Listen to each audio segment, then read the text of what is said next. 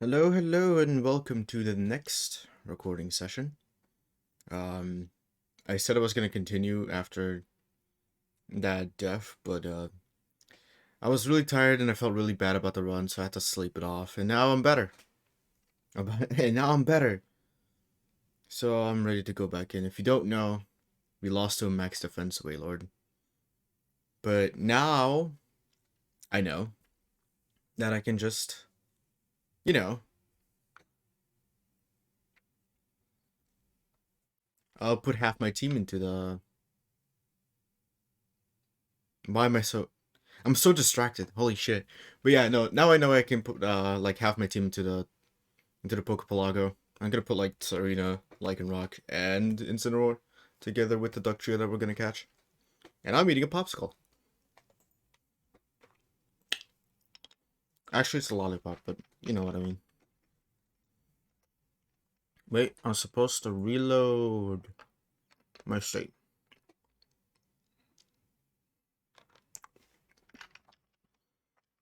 So yeah, let's go back. Get ourselves a Duck Trio. Trio. And train all of them.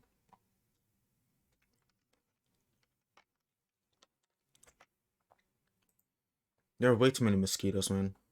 There's just another one flying through my room. I just killed one as well. So fuck. The music. The bass.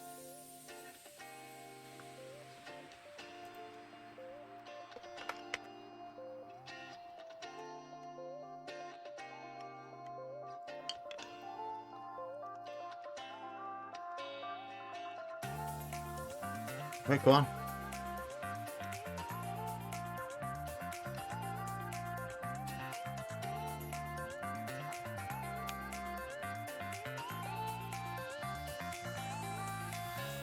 Alright, but I'm not gonna be able to use it.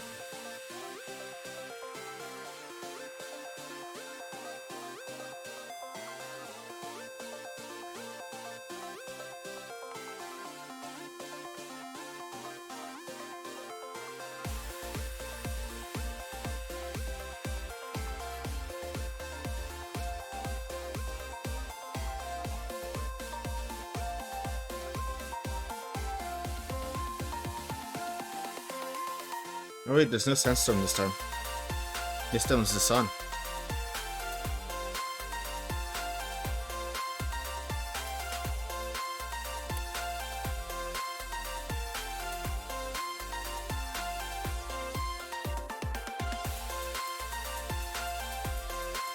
Scary.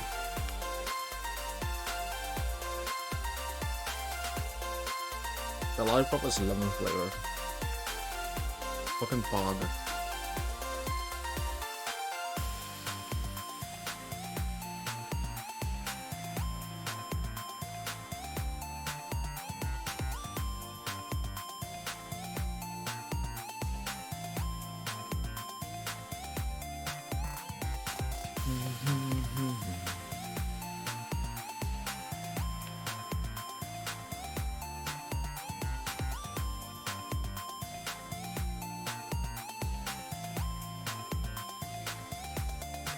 Interesting.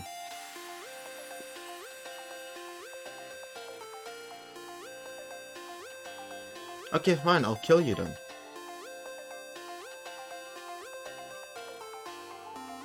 Why do you even try? Oh wait, I'm playing HD video, that's why it's taking so long. Sorry. I forgot. I forgot. Apparently it really doesn't like it when I change it. But that's alright.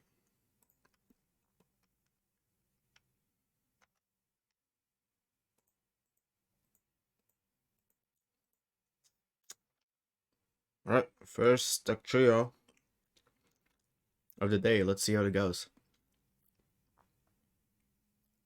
Cool. Yeah, it really doesn't like changing. It's not like my internet is dead either, I think. It just doesn't do it. At least I think the internet's not down. Are you kidding me? It would suck if that happened now.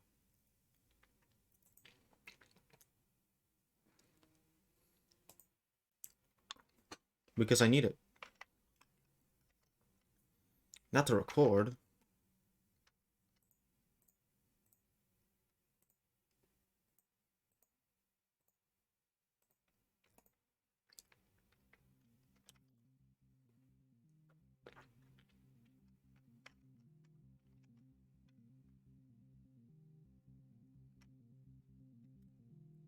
The music's building up, don't worry.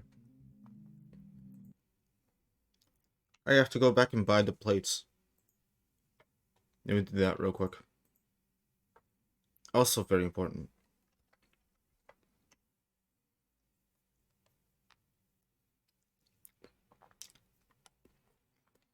To record, I don't need. Like if I were to like turn off and turn on my Wi-Fi.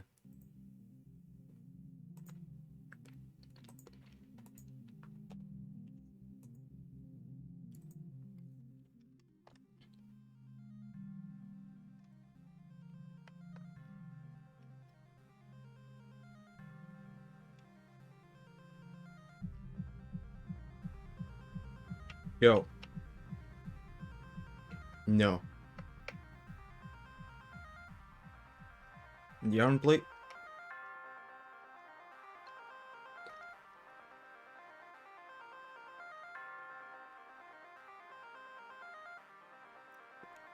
The fist plate?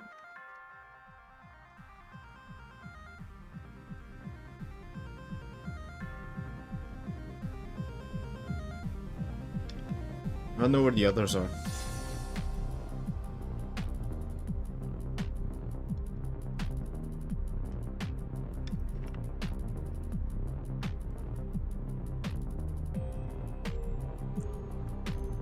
Like the ground plate is just not there. Super unfortunate.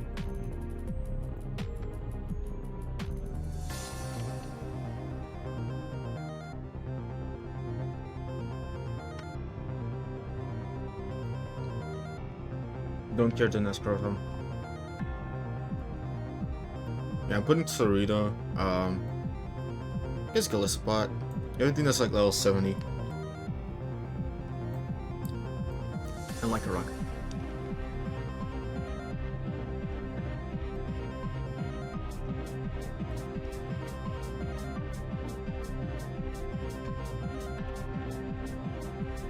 It's adamant! Huge!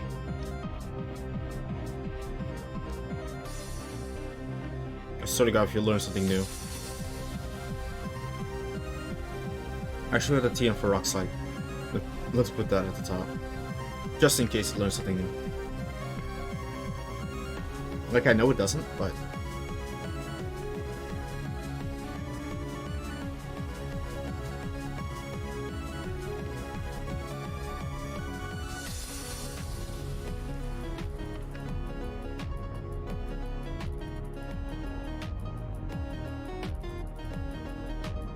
Fucking hell. Mosquitoes, man.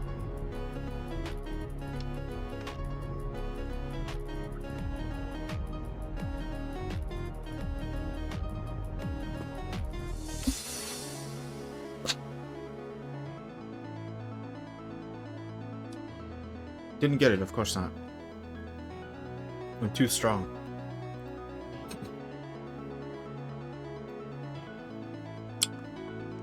I literally said I wasn't going to.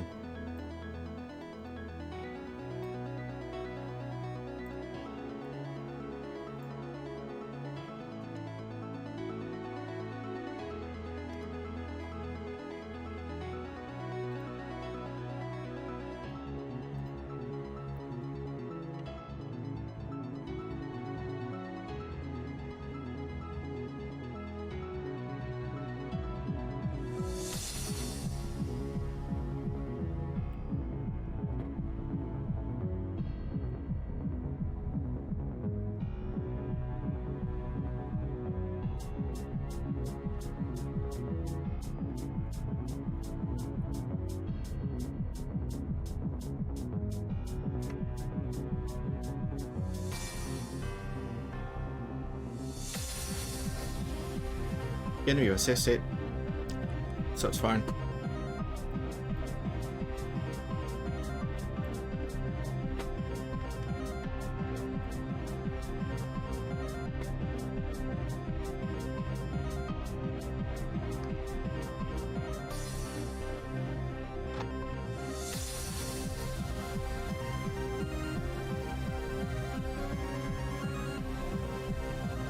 It's here. It's dead. Getting nated on. Or just very annoying.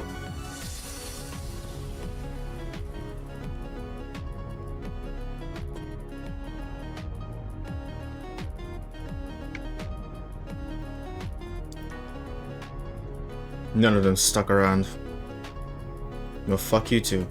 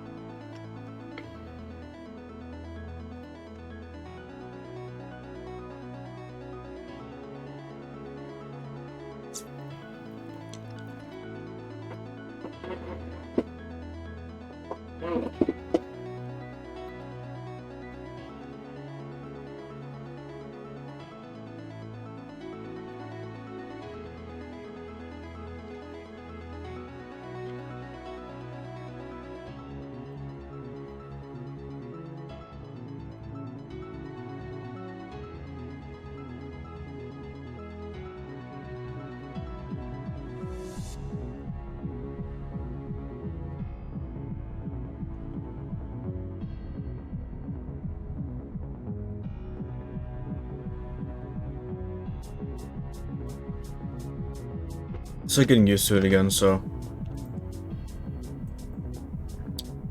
if I'm a little slow with changing the time, there's yeah.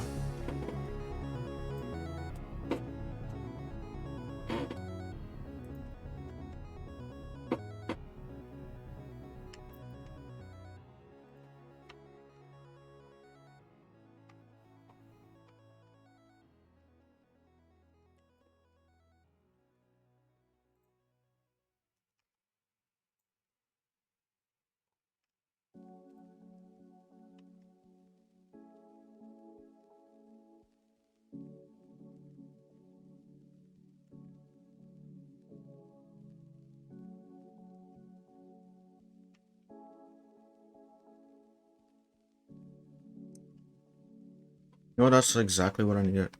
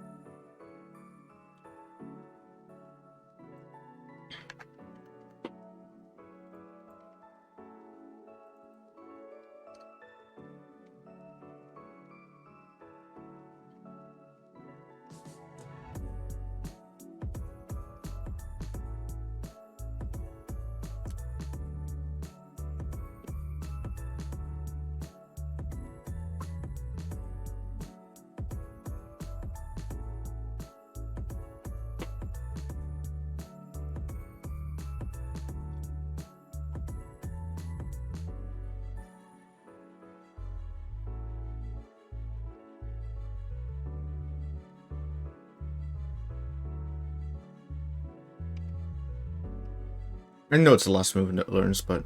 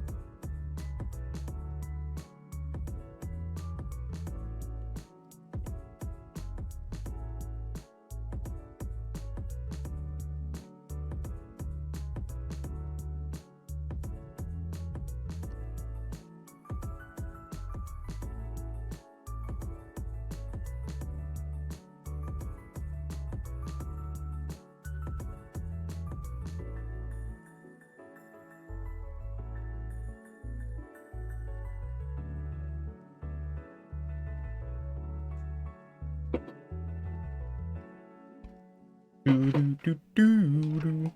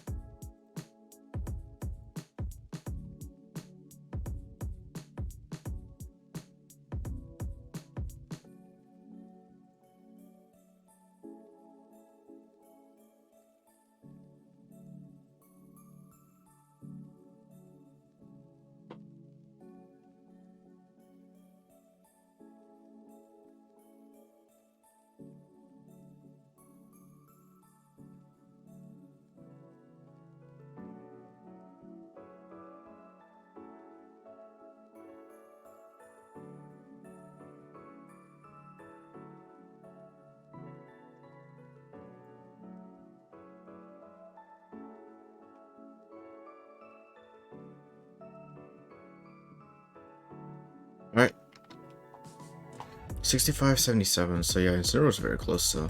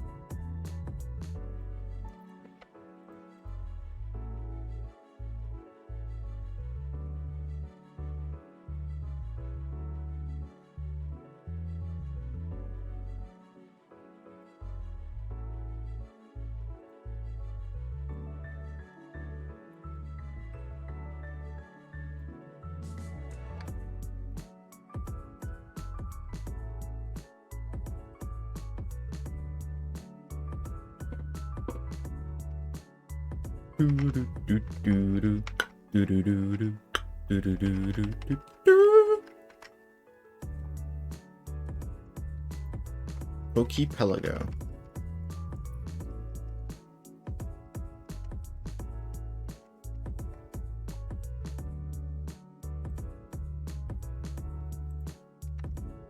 Ooh, a naughty one. An adamant Wingull. Oh my god, that's the best one. Can't wait for liquidation.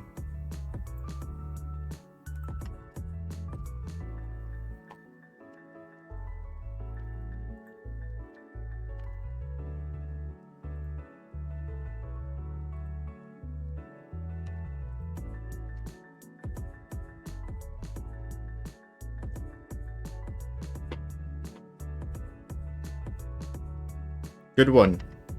I was mashing, dude. I was mashing.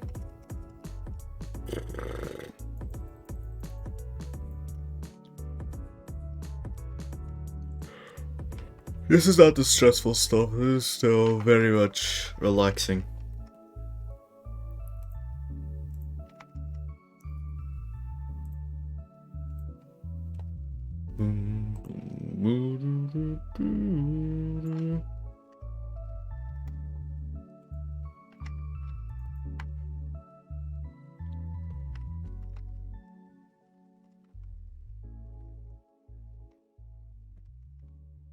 I guess something about listening to lo-fi, like I just woke up and now I feel like I want to go back to sleep.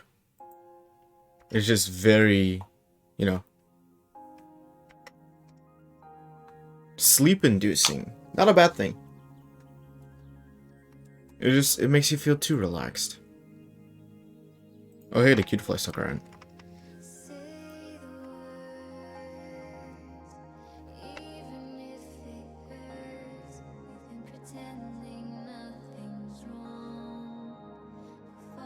Pretty sure I can just call you honey.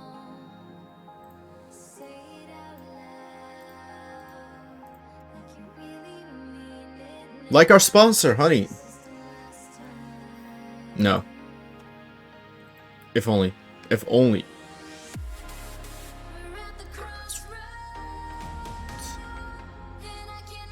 Like, I don't know if I will be using it, but it's there.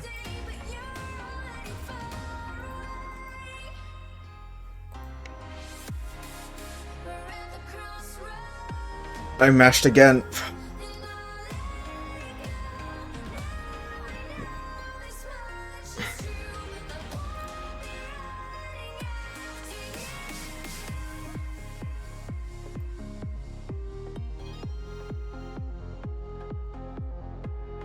You lose the duel, you lose your soul.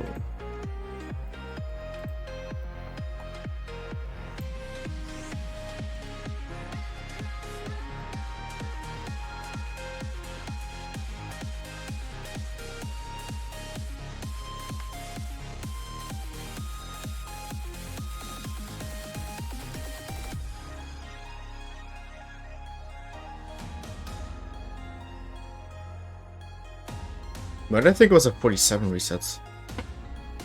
Weird.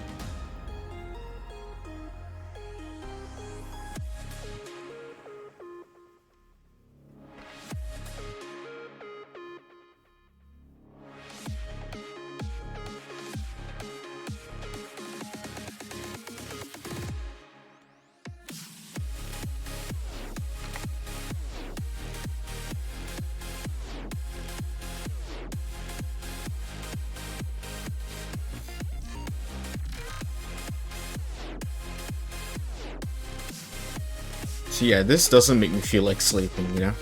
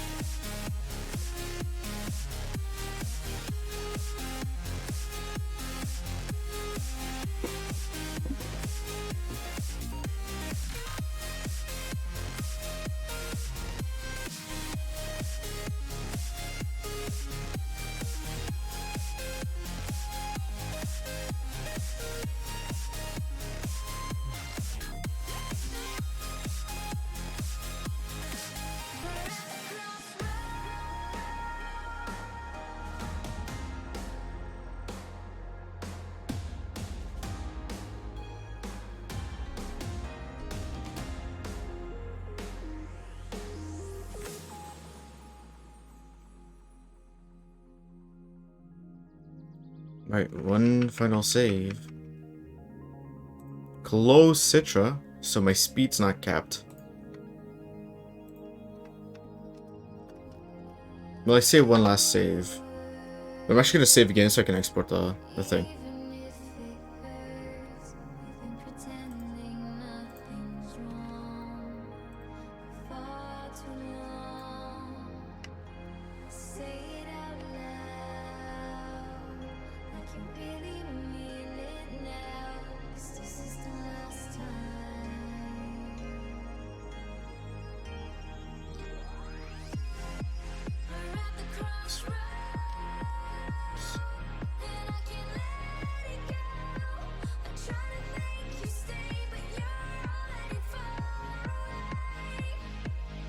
Yes.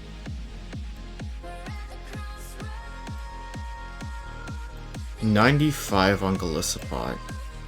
And 96 on...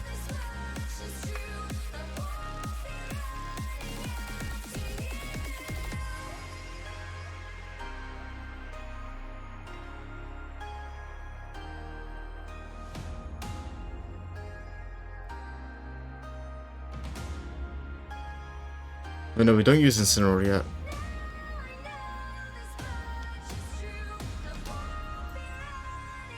I was like, oh yeah, Mold Breaker, we should. Wait. Take it.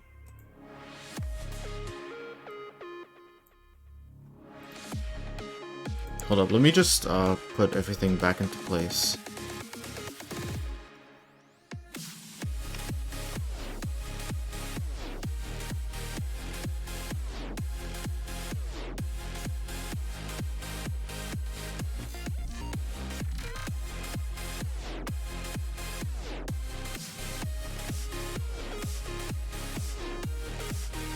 Right.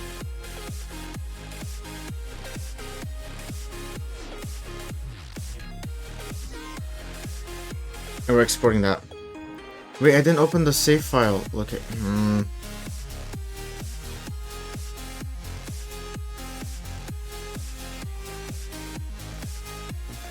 Well, I did save. Second close.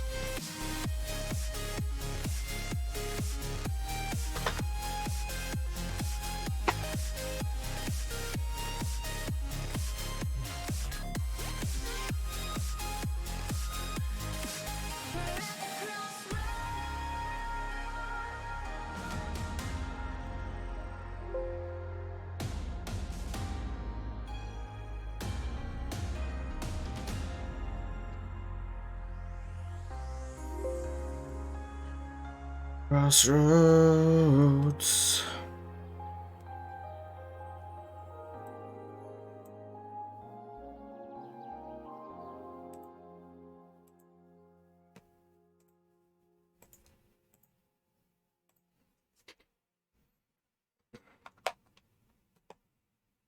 Boop boop.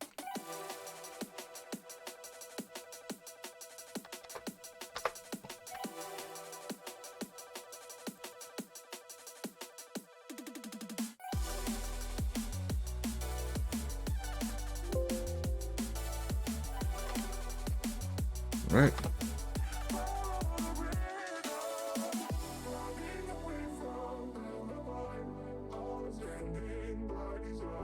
I'm just exporting all the sets.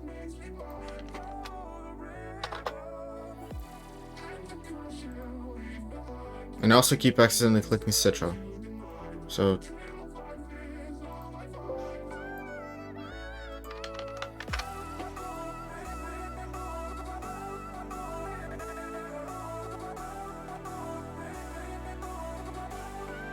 "23 attack with adamant nature and 28 speed on this duck trio." Shoo!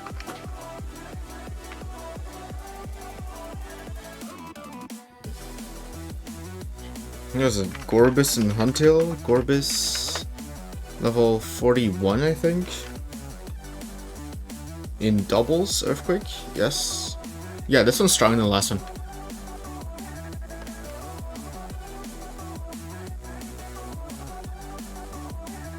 But remember what comes before that? It's all those trainers.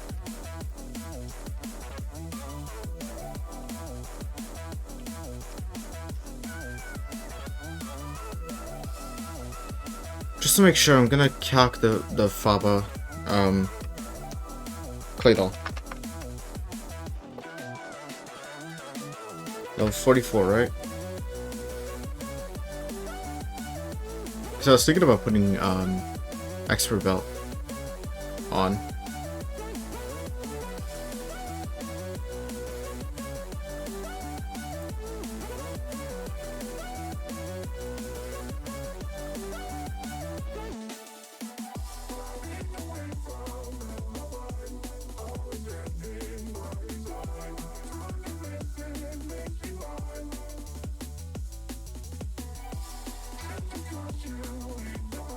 Well, going back in, we're a fully trained team.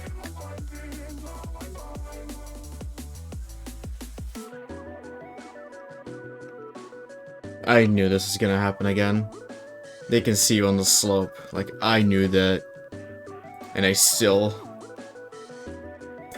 Whatever. I'm over it. I'm over it. I'm Mobus.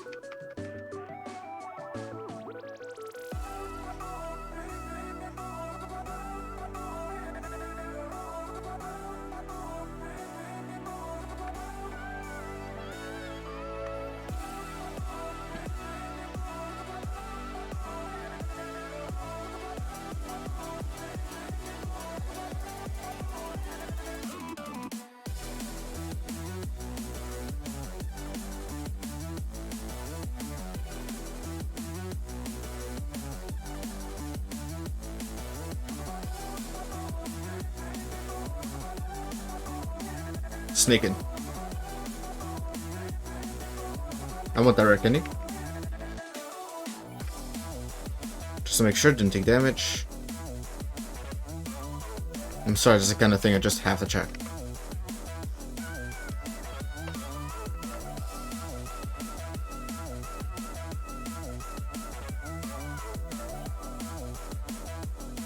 Going up.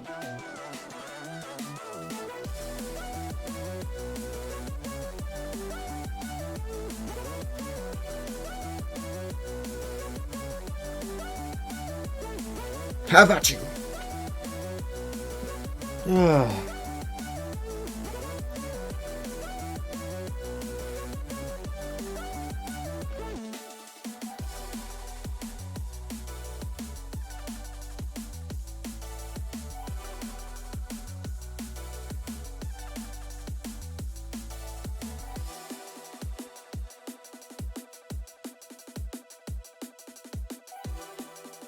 How can this be? I use only one Pokemon.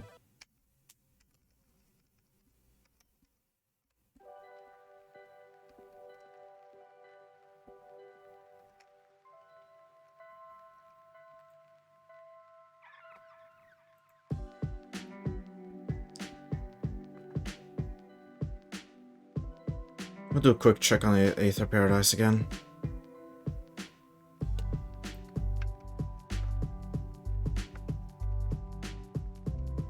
Hehehe.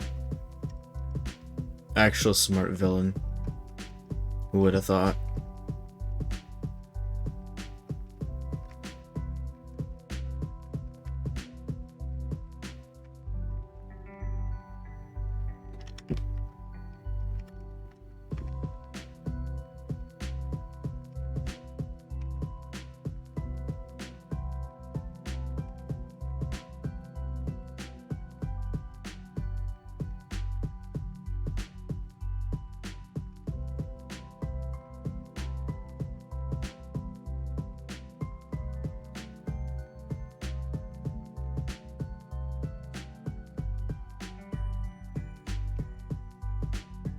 X defense. We've checked this last time. It doesn't work.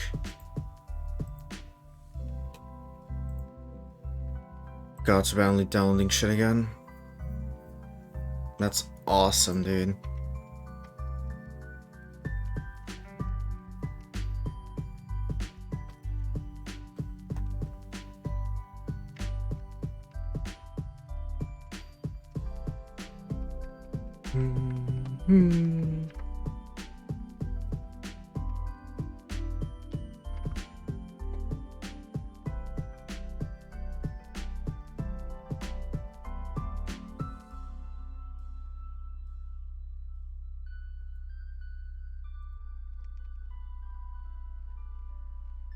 Oh.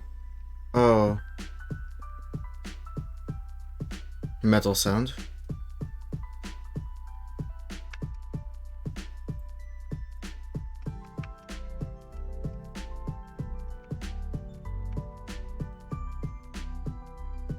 I see it was trying to get me into kill range.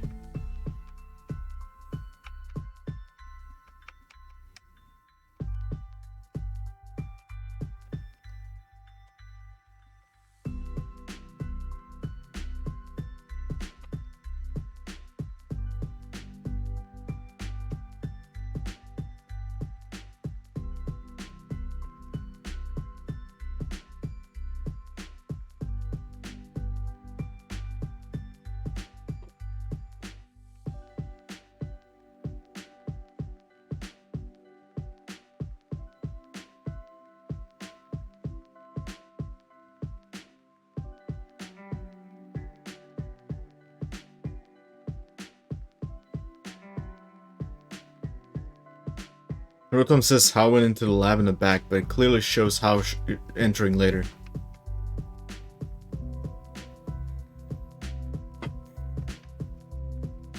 Game logic, you know.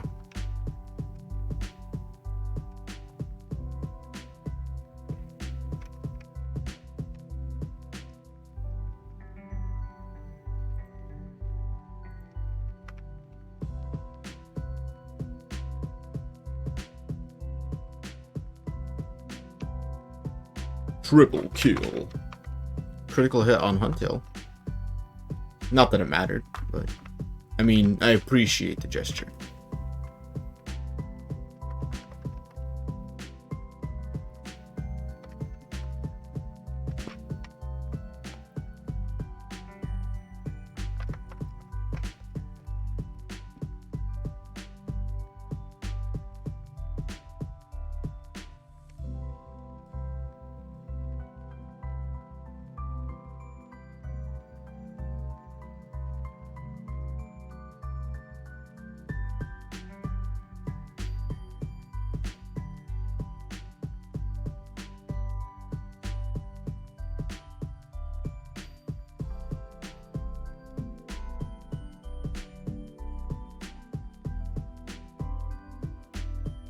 We already have Duck Tree up there, so... What do we do? Huh!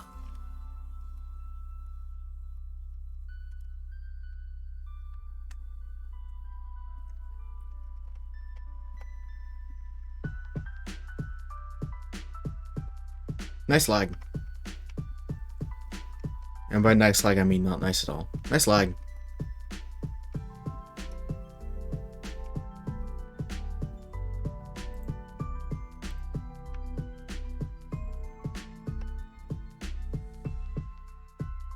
Do I get experience for knocking out the right shoe as well?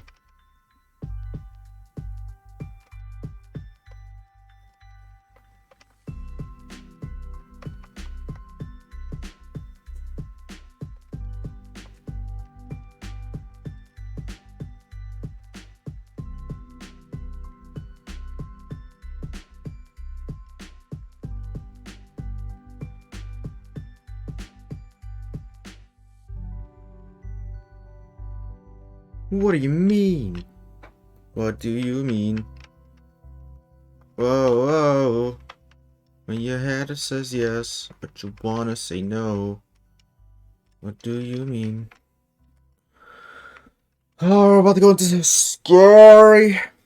I'm just gonna equip you with the expert belt just in case. Wait, actually?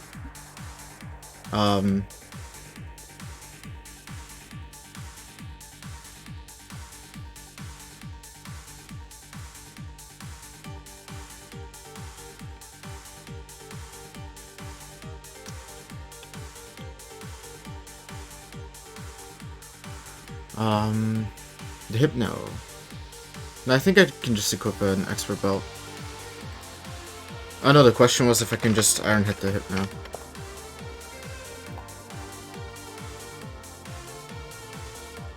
Yeah, I can.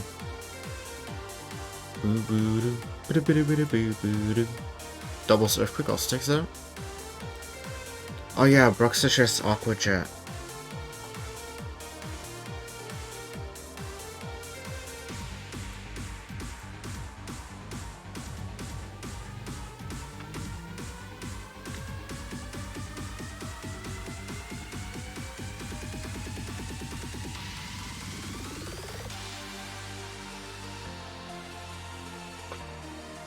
I have to see.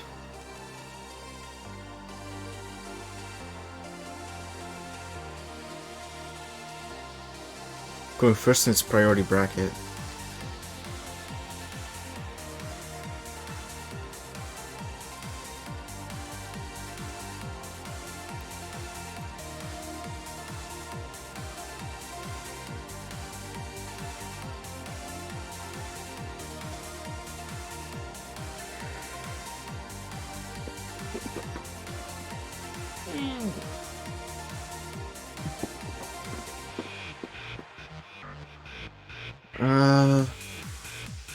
What about Quick Claw?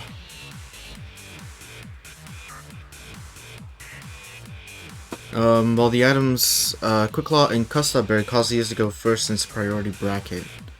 Which would be... doesn't work then. Never mind. Okay.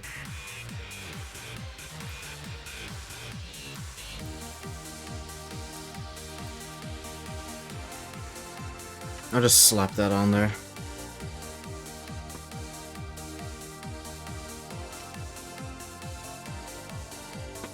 It'd be cool the Bruxish thought it would kill me with Waterfall.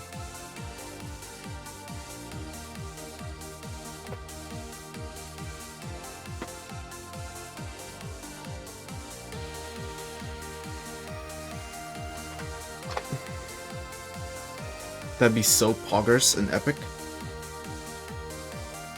I never checked your nature, did I? I mean ability, did I? Nature was the thing. Sandvale. Maybe it'll go for Aqua Jet because it's not tangling hair. Oh, scary, scary fight.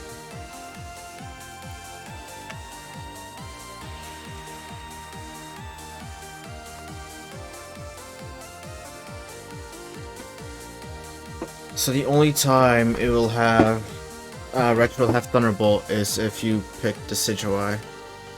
If you pick Rowlet in the beginning.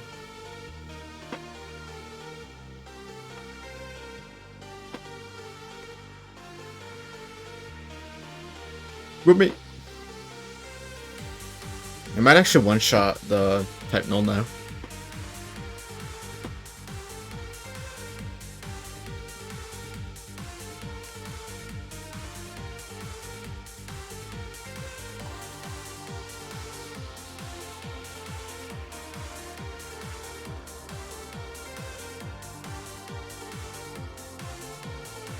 Oh, I don't.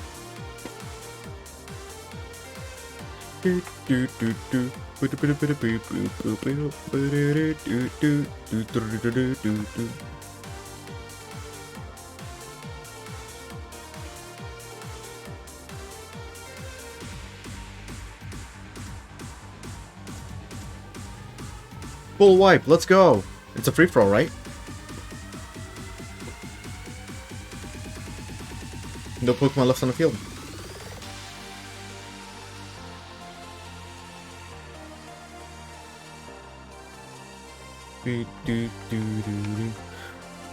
Oh, here we go.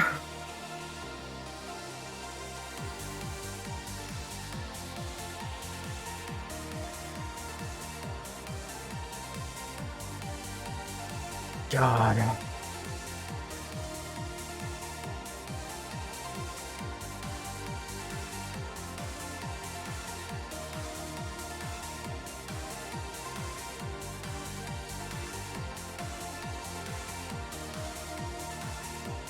Like the Lydian sees.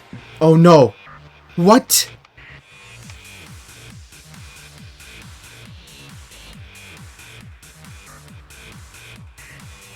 What the fuck just happened?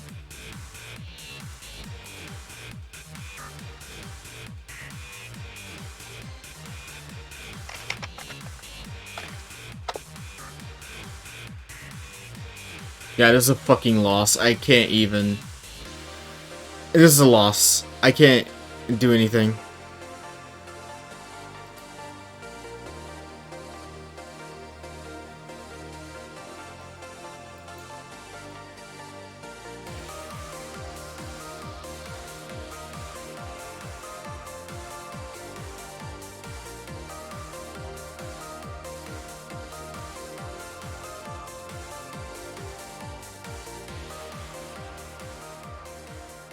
Hey, if you flinch, that'd be awesome.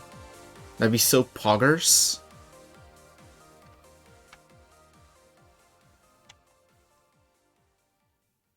Flinched. Oh my god. Okay. Remember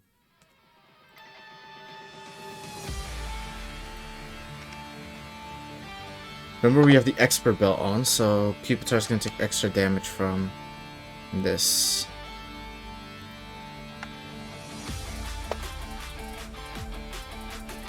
It still dies. Even in Reflect. But Raichu can't hit the Claydol. But maybe the Claydol sees a kill on Raichu. Oh, I don't know. But the Pupitar literally has Snarl, so I have to kill it.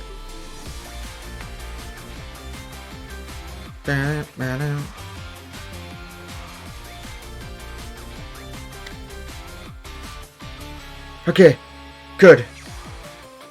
That's a hit on the Raichu.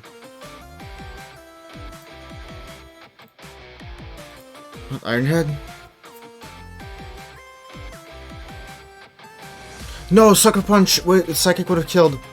Oh no, did I throw? I threw! I threw! No!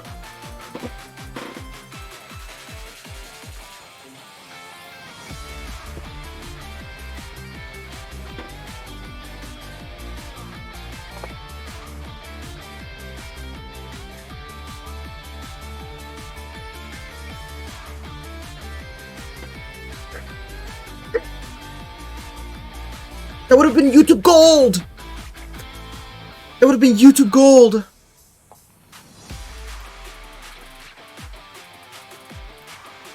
Like, even after all that, suddenly, boom, I still made it? God.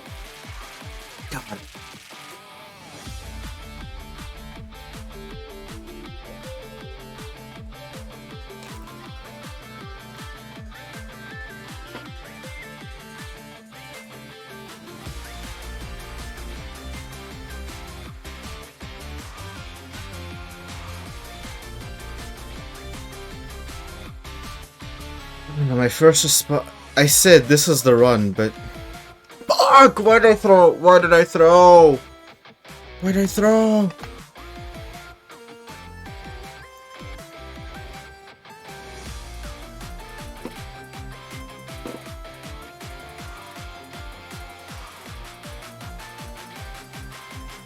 After that first X defense, I was too scared to attack.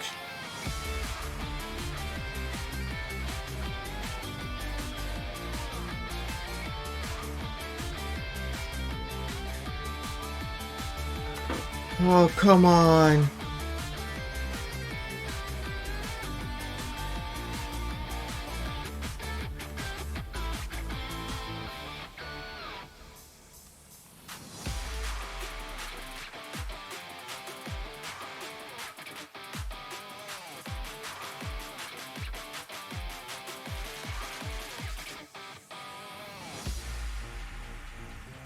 I just threw. Come on! That would have been amazing. Like, after the flinch and everything, and I somehow survived. That would have been so good.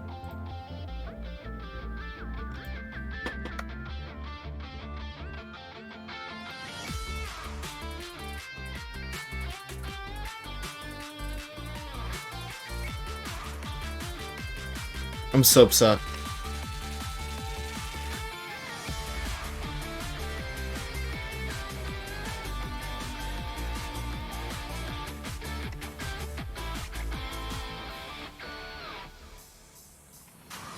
I literally just mentioned, oh yeah, I'm expert belt, by the way. So, my iron hit against the Pupitar would do more.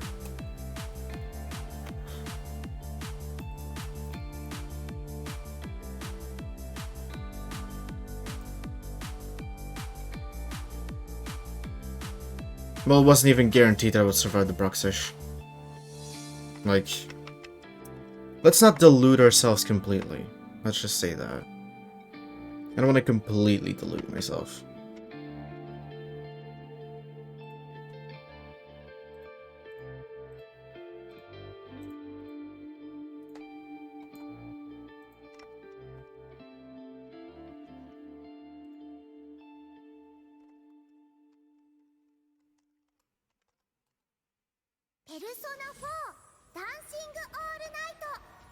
Yay.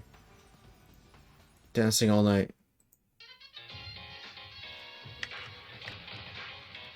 Here's another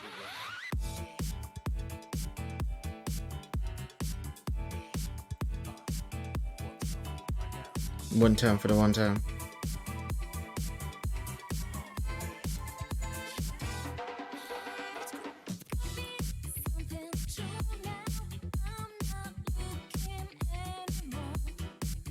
Quirky. Perfect. God, we had an adamant one. It was adamant. It had like really good speed and everything. I deserve it, honestly. I deserve it.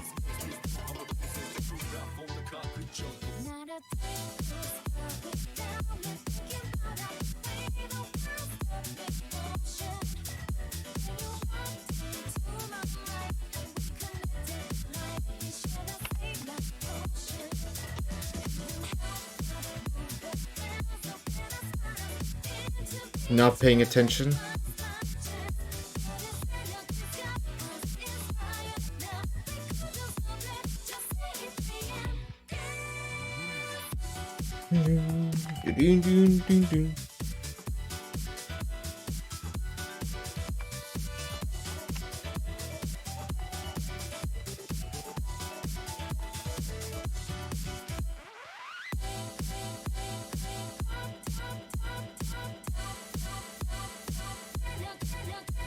It's a timid pincer.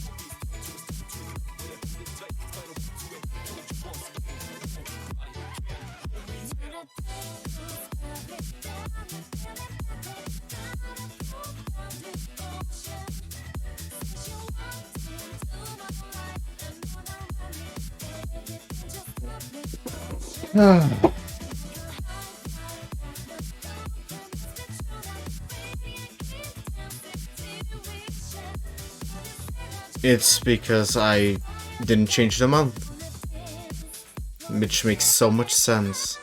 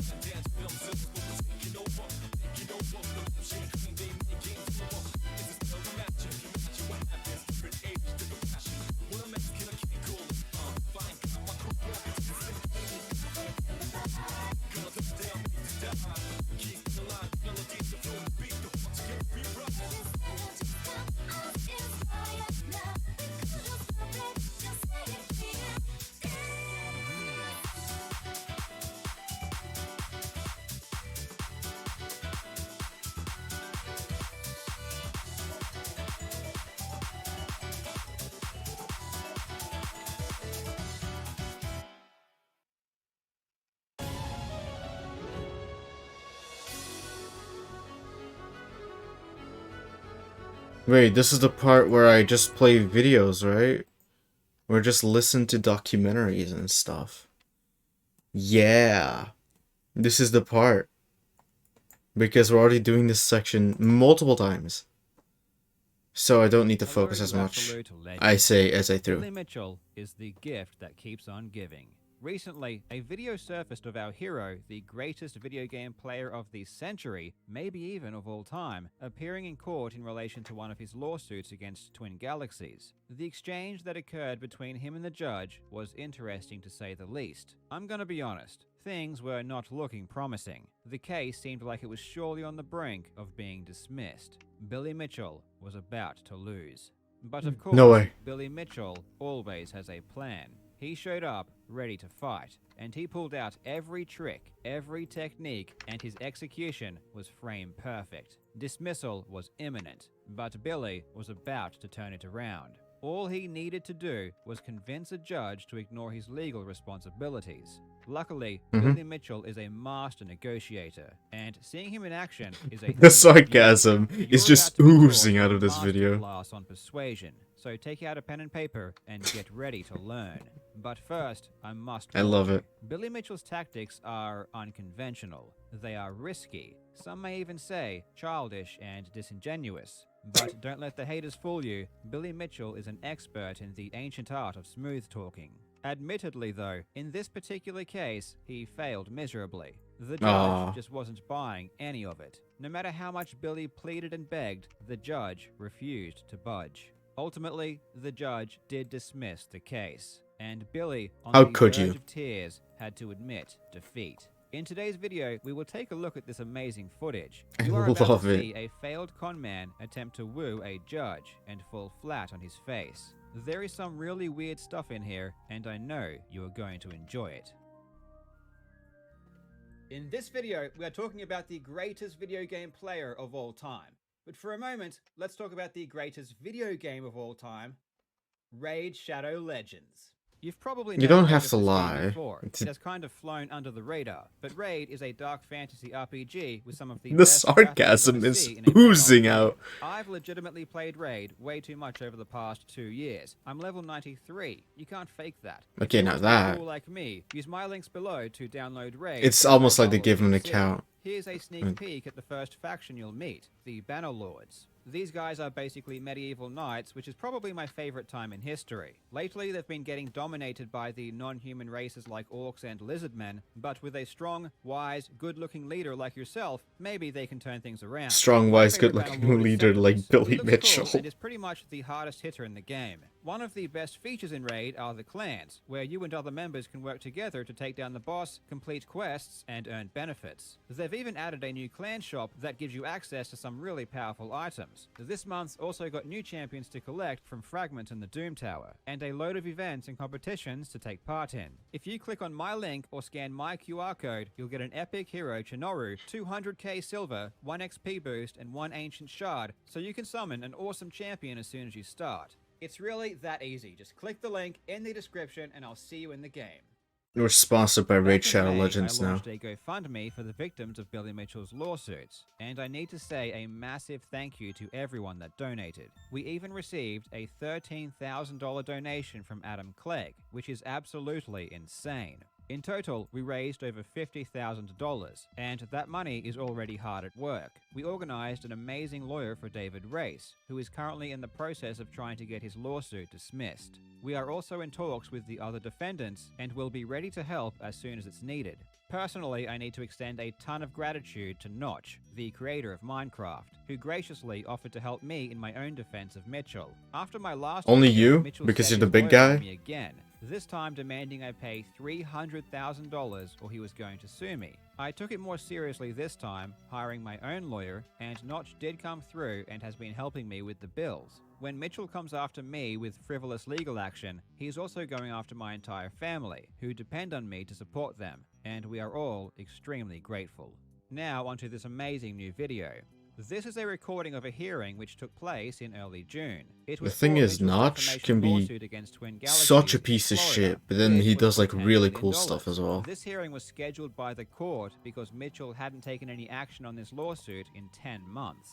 The reason he hadn't taken any action is because he was already busy suing them in California. I don't know why he sued Twin Galaxies in two different states. Perhaps the Florida lawsuit was just a backup in case he lost the one in California. In any case, he was given 60 days to either take action or at least show good cause as to why the case had seen no activity. The critical thing about the hearing notice is that it says the lawsuit shall be 69. dismissed if no action is Nice. taken or good cause shown 5 days prior to the hearing. The words shall be are really important here, because you can't argue your way out of it. If you don't respond, it's over. Billy Mitchell didn't respond, which makes the hearing even more bizarre, because by the time the hearing came around, it was a done deal. The case Right. was going to be dismissed. There was nothing Billy could do about it. But for some crazy Trolled. reason, Billy thought he could talk the judge out of doing what was legally required of him. I don't know if it was delusion or just a lack of legal expertise, but the reason I'm showing you this video is because of the obvious manipulation that Billy Mitchell employs to try and get his way. So let's take a look. Let's see, Mr. Mitchell, Billy Mitchell. Yes, Your Honor, I'm here. Yeah, what case are you here for, sir? It's William Mitchell, plaintiff, that's myself, versus Twin Galaxies. I heard the gentleman speak earlier about your bow tie, and I concur. Matter of fact, I have a West Point tie on myself. Thank you, sir. Straight out of the gate, you can see the manipulation tactics Immediately. First, he compliments the judge on his bow tie, which admittedly is fine, but what he says next is very peculiar. He goes out of his way to let the judge know that he is wearing a West Point tie. West Point is the United States Military Academy, but Billy never attended West Point or was in the military, so why is he telling the judge about his West Point tie? His son definitely went to West Point, which is why Billy has the tie in the first place. So he But did that never research, went. but he couldn't The respond question I'm with left the. asking is he trying to imply that he was in the military?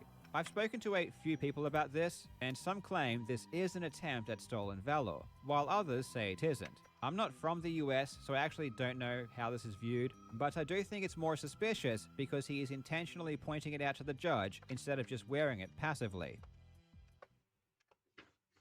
Well, okay, it's number 17. Yes, sir. I spoke with Melanie Griffith yesterday. She was terrific. I discovered this hearing. I would have contacted sooner. I discovered it in my junk mail. And the trouble that I faced is the entity Twin Galaxies, the last time they filed a real annual report was 2018. They allowed the corporation to go inactive. The address on Pine Island Road, nobody there would help in any way. But I came to notice that a little over a month ago, they suddenly became active. They reinstated it on April 17th.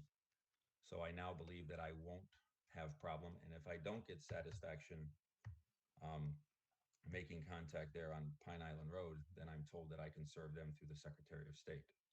I don't know what that There means. is a lot to unpack here, but the first sentence is simply amazing, and I will play it again a few times.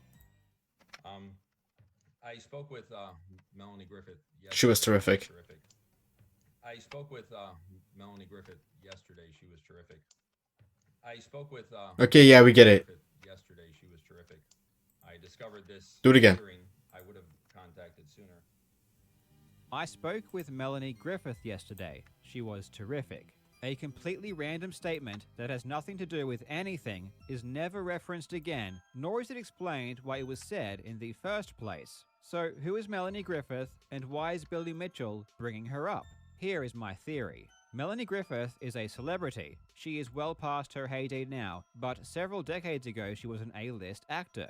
By saying that he spoke with a celebrity yesterday, I think that Billy is trying to imply that he is an important person of high social stature. Did Billy actually speak with Melanie Griffith the day before this hearing? I have no idea. But it's irrelevant to the hearing, and telling the judge just shows how hilariously juvenile Billy's thought processes are.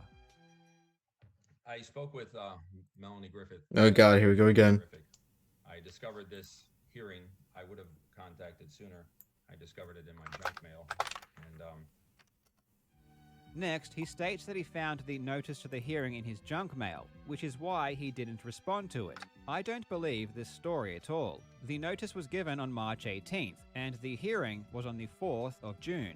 This is over 2.5 months later. So if Billy's story is true, it means that the hearing was sitting in his junk mail for over 2 months, at which point it was miraculously discovered in the 5 days leading up to the hearing. He then makes excuses as to why he couldn't take action against Twin Galaxies, claiming that he couldn't find them. All of this is bogus though. The reality is that Billy has been in constant contact with Twin Galaxies the entire time, because he is engaged in an active lawsuit against them in California. But he can't let the judge know that, because then his excuse for having good cause gets destroyed. So he lies and says that he couldn't reach them.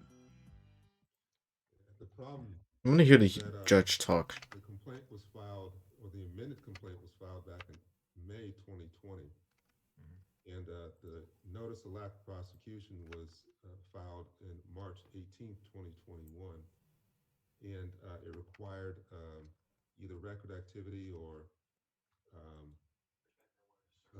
statement of good cause while the case should remain open to be well, filed well, again, the prior good. to the hearing. So, but neither one has been filed. Okay, well, the good cause is the fact that there was nowhere to serve.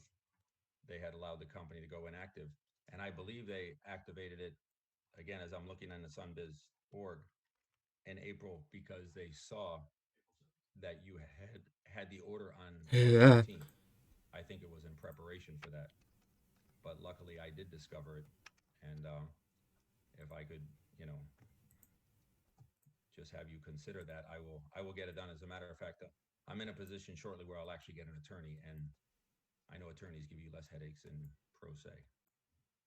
No, not necessarily. Okay.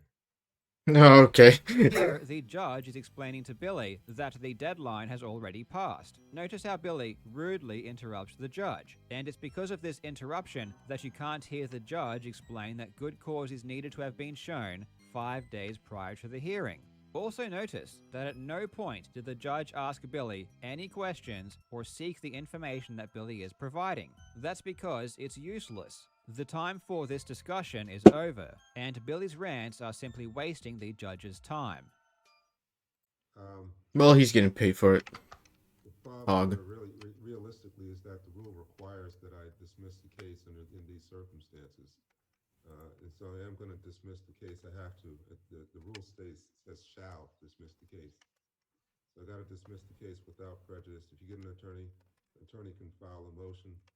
Um, Oh, back to paradise I go. Skadoo skadoo. Okay, without prejudice, does it make a difference that it would take it beyond the statute of limitations?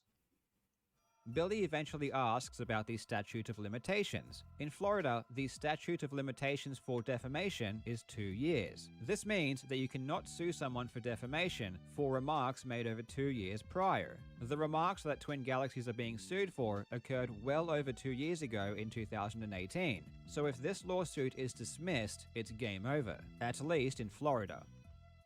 Does it make a difference that it would take it beyond the statute of limitations? And again, I believe they've done this on purpose, and that's why they allowed it to go inactive. Well, see, the rule is designed for the plaintiff to keep the case active and moving because the plaintiff is seeking relief from the court. So, it's been since last May, been well over a year. So it is without prejudice, and if you get an attorney, your attorney will, can do what he or she feels is necessary.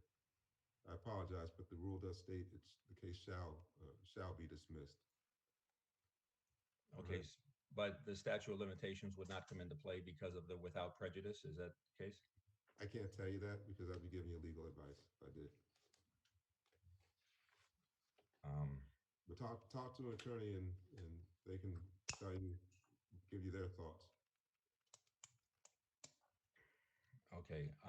Again, I would just like to say, for the record, we made every effort to contact them. We went by the address. There were people there. There was no one who would help or give any information in any way. And then suddenly here in April, they went ahead and reinstated their corporation. I believe, again, all this was done maliciously on their part. I guess we can't look in their minds to know that, but that's what I believe. And that's the position I'll pursue it from. The amount of disrespect Mitchell shows to the judge is really He telling. just The judge refuses multiple times to listen. what was required, and yet Billy continues to waste his time by repeating the same rant over and over. The judge is being extremely patient here. The Mook, the Alola Mook at level 44? I don't know. I understand. I'd just be like, sucks, buddy. Sorry, sir. Very unhappy, but have a good day, sir. I understand. Look at that face. He looks like a 2-year-old sulking because you won't let them watch. Okay, that's just television. mean. This is a truly incredible peek into the mind of Billy Mitchell. And Just the thing don't that be shocks mean. me is that this performance was done to a judge. We have possible stolen valor, name-dropping a celebrity, lying and giving fake excuses for why he didn't respond, repeatedly interrupting, and completely disregarding what the judge was saying. Fortunately, the judge was unaffected by these ploys, and the case was correctly dismissed. Billy Mitchell claims to be a winner, but I guess you can't win every time. If you want to see the full, unedited version, I will put a link to the original YouTube video where I found this. Thank you so much for watching, you legends. I hope you're having Just a in case he fantastic wants day, to and be I will funny see you again. in the next video. Just in case the guy wants to be funny again and not go for the X item.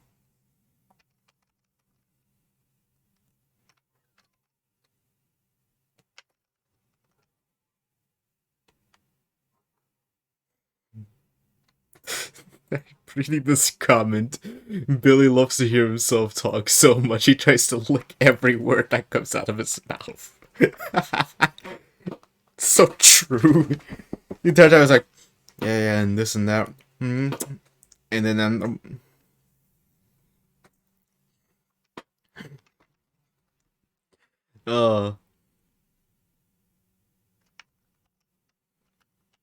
Incineroar wins. God, I wish I could watch a Right Opinion video right now. Well, listen to the Right Opinion video. Because they're so good. I watched the entire 4-hour Nikocado Avocado video. It was really good. Really fun to watch. Oh yeah, how one game rocked the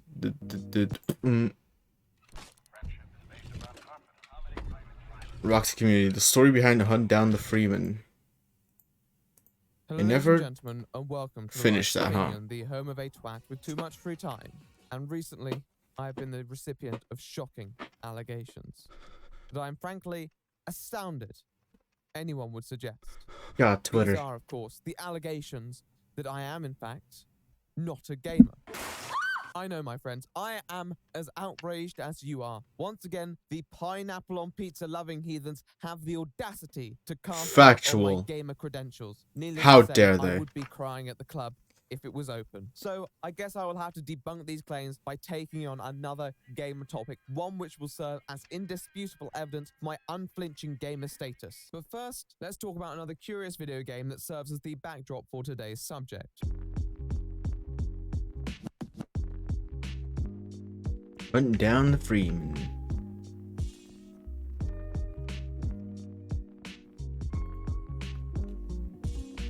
Half-Life. It's a video game for gamers, like me, who wish to immerse themselves in a first-person shooter with Half-Life. a bit more depth. With the first being released in 1998, the second in 2004, and further successive installments being released in 2006 and 2007, as well as some additional expansion packs in between. The first game focuses around an individual by the name of Gordon Freeman, Funny who, like how many one people, triggers an alien HP invasion when an experiment that he's running opens As up a many rift in time people. and space. Obviously, antics ensue, and he finds himself up against a diverse plethora of enemies in his mission to return stability to this facility and the planet alike. Obviously, my synopsis of these games will remain relatively short, so I don't spoil it for anyone planning to play it themselves, but generally speaking, it's considered damage by taken. many to be one of the greatest games ever published. And this is the same story with its successor, Half-Life 2, which follows our good friend Gordon a couple decades on after the events of the first. It incorporates many elements present in its predecessor while adding new features and improving on existing ones. In spite of their shooter status, the series was characterized by its heightened sense of ambition, with Valve president Gabe Newell stating that if Half-Life 2 isn't viewed as the best PC game of all time, it's going to completely bum out most of the guys on this team.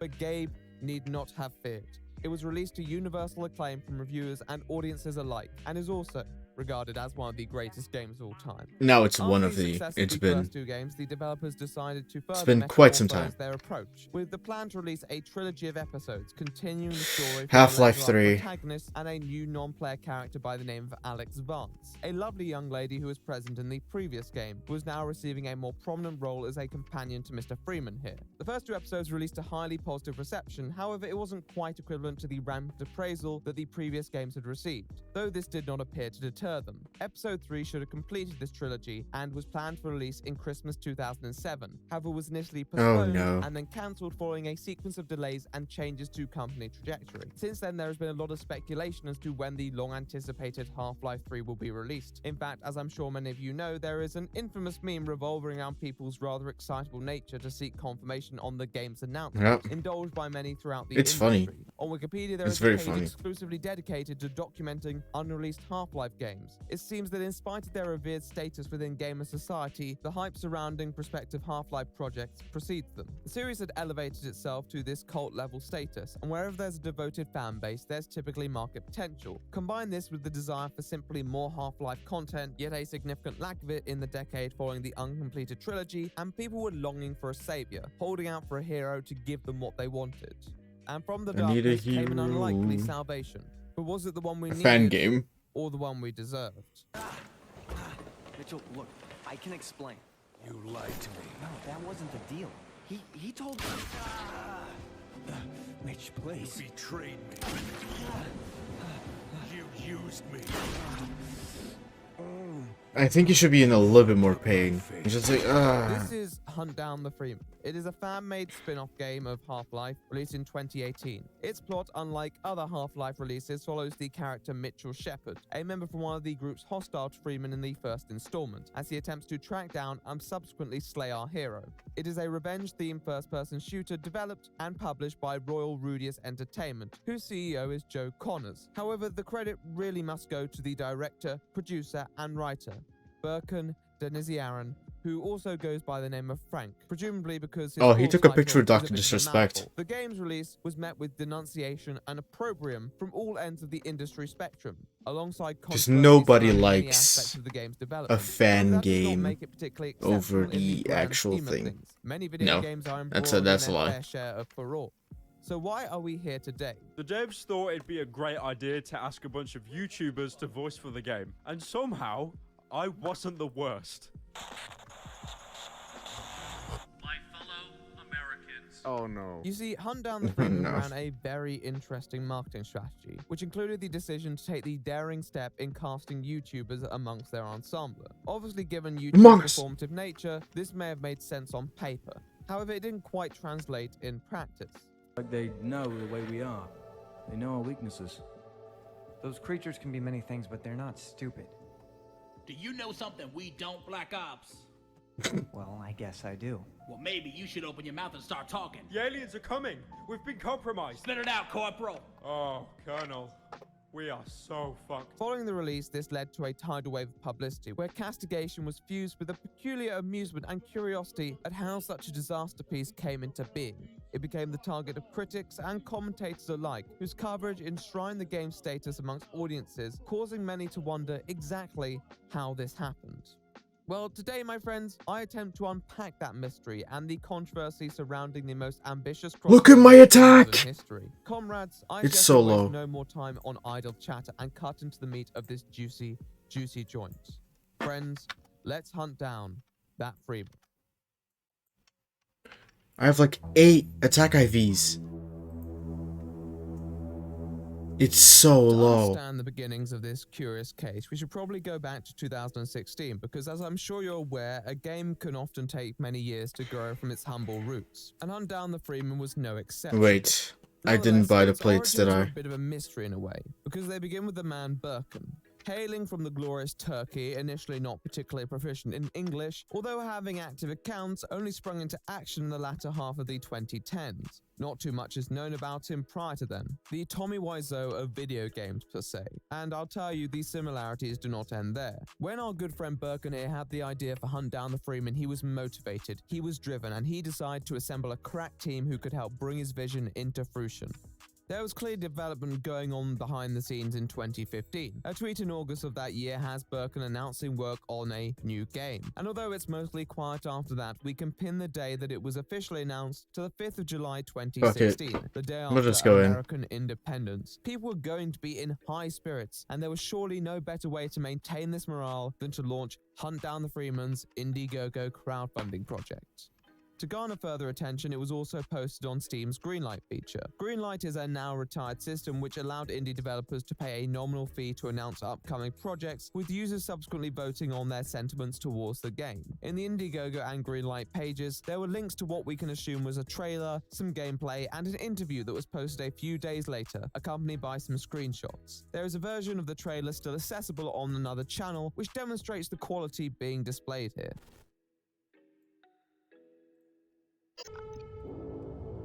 God sent him to us to save us. We have a hope now. The one they called the Freeman. When Hunt Down the Freeman's page was listed on Greenlight, the response could probably be evaluated as lukewarm at best. The concept may have been interesting, but many people expressed reservations over various aspects of the game, ranging from qualms with creative choices such as the cutscenes, an issue which I'll dissect in a bit, to concerns encompassing the actual legality of such a game. Our good friend Birkin here was kind enough to open a Q&A thread where he would discuss anybody's queries. However, almost immediately he ended up in a rather obstinate debate with the user over the liability of such a venture. They ask if our friend Frankie here has permission from Valve to set up the game in the Half-Life universe, and he responds stating that Valve lets people use their IP source mods. The person then points out that he is marketing a standalone game, and Birkin responds with, "It is still refers a mod." This back and forth continues until it is established that Hunt Down the Freeman is both a mod and a standalone game. But this interaction would not have inspired Standalone mod. prospective investors. He was subsequently flooded by further Well, questions over the legality and soundness Fable of the fight. project in question. And shortly after, Birkin decided to make a post addressing people's doubts. With This how post began by attempting weak to address this misgivings Dog Trio is surrounding compared to the last budget, and one. As observed, $100,000 was quite a lofty goal, and although that would be modest for many developments, people weren't exactly expecting a AAA release here. However, it appears that there was a reason Birkin had expertly Please don't estimated use the an figure at item. 100 My grand. Dog You see, Trio the is super trailer that we weak. viewed was made with Half-Life 2 Oh, assets. why do I The even budget in question try? would allow the developers to purchase their own Why do I assets, even as well as try? licenses for the content. You see, Birkin didn't want this to just be another mod. In his own words, he wanted it to be a professional game.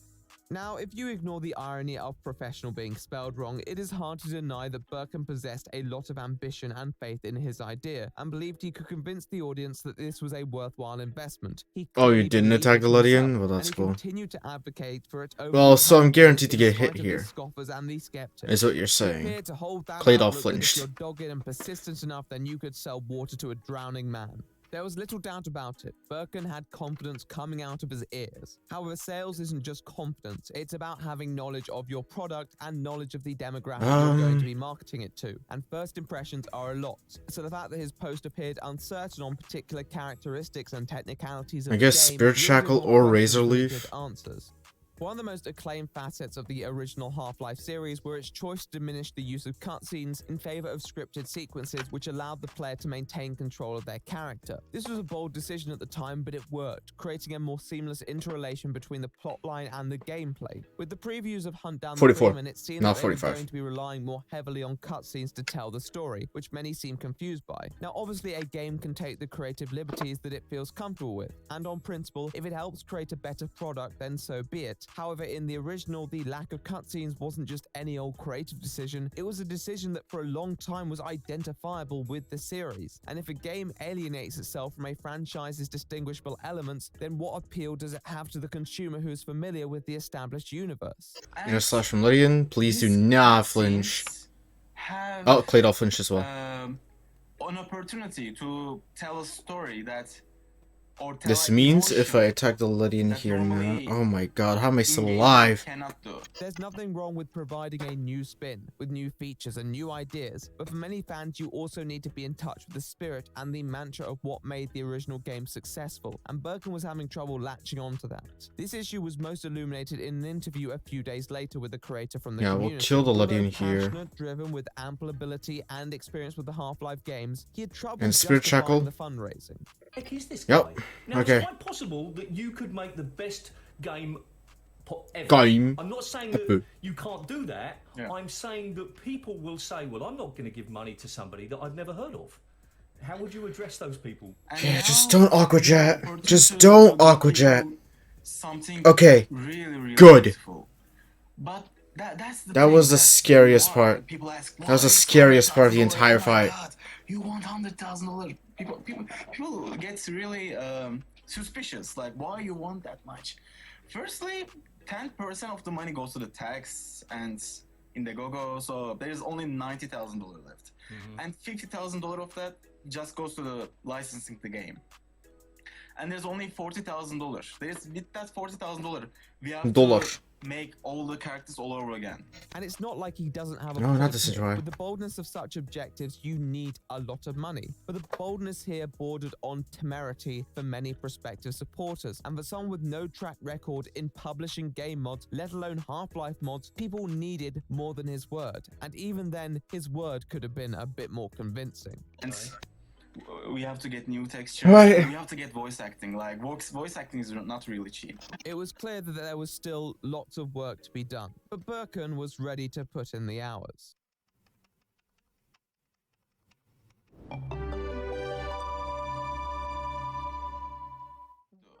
That's why I like to announce that we're gonna make a playable demo for Hunt Down the Freeman.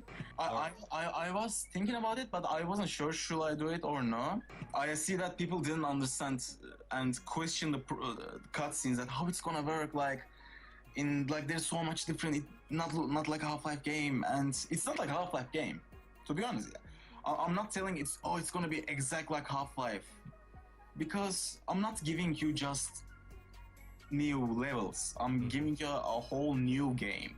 When you're fundraising for an idea which hasn't been fully manufactured yet, trust is a huge constituent. People are giving you money on the back of what they believe you can do, rather than what you've done. Those with a reputation to produce results may have a bit more success on this front. However, someone like Birkin simply couldn't win over people with a couple videos and screenshots. And even then, what was currently shown was unlikely to resemble the finished product, as Birkin intended to use the capital to purchase new engines, tools, and models. All the preview and trailer really gave fans was a look at the possible storyline and some design concepts. For many, that was simply not enough. However, Birkin was conscious of this and, following the onslaught of audience concerns, announced the development of a demo to provide users with further confidence in his ability and potential. He discussed this in the days following the initial greenlight post and even in the aforementioned interview. However, the official post declaring This is was the made on the Radicati. 11th of July, just under a week after the Indiegogo page went live. Most responses to this were actually pretty positive, with many expressing anticipation for the upcoming release. However, there were also very few replies, and it was clear that at the time, general interest was dwindling. Many had clicked onto the page, saw that there was very little there for them, and moved on. Unfortunately, this was a major miscalculation on the marketing front. You really need to hook people in with the preview content to maintain interest, and what was there simply was not sufficient, which led to a lot of users dropping by and not sticking around. They didn't seem to have a plan beyond the immediate community either. Appealing to a fan base is not the worst idea, but unless those you appeal to are desperate, then they're unlikely to blindly throw their money at it. Even the most brainwashed individuals may support the game or the development, but as an outsider pledging to alter the fabric of what made the original successful, Birkin was barking up the wrong tree. At this point, the only possible vindication could be found in the impending demo release. If it was high enough quality, then it could be used as a springboard to show the capacity of the team behind this vision. So come September, the moment of truth was upon us, and Birkin finally had the chance to show those who doubted him what he was really made of. In interviews, he had championed himself as a perfectionist, even citing his chronic perfectionism as the reason that he hadn't released any previous mods. So, have you made any mods yourself? Have you created any maps or any mods before? Yes, I did. Actually, I did this like last 5 years, but I'm a person that when I create something, it has to be perfect. And if it's not perfect, it cannot be outside. So finally, we were able to have a sample of Birkin's perfection. What flavor had he achieved? Oh, so you didn't see real action. You think you're so cool with your stick, bullying citizens. You didn't see what I did. My brothers did. The captain did. The captain You did. couldn't know anything we lived through. To put it nicely, it was an acquired taste. Now, it wasn't the worst thing ever witnessed to man. By many standards, it was an average playthrough. But the fact was that it was also not the saving grace that the project needed, and there were glaring gaps in the competency which would have put off many people who may have approached the demo with an open mind. We are under heavy fire. Allied combining forces are dead. The truth is that this content should have been released you try. alongside the Hellraiser. This would have given them more time and allowed them to iron out any blemishes that were too conspicuous. In too many places, the output just felt It rushed, just and maybe doesn't it was, work. given that they were struggling to hang on to subdued interest from the gaming world. Even with that in mind, it probably would have paid dividends to spend a bit more time touching up certain elements, because this is a long-term investment. Users won't expect a demo to be perfect, but as a showcase of the talent behind Birkin's team, there was very little content that would inspire hope in audiences, and certainly not enough to encourage them to give up their hard-earned cash. And after a few months, the Indiegogo project sat at a measly $12 of its 100,000 target, a number that, in spite of all the criticisms, still surprised me, because I assumed that something of this scale and mild publicity would at least have some people donating for the hell of it. But my assumption was incorrect, and in spite of all the names attached to this project, the time invested, and the confidence of its lead, all progress was brought to a halt and the team seemingly disbanded.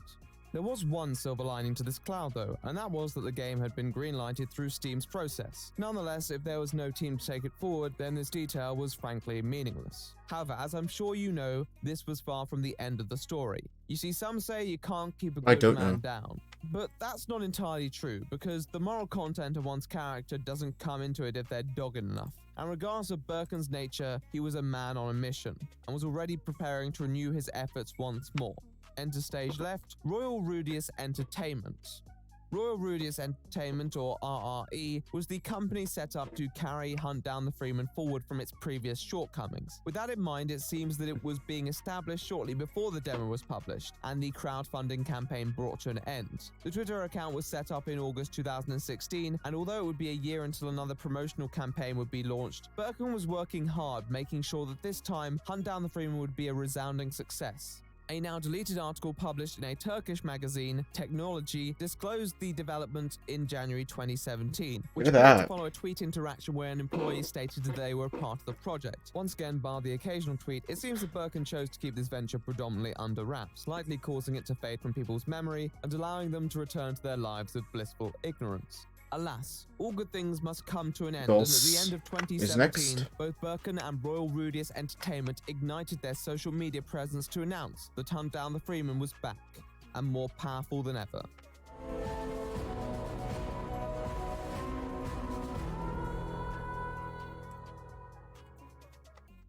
But nobody was quite ready for the tricks that Birkin had been hiding up his sleeve, not even some of the tricks themselves. Yes, it seems that they were in for a bit of a shock, but like much of this story, even if you knew what was going to happen, it would still manage to subvert your expectations. Deb. Stop bullying the people.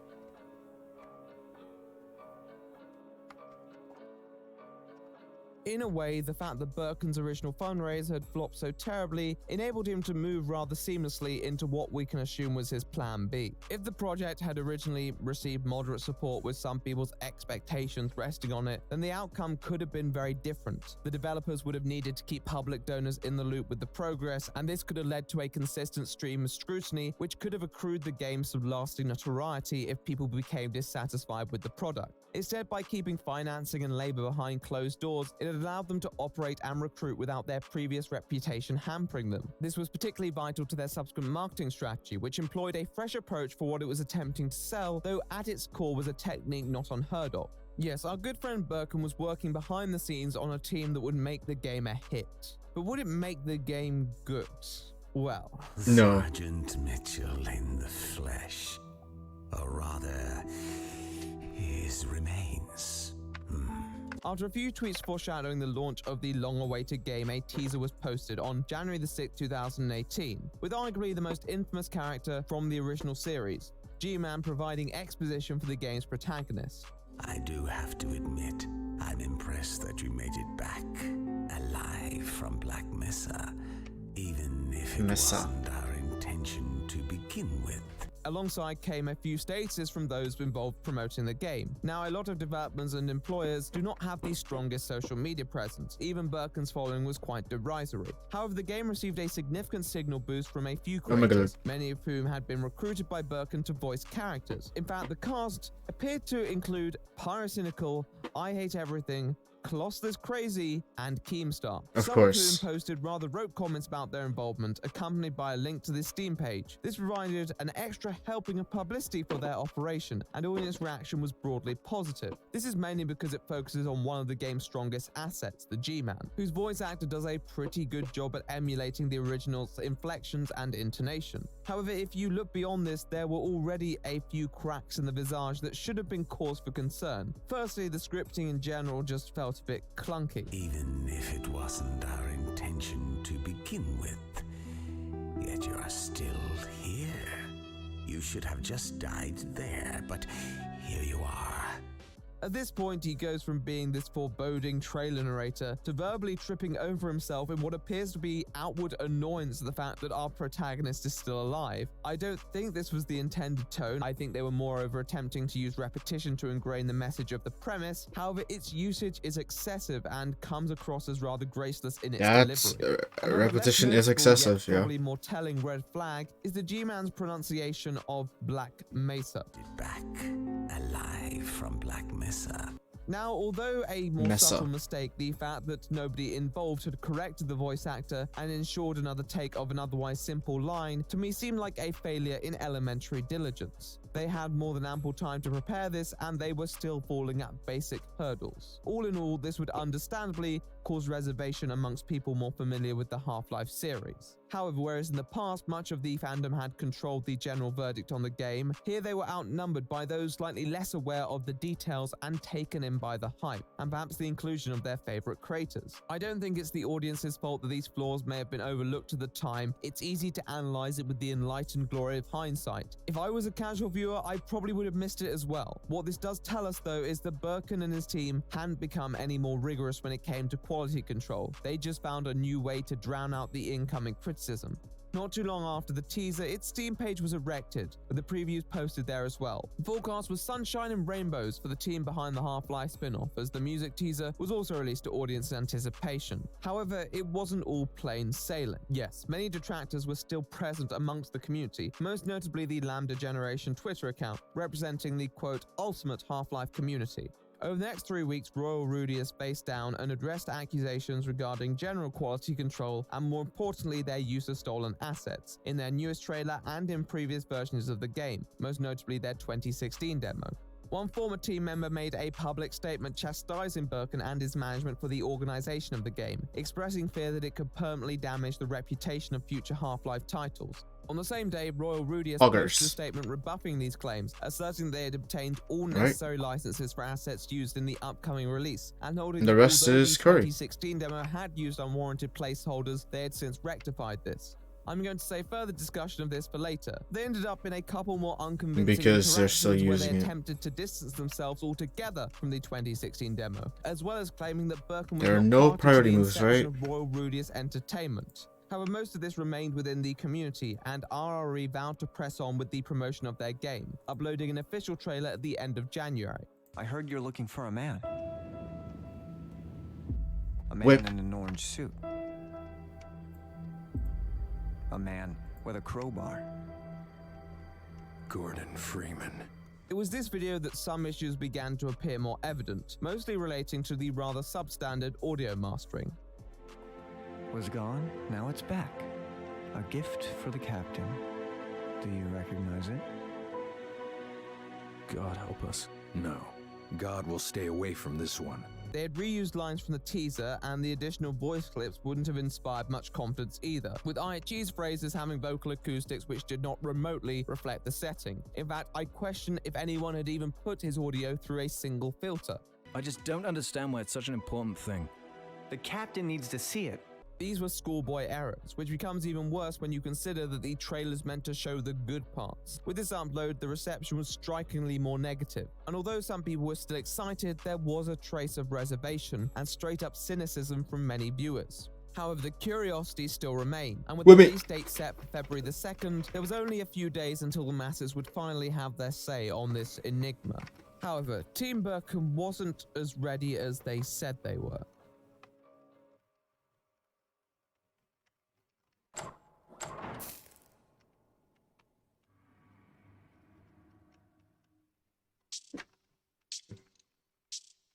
This was a triumph.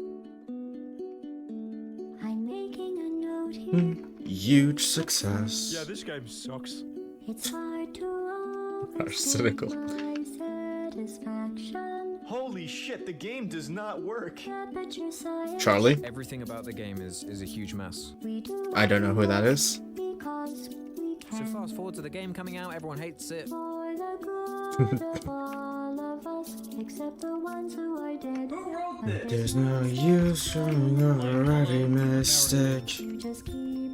Trying till you run out of cake. And the science gets done, and you make a lead for the people who are Still alive.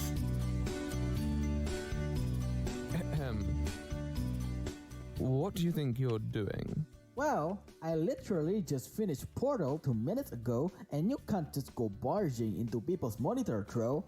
I won't when you finish your damn video. Do you even know when the deadline is? Yeah, it's a week from now, right? No. The deadline was a week ago. What?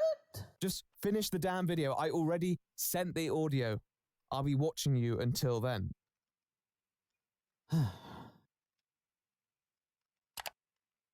I'll be watching you until then.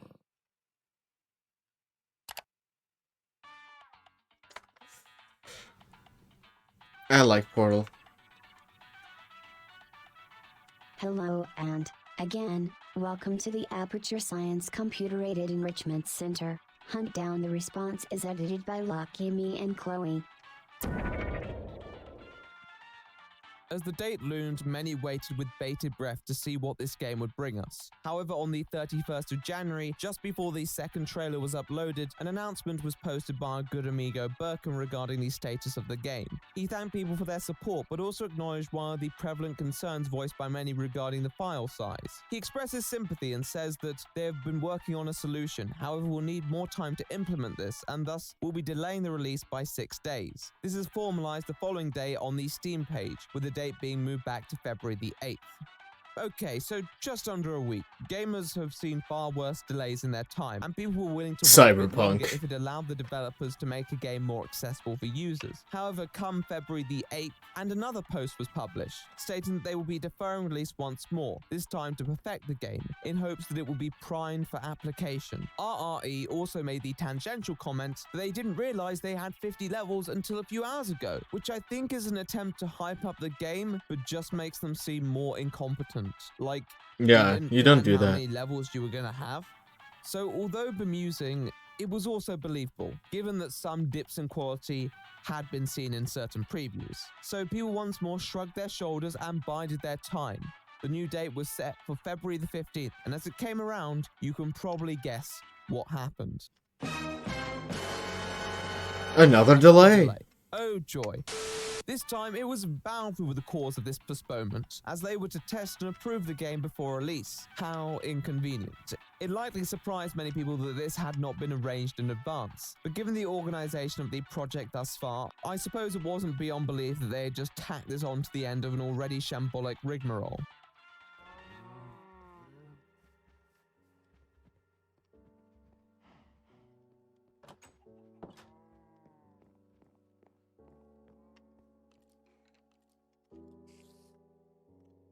Nonetheless, the post in question seemed to be their flimsiest explanation yet, and there were only so many times they could tantalize their patrons in such a way. However, this time they pledged it would be their final delay, and that February the 21st... You never say that. You never say that. The day came you don't around. know. The time was upon us. The court of public opinion was in session. We could finally find out... No, never mind, it was delayed again. At the trajectory this game was on, this video wasn't going to be a retrospective.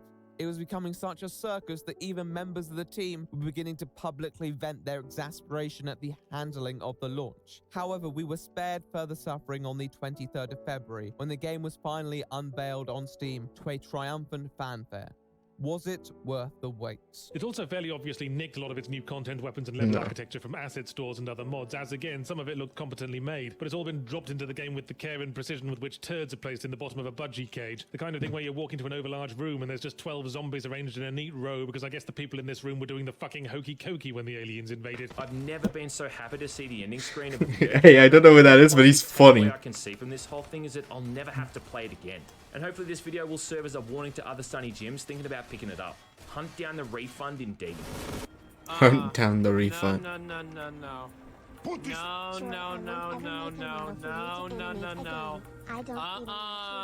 No. You do not deserve to use this map. No. Fuck. So it's a completely copied map, is that it? Unfortunately not.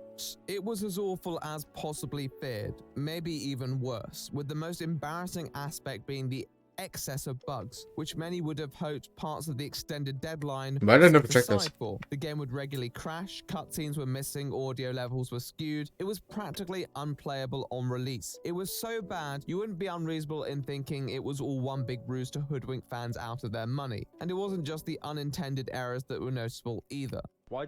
Why don't they have textures on their eyes? Hello, Captain. Captain. Why are they all voiced by me? I don't like the. Hey, shut the game off. Yes, shut the game off. Pull the plug out the socket. You can tell me to calm down. There's a gas leak that can blow half of us all the way to hell with a fucking match. Remember, no weapons. Wait a minute. I thought you said no weapons. Yeah, some gas leak. Am I right, guys? There was lack of competence exhibited in multiple technical areas, including storyline, map design, controls, visual textures, scripting, audio mastering, and voice acting. My god. It reminds me of the Hassan clip where he's trying to beat the nameless king, and it's just like, oh, great job, Hassan, you're really learning. Now you just need to work on weapon handling, rolling, knowing how to dodge, learning move patterns. So funny. It's like, oh, they're just a couple issues. Voice acting. 2 words. President Keemstar. President My Keemstar. fellow Americans, as your president and commander-in-chief, it is with a heavy heart that I'm informing you that we have made a strategic decision.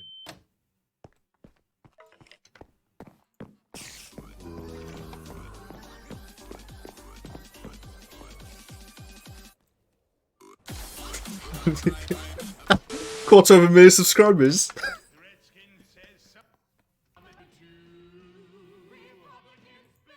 They even changed the plot to what was shown in the trailer. The guy who was originally Gordon Freeman was now a masked man. So the plot has even less relevance to the original Half-Life series, undermining a fair bit of the intrigue behind the premise. I mean, I could go on. But it was a terrible game, and it was wholly rejected by the community and casuals alike. You didn't need to be a gaming connoisseur to recognize the absence of quality.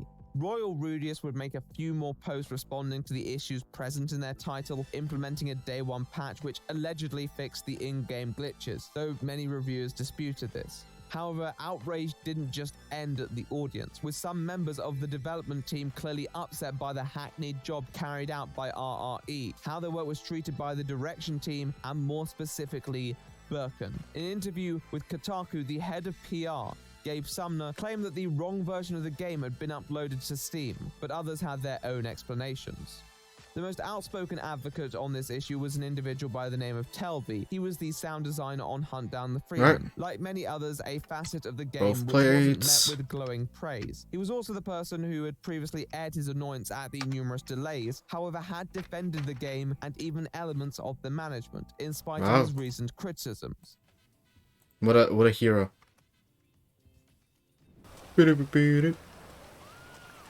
hey, it's GTA. This time, that nuanced perspective was buried 6 feet under, with him ripping into Birkin and the management from practically every angle, telling a story of narcissism and ineptitude of the highest order. It frames our director-in-chief as a guy with far more confidence than his ability permitted. And this is pretty in line with previous portrayals, but here it's been to a dramatic detriment of the game, with many employees' work, like Telby's here, being completely compromised. Now, of course, this may be what a disgruntled employee says, but it fits in with Birkin's established reputation and would explain a lot of technical shortcomings. Telby also alleges that many of the delays were publicity stunts, which once again may also explain why the game doesn't feel like it's been polished, alongside some of the rather unconvincing excuses they put out in the past.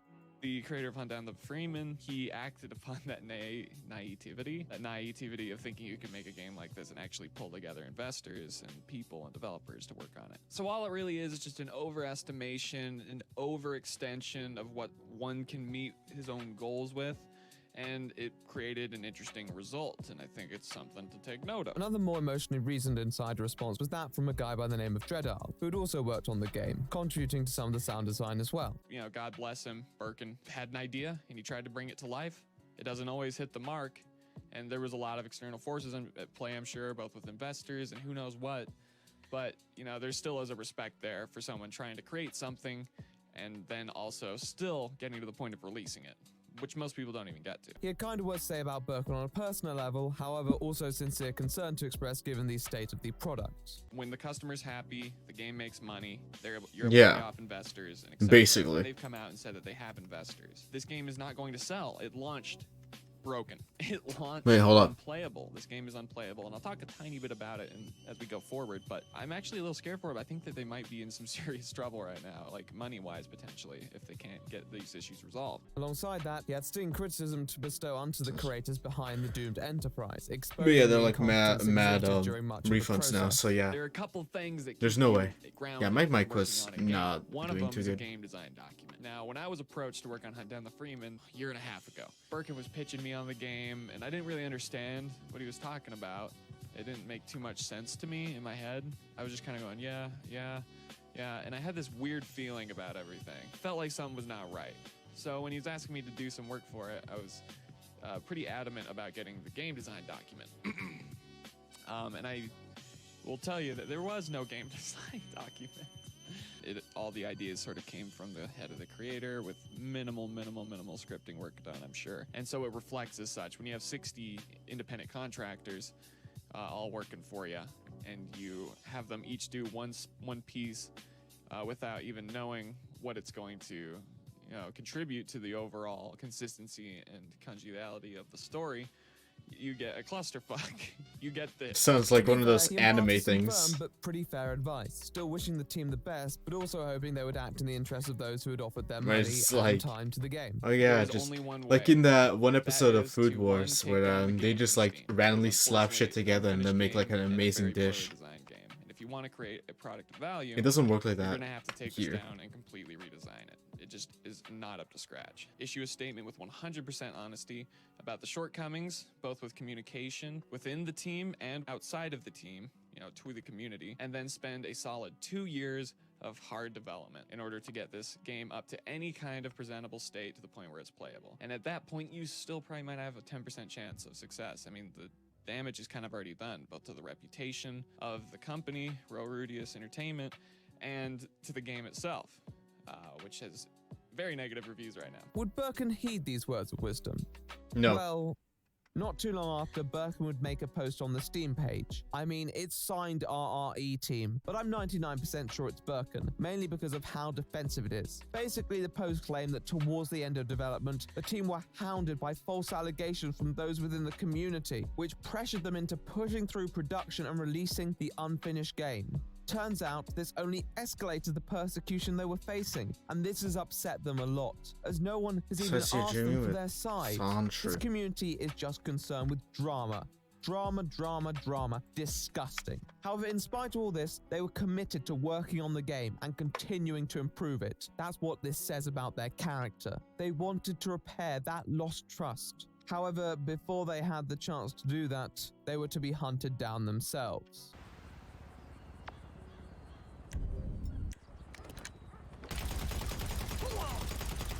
That's it, I've been watching you all day, and all you do is play. I'm shutting all of this down right Wait, now. what? No. You hear that over there? Yeah, they're very faint at this point in the story. You can barely hear them. That's because I'm a moron and I don't see the biggest warning signs coming from a mile away. Colossal sent me a thing like every word equals this much money. Want your payment? I was like, I don't want your fucking payment. I don't want What was it, like money. you didn't take it? That allegedly uses assets stolen from the Gary's Mod Workshop. I told Birkin, I was like, please delay this. Please delay this several months. I haven't actually been paid as of No now, way. so... When one person refuses payment, the other Just explain doesn't this get to payment at people. all. What it was like working on it. How much of a disaster it has turned out to be. People don't tend to hold mods or fan-made spin-offs to unreasonable standards. We're all aware that studios have a greater capacity to manufacture high production value content. At the same time, we're also aware that funding doesn't solely dictate the quality of a game. There are many great indie games that were built off the back of budgets most moderate. With this in mind, the indie developers who tend to succeed in this area are the ones who are aware of the limitations that such financial constraints may breed, and have the ability to work with mind to their pecuniary blueprint. Birkin was clearly not Good one old for Amogus. limitations, and his grasp far exceeded his reach. The amount of money he was working with was still well below that of a proper corporate-funded venture, yet it was constantly hailed as the magnum opus of this budding businessman. In this context, many considered him to be the Tommy Wiseau of gaming, attempting to create something that his ability clearly didn't enable him to. Now, there are a lot of parallels that can be drawn to Tommy Wiseau and The Room in this intriguing tale. However, one of the stark differences that I would draw is that The Room is entertaining in its dreadfulness, and Hunt Down the Freeman is considered by many to be painstakingly boring. Most people consider the cutscenes to be the most entertaining inclusion. However, even then, it's just immensely cliched lines that will have you uprooting all the delicate follicles on your beautiful, beautiful scalp. Your name? Who are you? Mitchell. Billy Mitchell. Yes, Mitchell. A name with many meanings. For some, the meaning is a gift from God. For others, who is like God? Which one are you, Mitchell? Are you a gift from God sent to save us? Or perhaps you are God himself, come to doom our worthless lives? Perhaps. He's cursed. I always saw you as a hero after that day. Hero? You're talking to a villain, my dear. The hero inside of me died many, many years ago when I was young.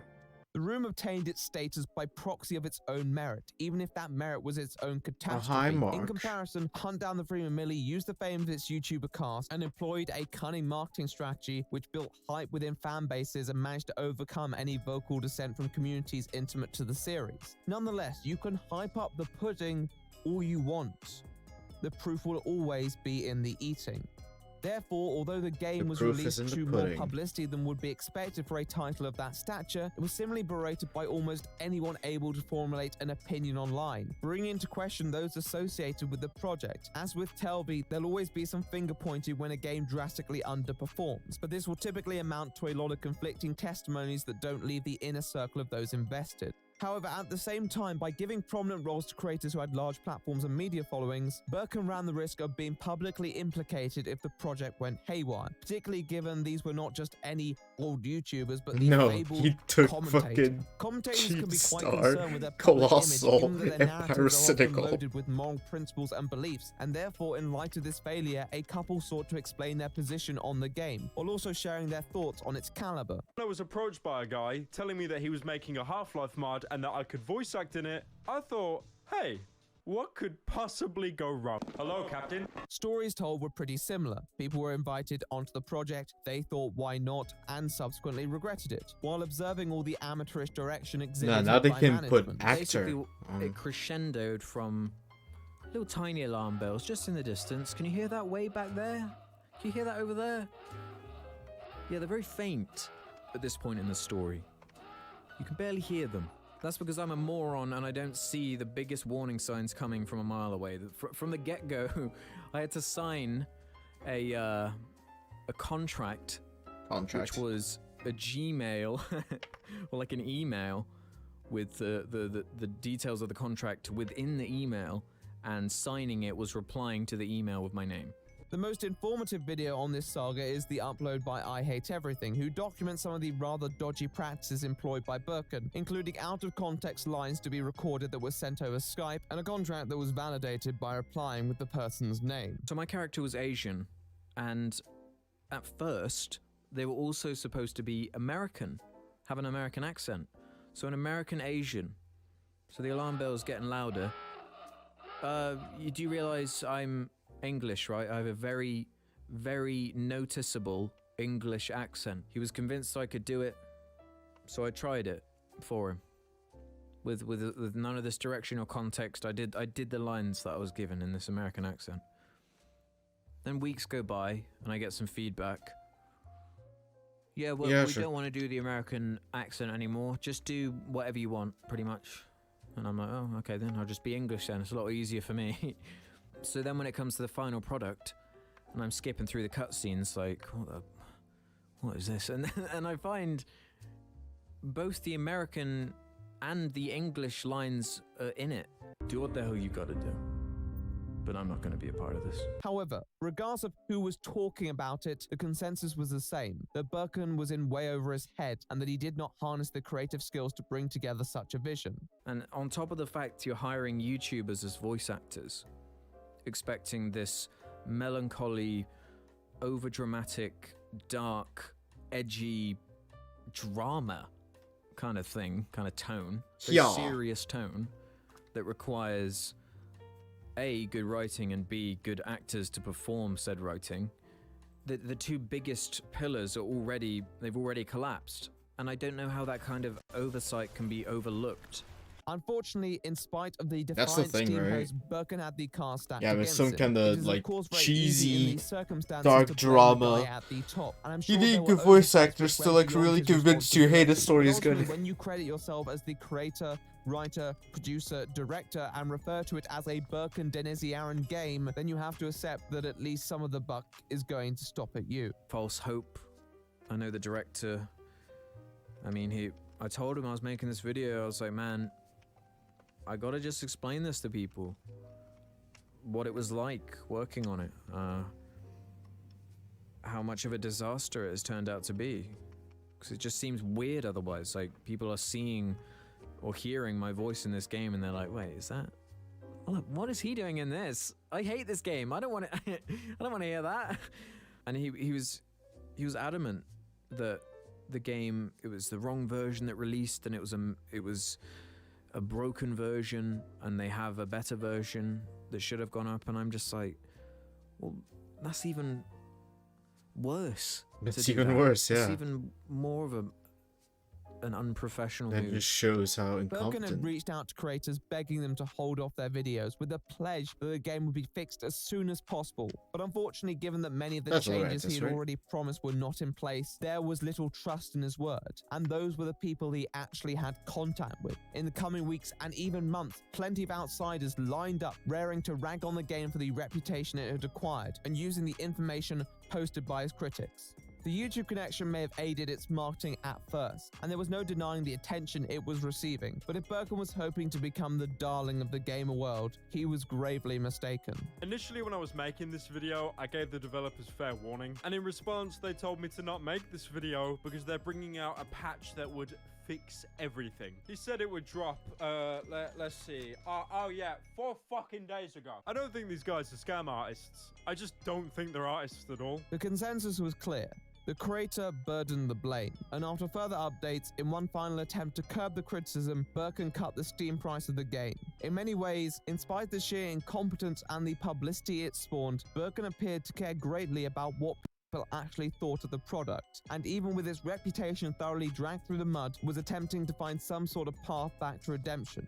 Many acknowledge this, and even with the number of people bothered by the game, most creators tended to mitigate their criticism towards Birkin, playing down the idea that he had acted maliciously in any capacity. I can't say for certain in reading stories from the inside and watching one interview filmed just before the playable demo's release whether Birkin Denizarian, the game's director and writer, is malicious or incompetent. So many people I work with on this progress, only couple people know the real concept of the game, because I didn't know who I can trust and who I can't. And I don't really like to bring it forward. One of the posts I will link to in the description states that they don't want things to get incendiary, so I'm leaning to saying that it's a case of stupidity rather than cruelty, if only because I like to believe that in people. However, not everyone subscribed to this point Well- of view, stating that some details were simply not excusable by ignorance. What do these details entail? Well, let's go there now.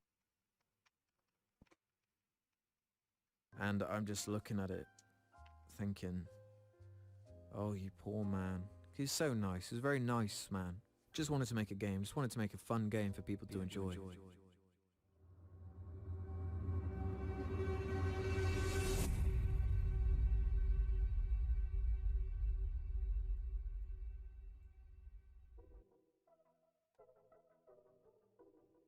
Poor old Birkin. All he wanted to do was bring a game to life for the adoring devotees. And sure, maybe It's he didn't quite alive. have the ability to fully realize his vision. He still had the noblest of intentions, correct? Well, I some guess not. disagree, instead arguing that Birkin was a cynical charlatan, seeking to capitalize off a community's nostalgia for a revered franchise. How would one prove this? Well, it's difficult to prove intent beyond a shadow of a doubt, and most people here clearly worked from the assumption that Birkin was not acting with malice, which is completely valid. However, if a person perpetrates various shady deeds with awareness of the possible consequences, then many would argue that they lose the benefit of the doubt we would typically grant them. This was the case some argued for Birkin. Now, producing and publishing a subpar game isn't sufficient evidence of a crooked character. His bumbling approach can explain a lot of failures, but some felt that certain actions had crossed a line. Some felt that Birkin must have known how awful his game was before release, and pushed on with it in the pursuit of dollar, regardless of the cost. What would make people think that? Well, first of all, let's go back to Steam Greenlight, the former system to help indie developers release their game on the corresponding platform. In spite of some success stories, there were also flaws which had made it pretty unpopular with a fair few from the gaming community. One of these being how easy it was for some bad actors to take advantage of the voting system and the rather unscrupulous standards in place. For example, you could implement bots to simulate the impression of more support than you were actually receiving, thus inflating your vote count and the possibility that your game would be approved. You can actually bot This it. is what some claim the team Yikes. behind the game were attempting to carry out. In an archived link, numerous bots ascribed to the site csgohappy.ru are listed as members of the game's Greenlight page, implying that they had been bought by the team's management and used to inflate Hunt Down the Freeman's support, rather than earning it on its own merits. Now, Greenlight itself was discontinued in 2017 and replaced with a new system known as Steam Direct. Therefore, if this was the case, it would have likely happened in 2016 when they were attempting to cultivate publicity for their unsuccessful crowdfunding project. Nearly all these bots have since disappeared from the page, but their significance remained, as some Poisonium concluded their presence thing was that I indicative never of the use. campaign that Birkin was attempting to I don't run. know. Maybe I Another am. prominent controversy is relating to Who the use knows? of their assets. Now, we've already discussed the unlicensed use of certain content in their 2016 demo, and Royal Rudius's rather futile attempts to distance themselves from that controversy, as well as their supposed vindication from other development teams. However, many contested that these dodgy dealings were still present in the official release, with one user going as far as to write up a whole list of all the alleged stolen assets used in the game. Once again, if true, it would show a conscious disregard for the profession and other creators who work in the field, with little care as to what went into the game. It would also contradict the public statements that had been issued previously, signifying additional dishonesty and paying further credence into these cynical theories. To supplement this, it was also claimed that when brought up, people were being banned from the Hunt Down the Freeman Steam forums, with one user sharing an image in which he left a pretty harsh comment and being banned for slander.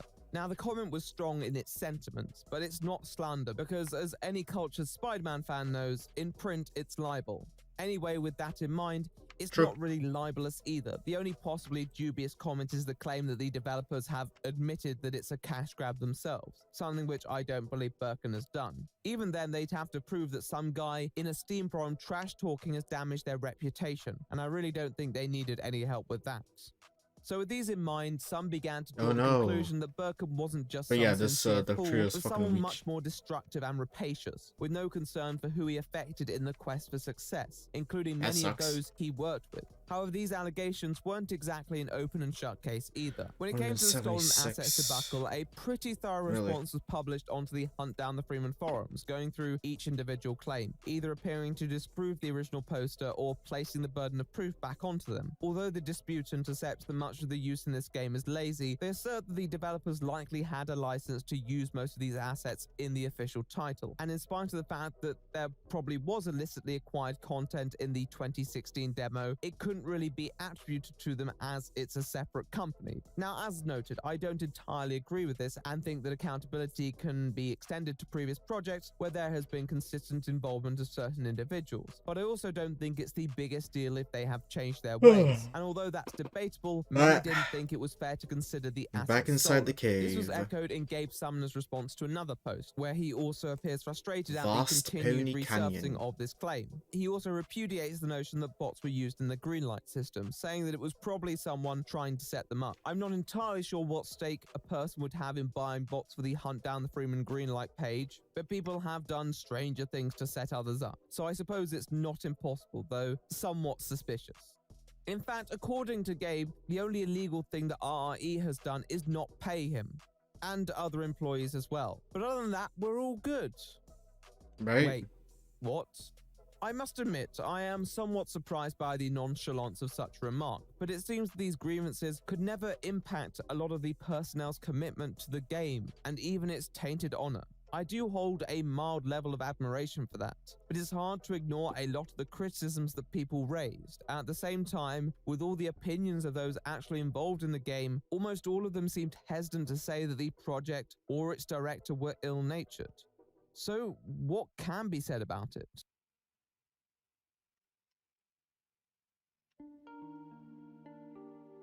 Wasted time.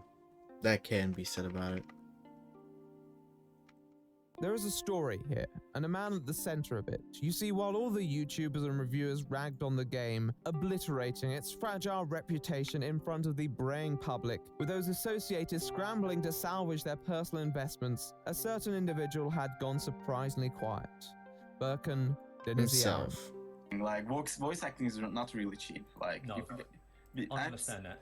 Yeah, and I don't want to voice that, you know, I play some mods and there was voices that the programmers and level designers did, and I mean, it's okay, but, you know. You want the best. I understand that. Yes, I want it to be perfect. In a rather angry Steam post, the Half-Life YouTuber Bollocks claimed to have invested $50,000 in this venture, which would at least explain the rather strange comments of support during the promotional operation. This was, however, disputed by Gabe, and looking at her positive comments, they do seem pretty ironic, though once again, I'm not really sure of the point of all this, but it's a weird subplot that reflects the landscape.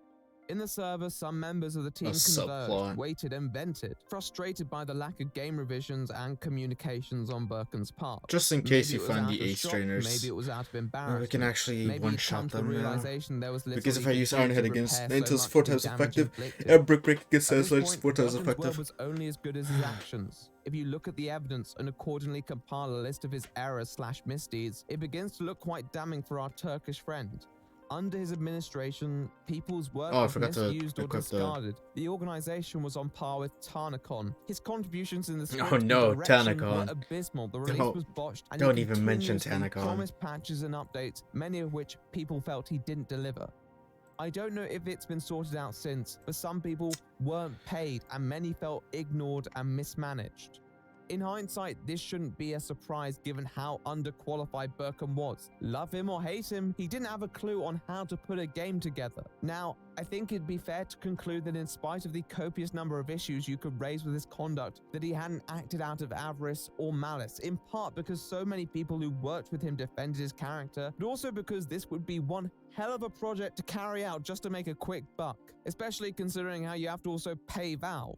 I do think that Birkin's will to accomplish his vision was at the expense of common sense, and subsequently those who fell victim to the reality. Many of them were upset with how their work was treated. Many were harmed by the backlash of the game in general. Many felt their reputation was on the line, and while Birkin gave the workforce and the audience very little to appease the situation, these wounds only deepened.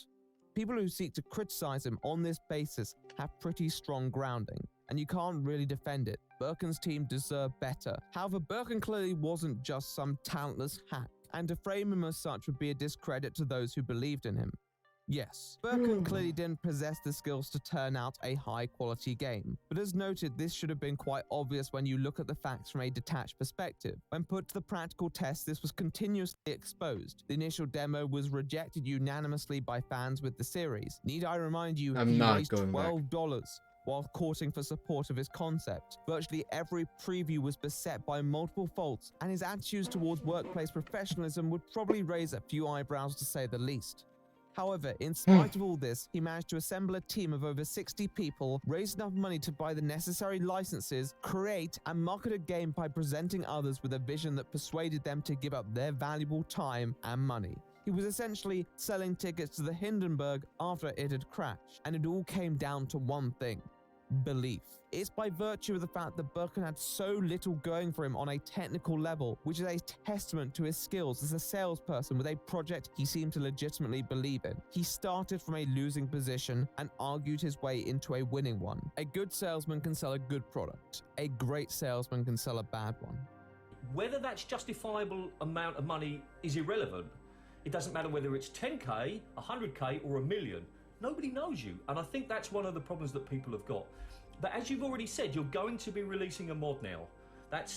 Is that because of the kind of response you got from the community? Well, actually, I get the exact response I was thinking, because some people loved it, some people hate it, and these haters actually made the game more popular right now. Because hate is a fast way to make people know about this, because they just go around and tell everyone, hey dude, look, that dude make a Half-Life game, like, that's crazy, and it's just make it more popular. Yeah. Facing the bombardment of Well, I was censure, hoping you would turn the Birkin other was way. silent, probably for many reasons. But most that's why you of them prepared not before. Positive. However, the truth remained that Birkin had probably done the best he could with his relative skill set, and in time, animosity fades, and your merits are noted.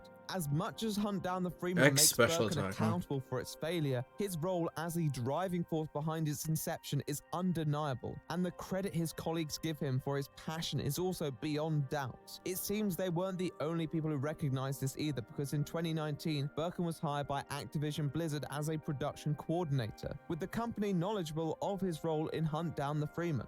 This announcement was met with shock from many, some still insistent that he wasn't fit for the job, others believing he had not atoned for his previous errors, such as payment, something which certain individuals claim is still outstanding. Nonetheless, that comes down to what those who actually worked on the project have to say, which right now isn't too much all in all. With a few exceptions, I think many involved were almost embarrassed that they didn't know better, that they were won over by a dream rather than the reality, which is possibly why they were also reluctant to lay into Birkin's management, because they may have all felt somewhat complicit in that. With that said, Birkin was a headstrong guy, and I think it would have taken more than a simple intervention to make him reevaluate what he was creating. I believe that was shown up in the Steam post, where he basically blamed the haters for the resulting mess, because at that point it was more than just a few people telling him it was a lost cause.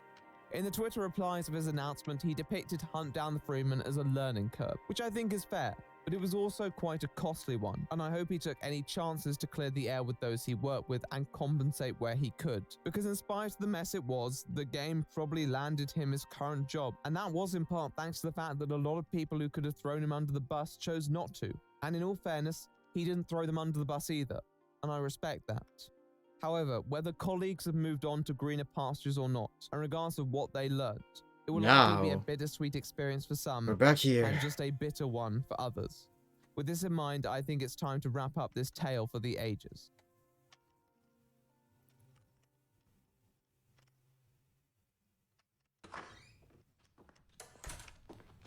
It's you. You're the only one. In many ways, it was true. Hunt Down the Freeman was an unmitigated disaster. Yet at the same time, it was an unparalleled feat. It really shouldn't exist, and to be honest, people would probably be better off without it. But with what people were working with, the fact that the game happened at all is a borderline miracle, and I feel its failures have almost enlightened many in a way. The buyers, although inconvenienced, were probably mildly entertained by the fever dream that such a game represented, while also being informed on bad financial decisions. The YouTubers' lives have since gone on. Colossal may have even uploaded a video since then. For them, it's a funny, albeit slightly embarrassing story. No one really blames them for what was obviously bad casting, and I doubt it'll harm their career prospects if they ever wanted to dabble in acting again. The posse I feel most sympathy for is those who worked on the game. There are a lot of talented people who clearly felt that the title's representation of the work had distorted their efforts and besmirched their credentials. Add in the further issues that many of them complained about, I really wouldn't blame them for wanting to forget this dumpster fire.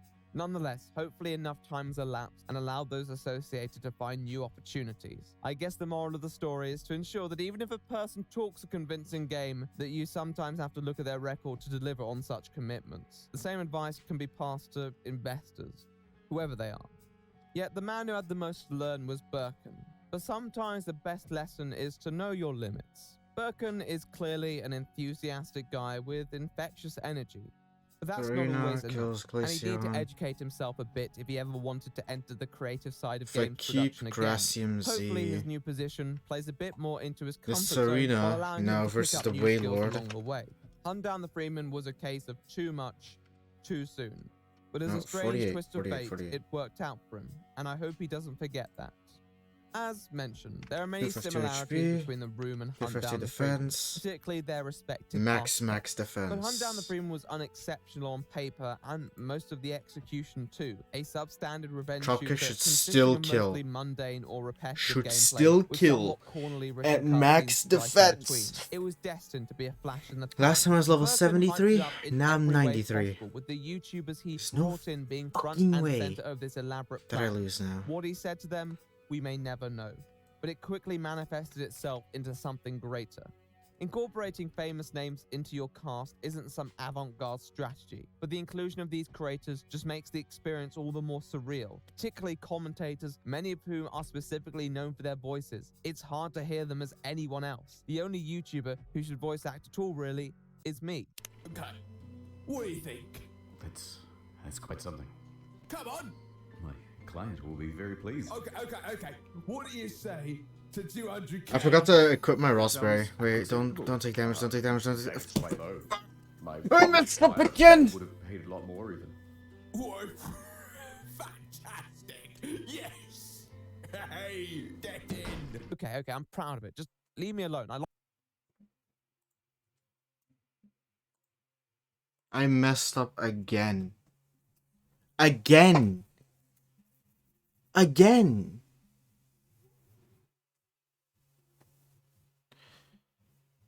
Oh my god. I knew it had flame body as well. But I was just like, oh, let me just not equip the raspberry. Last time, why do I not? It's always just one tiny little mistake. It's always just one tiny little mistake, and then boom, everything's over.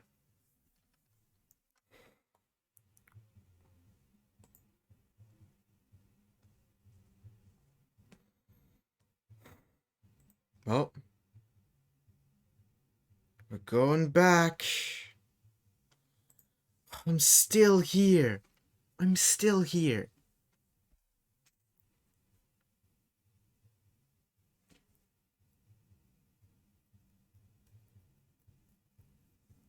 It's one tiny little mistake. That's enough, so.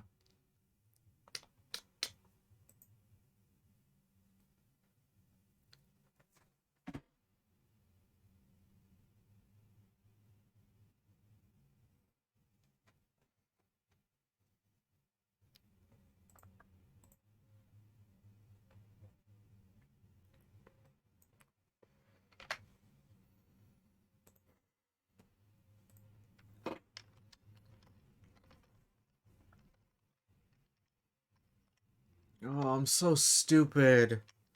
I'm so stupid. And that's just all completely my fault.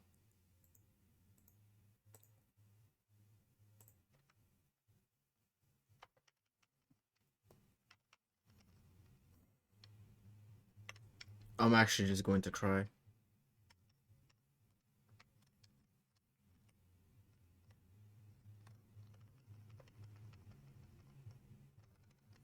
Keep mashing! Stop mashing!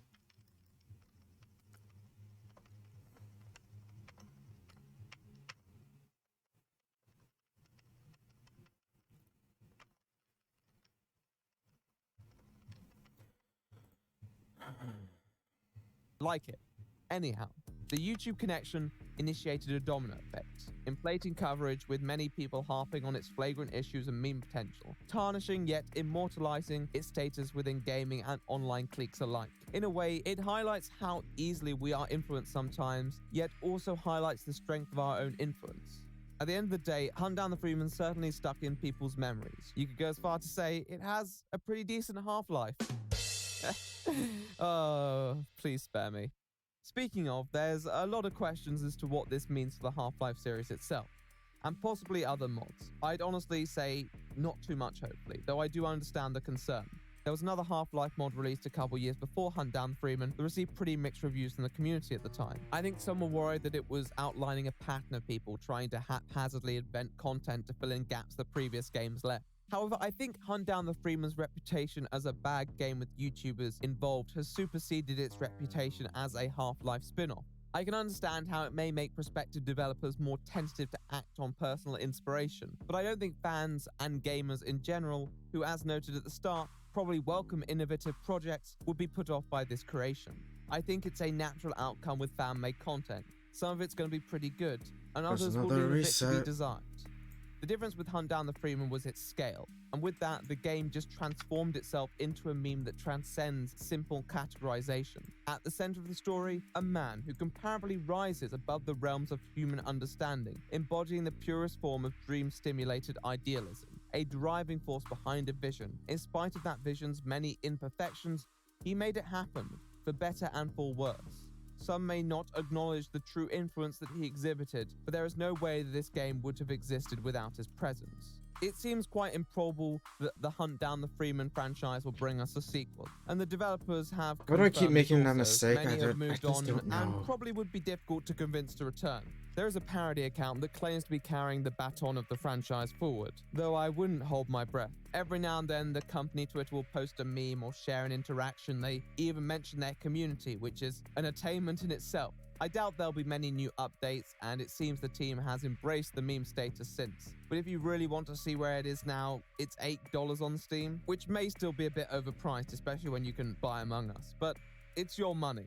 If you buy it after this video and find out it's not the life-changing experience you'd hoped for, then that may be on you. If you want to play a recently released critically acclaimed Half-Life game and have the resources, then Half-Life Alyx came out this year for virtual reality consoles. It also covers events in between the first two games in the series, so clearly the developers must have been inspired by our good friend Birkin. I half expected Alex to pop up in front of me and save me from this shit game. It's hard to say exactly what Valve has in store for the Half-Life franchise, and with investment from many in its universe, it's natural that some want to offer their own contributions. But making a video game or a mod is more than just aspiration. It's about knowledge, ability, and experience, and scaling your goals with mind to them. Equally, if it's just your mod, then have a blast. It's your life. But if you're going to involve other people and make promises to them, remember what they're giving up as well, and do your best to honor it with your own talent and commitment. Otherwise, you may end up with this. And believe me, we will live to fight another day. We shall return. God bless you, and God bless the United States of America. Few things are certain in the story of Half-Life. However, there is one thing I can guarantee. That being that I am a gamer. So stop doubting my credentials for fuck. So yes, that was the video. I hope you enjoyed. I want to give a big thanks to my editors. That's cool.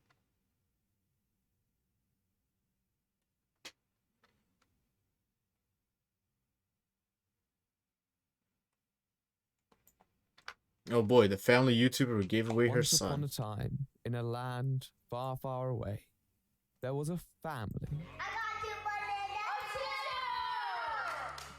I don't understand what they're saying. But this wasn't just any family. This was a vlogging family. Good morning, guys. Today we're gonna do a day in the life weekend style. At the center of the household, a loving mother by the name of Micah. To be perfectly clean, I want it to smell like baked goods with flowers and candles lit. I just want it to be like the perfect fall evening. Micah Storfer. She was the loving mother of 5 children: Jacob, Kova, Bradley, and Onyx. Hang on a minute. 1, 2, 3. I only named 4. Yeah. Oh, baby. I love you so much. You're my buddy. Ah, that's right. We don't do the happily ever afters here. Hello, ladies and gentlemen, and welcome to The Right Opinion.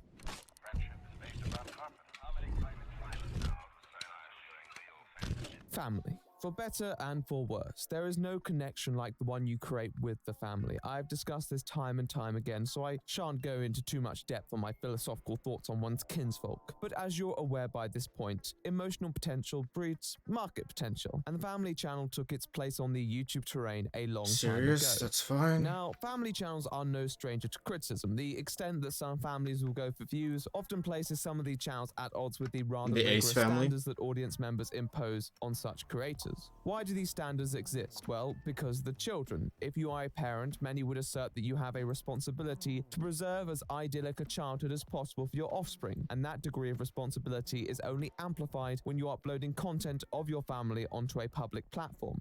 In spite of this, most criticism is typically confined to parents failing to be adequate role models, not just for their own family, but for others who they are supposed to be educating through their content. Some of these escapades may lead to others asking if these families are equipped properly to even have children. However, it is seldom the parents who are asking that question themselves, or even acting on such an inclination. This is where today's subjects appear to be an exception. Let's have the DJ turn it out. Turn it out. If she a baby mama, she gon' As the introduction preface, this is Micah Storfer.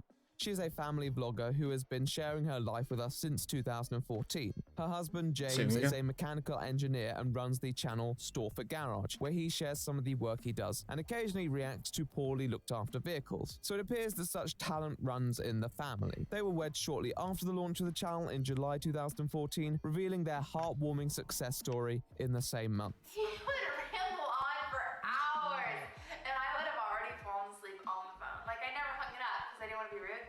And I was like, I really don't think this guy's gonna be for me because he just rambles, and I'm already bored of him on the phone. He just won't stop talking, and that was after she forced me to talk. Micah's oldest child, Kova, was born in 2011 to a different partner. She was brought forward onto the vlog channel as the resident toddler, and over the following years, Micah built a family alongside her YouTube channel, sharing each step of the way.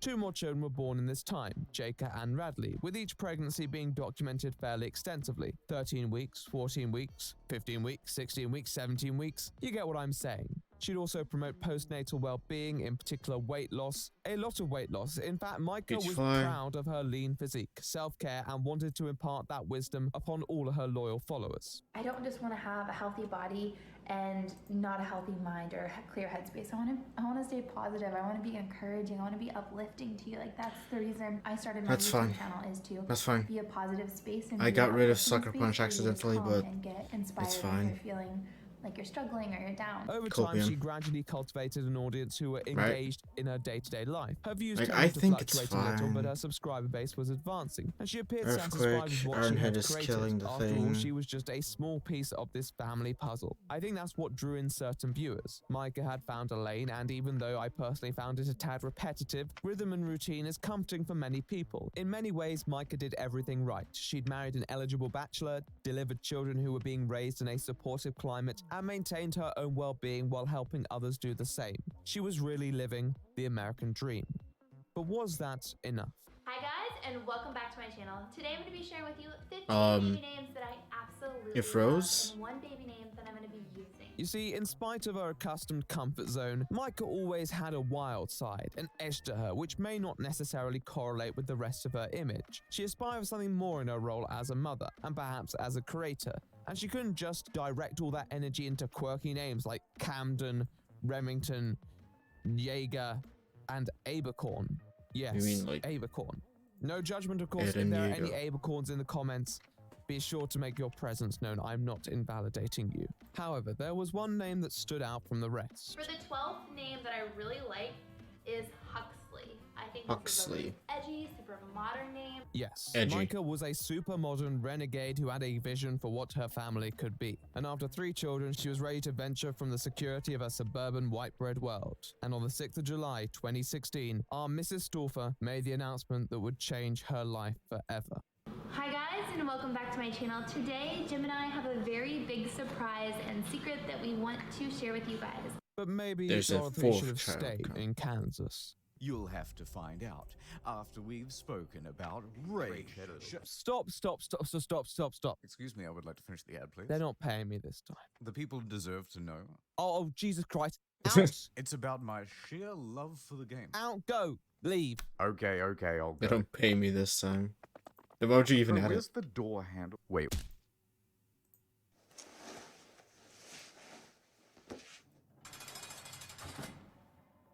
Can't believe you killed him. Come on, Tro, you haven't fed us in 2 days. I don't see what the fuss is about. The Ezras haven't eaten in weeks, and they've never been better. Please, just let us go. We'll do anything. Anything, eh? Well, I suppose I can offer you a way out. What? Tell us! All you have to do is listen to Was this that one Theft9? message. Raycons are the new hottest thing for your ear since I dropped Oh my my latest god, mixtape, really? Hot Raps and Top Hats. It was founded by Ray J, our upstanding citizen of the century, who has also dabbled in hip-hop, though not quite to my ability. But there's a reason for that, because he has been behind the scenes crafting some of the most cutting-edge premium earbuds that this universe has ever witnessed. I mean, look at this. They just go in your ear, wireless, like that. And if they don't, multiple fits. As life has always taught me, you gotta be prepared for any size. They even come in this nice rechargeable case, which give your earbuds newfound power. It's like Nice. some sort of magic. Ray Cock. J is basically a sorcerer, the Harry Potter of premium earbuds. When I put them in, I feel like a different person. Wait, that is a different person. Give my earbuds back, you prick. There are so many colors, from blue to red to black to red to blue. My favorite is red. It matches with the blood of my enemies. And it's not just me Funny. that is going ballistic. Insane. Snoop Dogg, Was that a Mike Karen? Tyson, and Rich the Kid are all losing their minds over this brand. Full-grown adults obsessing. This is madness. Well, apart from Rich, I suppose, though. He does look quite mature for a child. Raycons basically do anything. Well, they won't cook your dinner, but you can listen to them while you cook your dinner. Just don't leave that oven on. Crap. There goes the house. Third one this month. But You just really put on your couldn't keep talking it in. heads and you have some When he said real crap, ambience. just had To to perfect laugh. that ambience, be sure to use the everyday E25s. 6 hours of play, Bluetooth pairing, a more compact design. Ray J, the absolute madman. Why? Why did you do that, Ray J? That model also has some decent reviews as well. So there's that. And now Ray is telling me he wants a big, huge, massive, gargantuan 15% off if you click the link in the description below. Buyraycon.com/tro. This got mad /tro. promotion Bish, out of that. bash, bosh. Now I know why everybody loves Raymond. Well, I did say it was a way out. Now, back to the video. Get it because they're dead. There has been something that we have been Hiding for about a month and we're really just Hiding. so blessed and so excited to share with you guys. Jim and I have decided that We're gonna adopt from China. We are going to be adopting a little boy from China. We haven't officially formally started the process yet, and we do plan on taking y'all with us through the journey and all of the steps along the way. Yes, it was in this video the couple announced their intentions to adopt, with the name being decided shortly after. As some of you may be intending to look it up, this was the one mentioned earlier in the naming video, not Abercorn, I'll add, but I shan't be mentioning the name further. The Storfers seemed optimistic about their choice and in the coming year traveled to China to find their new son. This adoption was in part supported by GoFundMe, which was meant to contribute to the costly process that such a task can give rise to. Adoption is no easy venture. It shouldn't be like window shopping for a new child. Even at a young age, many orphans Imagine, face I acute want developmental that one. challenges brought on by the often turbulent environments and lack of secure attachment figures that come with it. With this in mind, there is a lot of respect for those who choose to undertake such an endeavor and provide a child with the joyful youth that they deserve. However, they must also be well prepared, and most of Micah's preparation appeared to amount to reading inspirational quotes. Like I said, more than anything, this is our boy, and we don't need to consult with any more physicians until I bring this little guy home. He's our son, and that's that. He's not we aren't gonna trade him in, we're not gonna return him. He's our boy. Now, I jest to an extent. I cannot say weird thing to exactly say. what happened behind the scenes when it came to Micah's planning. However, the way she presented it on her channel may raise a few questions in hindsight. We sent off our imaging to our physician that's kind of been on board with Harley. She's been reviewing the file. She's been very optimistic about this little Really boy. going She's like, to I don't see anything hide wrong the with name. him. He looks Like, what is the problem with the name? Why are you When hiding she it? got the imaging, her optimism went down significantly. And it's nothing against this physician, you know, she's just listening to what other doctors, other neurosurgeons and neurodevelopment specialists are telling her. But her prognosis and everything for our son just went drastic. She kind of almost discouraged us from adopting him, like saying that this is going to be severe, this is going to be a lot. There were clearly people around Micah who Severe harbored a doubts about lot. the feasibility of the family's ambitions. Nonetheless, this did not faze them, and towards the end of 2017, What does that they mean? uploaded a series of videos which followed them on their adoption journey. Many of these videos were uploaded onto their second channel, The Store for Life, whose presence has been completely expunged from the internet, for reasons that we will discuss in due course. Oh boy. So what we did is we took his CT Story's scans interesting. to our second physician, because we had 2 doctors on board reviewing our son's file. That is and that doctor quite... gave us a much better thought process. He said, you know what? How convenient. What she said could be very well true, but look at the videos on this little guy. He is developmentally on track. He is talking, he is walking, he's throwing balls, he's climbing furniture, he's acting, he's walking and talking like a normal 1-year-old. Like, and doing why wouldn't... things that are beyond his developmental schedule. So be aware that that little brain may be compensating more than we realize, and maybe he's just doing just fine. However, back to China. All necessary arrangements to ensure a smooth and straightforward adoption have been put in place, with Micah and her husband traveling out to the adoption clinic where they proceeded to meet prospective candidates for their nurturing family. One individual rose above the competition. Yes, a child that upon encountering Micah just knew was the one that she had a connection with like no other. And when she felt that, she decided to act on her intuition and finalize this process. I actually got to see him prior to meeting him. And when I saw him, I just lost it. I cried so hard. My heart couldn't quit beating. It was just one of those feelings where you just know. You know, and it was just the craziest feeling that I've ever felt in my entire life, which is really, really cool. As well as being covered on their second channel, many of the adoption stages were broadcast on Micah's main account as well, even receiving its own specialized playlist. She was clearly very proud of this achievement, and the video of the adoption day would go on to obtain over 5 million views. In these videos, Micah would present herself as this resolute, uncompromising mother who would never rest on her laurels or have her commitment to her new son worn down. If anything, my child is not returnable. So when I heard all of the things that doctor was telling us, it kind of went in one ear and out the other. I wasn't in a state of denial. I accepted and took on everything that she said. And I sat down with Jim. I said, you know, Wait, so situation, is it if ear in, our ear out, or was you in his accepted life, everything he she was in a saying? wheelchair and he needed full-on care, would you still love him? And we, without a doubt in our minds, we knew, no matter what state he came to, Another we one? would love him.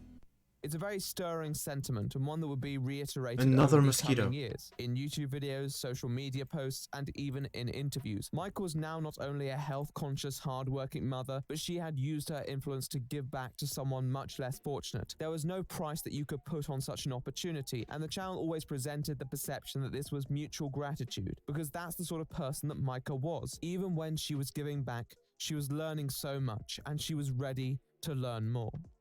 I can definitely say that I'm a better mom today, and I can't wait to see the lessons that he teaches me. Why am I crying?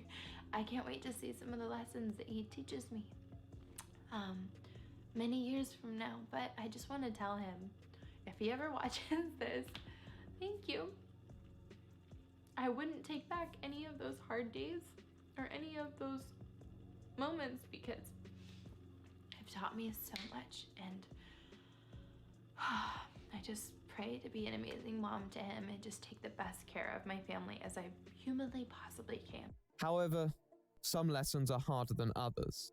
You see, their new son was a greater challenge than one had anticipated, because according to Micah, the Chinese adoption center's experts had misdiagnosed him. In fact, in an interview with The Bump, Micah stated that the adoption agency had commented that he suffered from a small brain tumor. This should not have affected his cognitive ability. However, they observed behaviors which they couldn't explain, such as biting, pinching, and banging his head against a wall. The couple observed that he must have been more developmentally challenged than they had initially assumed, and after multiple consultations, it was revealed that the child had actually experienced a stroke while in utero, and this was stifling his mental faculty.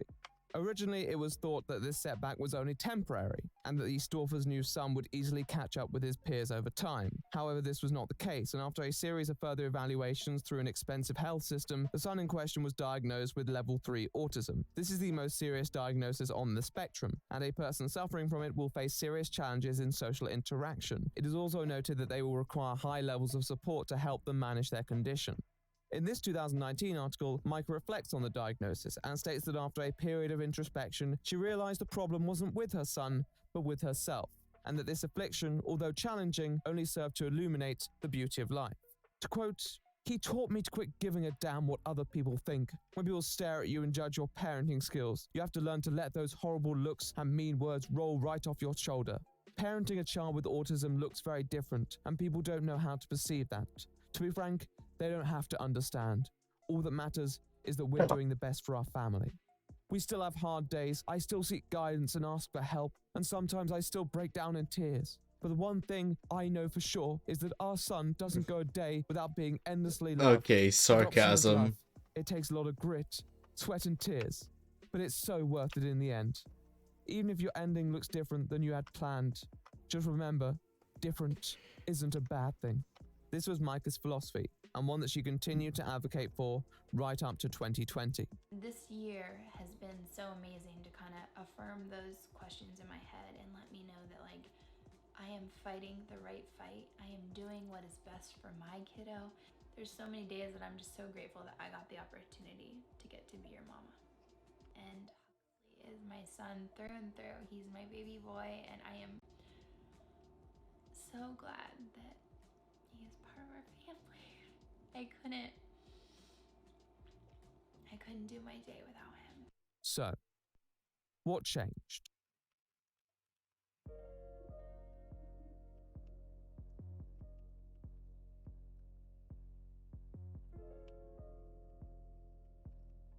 Micah was a content creator.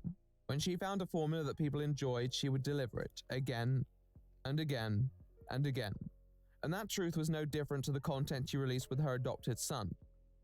I'm so grateful, so blessed, and so thankful all at the same time. Just because things are hard doesn't mean they're bad. It just means it takes a lot of work. And one day I'll be so grateful for all the hard work and all the time and all the energy we put into our baby. She was an individual who wanted to present herself as the embodiment of the can-do mindset. She may face hurdles, but she was braced for them, and she was ready for the difference that she would make through overcoming them. Many creators, particularly vloggers, present their content as this journey, and we will see them hit a milestone, and it will feel good.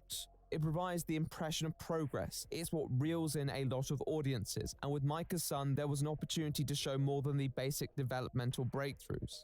In the years following the adoption, in spite of the challenges, Micah documented many of these milestones that her son reached. People tuned in for this, providing the mother with a consistent level of growth. However, this was also a troublesome formula. As a vlogger, you choose how much of your life is presented. It's a nice privilege. However, at the same time, this presentation also has a bearing on how you are perceived. Micah chose to depict her life in a way that painted the environment as challenging yet manageable, with the occasional inspirational speech about how she was going to pull through, the sort of person who would never give up. So the worst thing that she could do in any circumstance is to give up.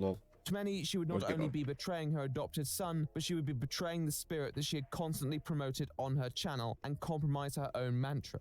How could you do that? Well, let's move to the present year.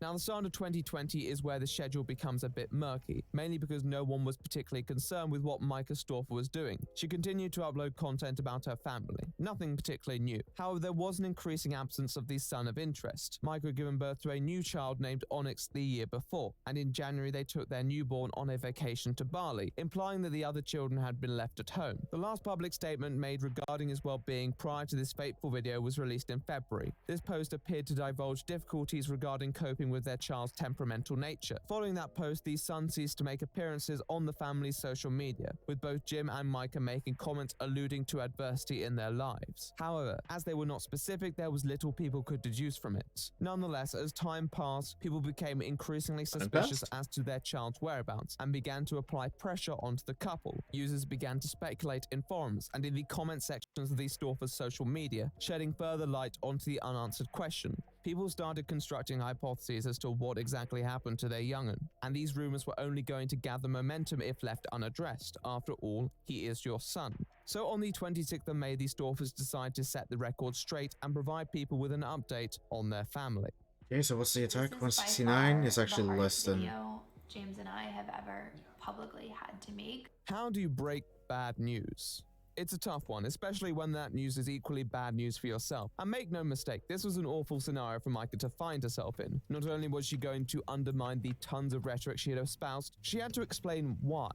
This was obviously an upsetting decision for any family to enact, and must have been made 3 with a attack heavy heart. IVs. Therefore, it was understandably But hey, a the speed's difficult good. subject for them to speak about. However, at the same time, this decision was clearly one taken with great deliberation, and these Storfers can take all the time they need to justify it in a way that makes sense. They had ample time to prepare an explanation that was empathetic to people's inevitable objections, but still made sense of the dilemma that they had been placed in.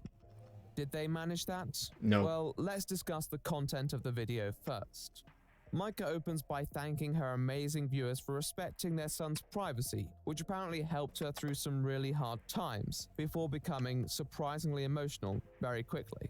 We have some viewers who have been just like so incredibly kind and respectful of our son's privacy. I just want to say thank you. Like, that really got me through some really hard times, and I just want to say thanks. Like, you have no idea what that means to me, and some of the special messages that you've sent. Like, just thank you from the bottom of my heart. James then cuts in, well, he's cut in, paying tribute to Micah's character, informing everyone how hard she has tried throughout this whole situation, before going into the details of the situation. As stated elsewhere, the seriousness of their son's condition wasn't understood until he was back in the US, and although he had been receiving therapy, the issue appears to have not resolved itself. In fact, the treatment has only intensified in the last year, Those and are the the hardest two to prognosis from kill with, professionals was clearly earthquake. not optimistic. This upsets James to the point where he becomes emotional, once again emphasizing how much they have tried. Micah tag teams in and rephrases James's comments. There's not an ounce of our body that doesn't want Why does he to cut go out over me. James's There wasn't comments? a minute that I didn't try our hardest, and I think what Jim's trying to say is that after multiple assessments, after multiple evaluations, numerous medical professionals have felt that he needed a different fit and that his medical needs, he needed more. They You need then a family bring that up could why give they him haven't spoken full about the attention. situation prior. According to them, they were trying to That's protect their basically it. son's privacy and wanted to avoid any legal ramifications, which appears to be quite an emotional topic for Micah once again. And that's why, like, on Instagram and stuff, I've tried to, like, let you know as little as I could, but I couldn't tell you anymore because I didn't want to mess anything up. This is followed by the couple repeating this, before elaborating on the nature of their content and indirectly responding to some of the criticism that they had been receiving, which admittedly seemed a bit off-key for a video on such a topic, but I suppose I can see the loose connection. Worse, it's not about me at all, but it's just like this journey has been, the last couple months have been like the hardest thing I could have ever imagined choosing to do, because ultimately, after pouring our guts and our heart into this little boy. But what did the criticism in question ensue? Well, let's talk about that.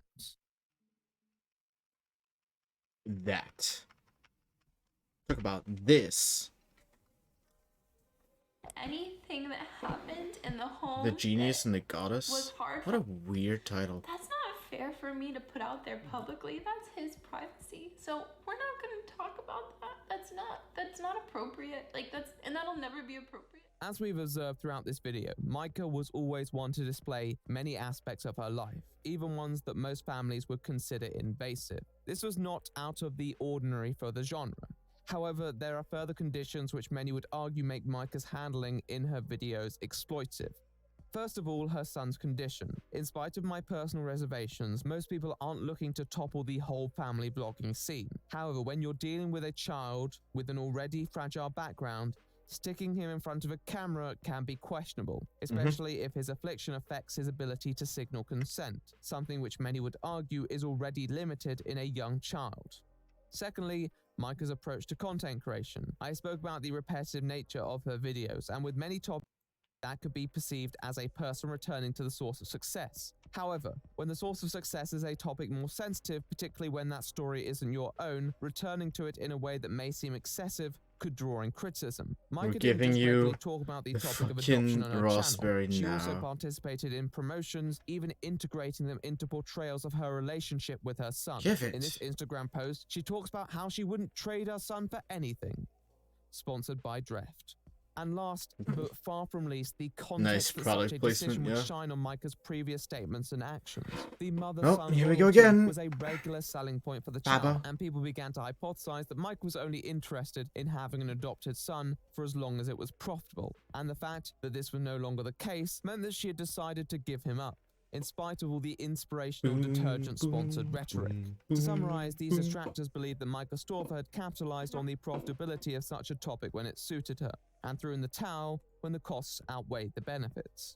This is quite a serious theory, and in many ways it was understandable that these Storfers wanted to set the record straight. However, I'll add that these hypotheses were not particularly popular at the time, especially given that people weren't sure as to the child's location. Their primary priority should have been to clear up any ambiguity regarding their son's whereabouts, but they can't seem to resist the temptation to explain and justify themselves. I didn't adopt a little boy to share these things publicly. What you're left with is this very awkward video, which only worsens as it goes on. It feels like they are more interested in justifying themselves, but when your justification amounts to the appeal to knowledge that the audience doesn't have access to, Type you have to null rely on their trust has in your double own the authority, HP. which clearly didn't work with Mike. This and Duck Jimmy Trio here. is the weakest fucking Duck Trio ever. I've gotten like a teeny struggle or like a hardship when I was trying to be like really raw and real, but we haven't intentionally. The video was designed for their own audience, people who were going to innately trust what the Storfers said. However, it didn't take more than a couple days for this video to begin circulating outside the fanbase, and for it to attract the attention of more skeptical viewers who found their explanations rather unsatisfactory. 95% of the struggles we have never publicly aired, ever. 99? 95? What's the difference? The video plays out like a half-baked lawyer statement read by a second-rate theatre actor. It feels like they're trying to convey emotion while dancing around any details that may actually implicate them, essentially using tears as a shield to evade further challenges to their character. They do compose themselves a bit more towards the end, but at this point it was rather futile, and they still continue to attempt to justify their now clearly that means I slanted don't kill the portrayal. next We one. may come on socials, like for my channel, the reason I started my channel is to be positive and to bring people positivity, even though we're struggling and that when we talk about Hux, it's a huge wound for us. Just because I may be positive Oh on my my god, stories Lydia and survived. having fun, doing something fun, doesn't mean that Right I'm shoe. not, still No. horribly hurting. And the same Poor for guy. Jim. It's obvious they're quite aware of how this revelation comes into conflict with a So majority of their Neuven. timeline. So Micah has done her best to explain this away, and it's not like I would be particularly angry at the fact that they were previously hopeful and optimistic, and that forecast has since changed. Changes Claydol. happen, and our expectations may be subverted.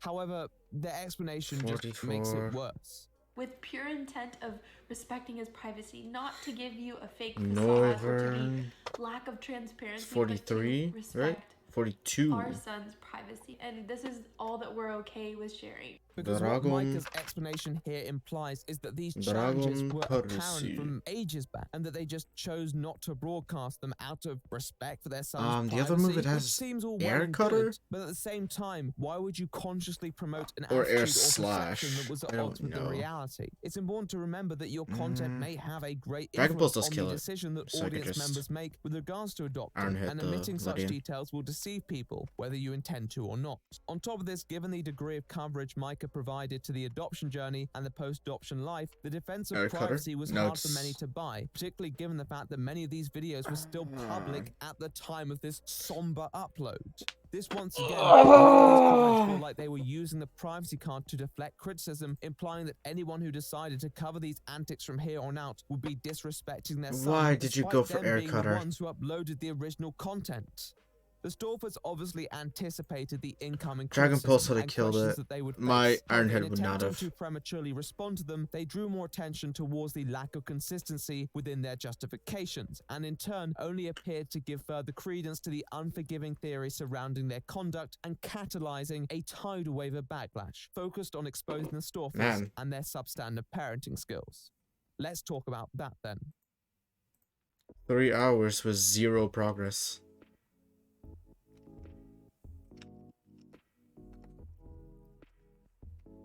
If Micah had made a video talking about the rehoming of her son, she could have outlined basic, non-invasive details before conveying remorse about the possible misrepresentation that her content had conveyed, while committing to protecting his privacy from here on out. That would have at least curbed some of the criticism. Unfortunately, she decided to give us this instead. Thank you for everything, and we just really appreciate all of your support and kindness, but just please respect our privacy. And respect his too.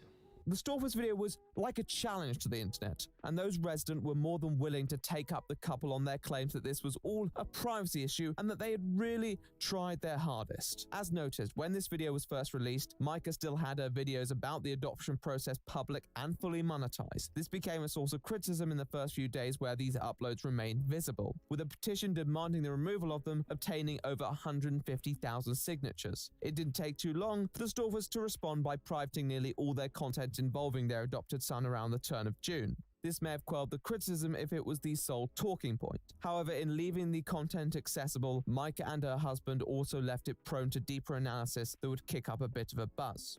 A sort of hornet's nest buzz. If anything, my child is not returnable. Clips like the ones I briefly touched on earlier were circulating on the more moderate end of the criticisms, mostly with the purpose of emphasizing the Storfers' convenient disregard for professional advice in the past, which seems somewhat ironic given how heavily it is referenced in the new video. It's unclear exactly when this U-turn happened, and although I'm sure people are pleased that Mike was actually listening, some found it a bit too well timed for their liking. Other people went straight for the fabric of the Storfers' narrative, particularly regarding how much they hadn't shown. No more. Come on, let's go. You're not gonna throw a fit when you don't get your way. That's not okay. Let's go. Are you done fitting? No, I don't have any new clothes. Are you done? Are you all done? Now, Micah sent the audience mixed signals when she strangely decided to alter 99 to 95%, almost as if she was attempting to calculate it herself. However, what did that hypothetical 5% entail? Well, what if she just said no? Crazy, so it's nice for everyone to start getting back on schedule. What'd you do? I just did a thing. See? Wait, is that Billy Billy? You gave him a real good cut. Was he like 5 million times cuter? Oh my gosh, there's still hair all over the kid. Like, he was mad. He was like, we're not doing this. Right. Well, although not always captured in the highest definition, many people archived uploaded clips where these Storfers behaved in ways that appeared unbecoming of them as parents, particularly given the status of their son. This included a lot of filming that one may consider invasive, particularly when he appeared to be in distress. The aforementioned clip coming from a video where they shaved his head. However, this was far from the only incriminating recording, and the existence of multiple examples began to circulate and depict a pattern of behavior which was less than flattering. Did you have fun getting candy, big man? Big man. He has had multiple meltdowns. You're not having a good day We today. never tell you guys the truth. And that's why you don't see how on the vlog. He's probably having a meltdown. Are you done? He's just having What a the bad fuck day. is It's a grumpy that? day today. In this rather unnerving video, Micah seems to shame her son with all the swagger of Cruella de Vil meets Wine Mum. All the things you wish the you guy knew is about just my like- little boy, but we don't talk about that. I'm not entirely sure the exact date of this post, but once again, it didn't seem to fit in line with the mother who tried her hardest point of view. On the one hand, I am willing to understand that it would have been confusing and frustrating when their adopted son was first brought home and behaved in ways that challenged the family's preconditioned views of what raising a child would be like. But there is a line, and too much of this content was already crossing it, and they should have known better by then, and many people believe they did.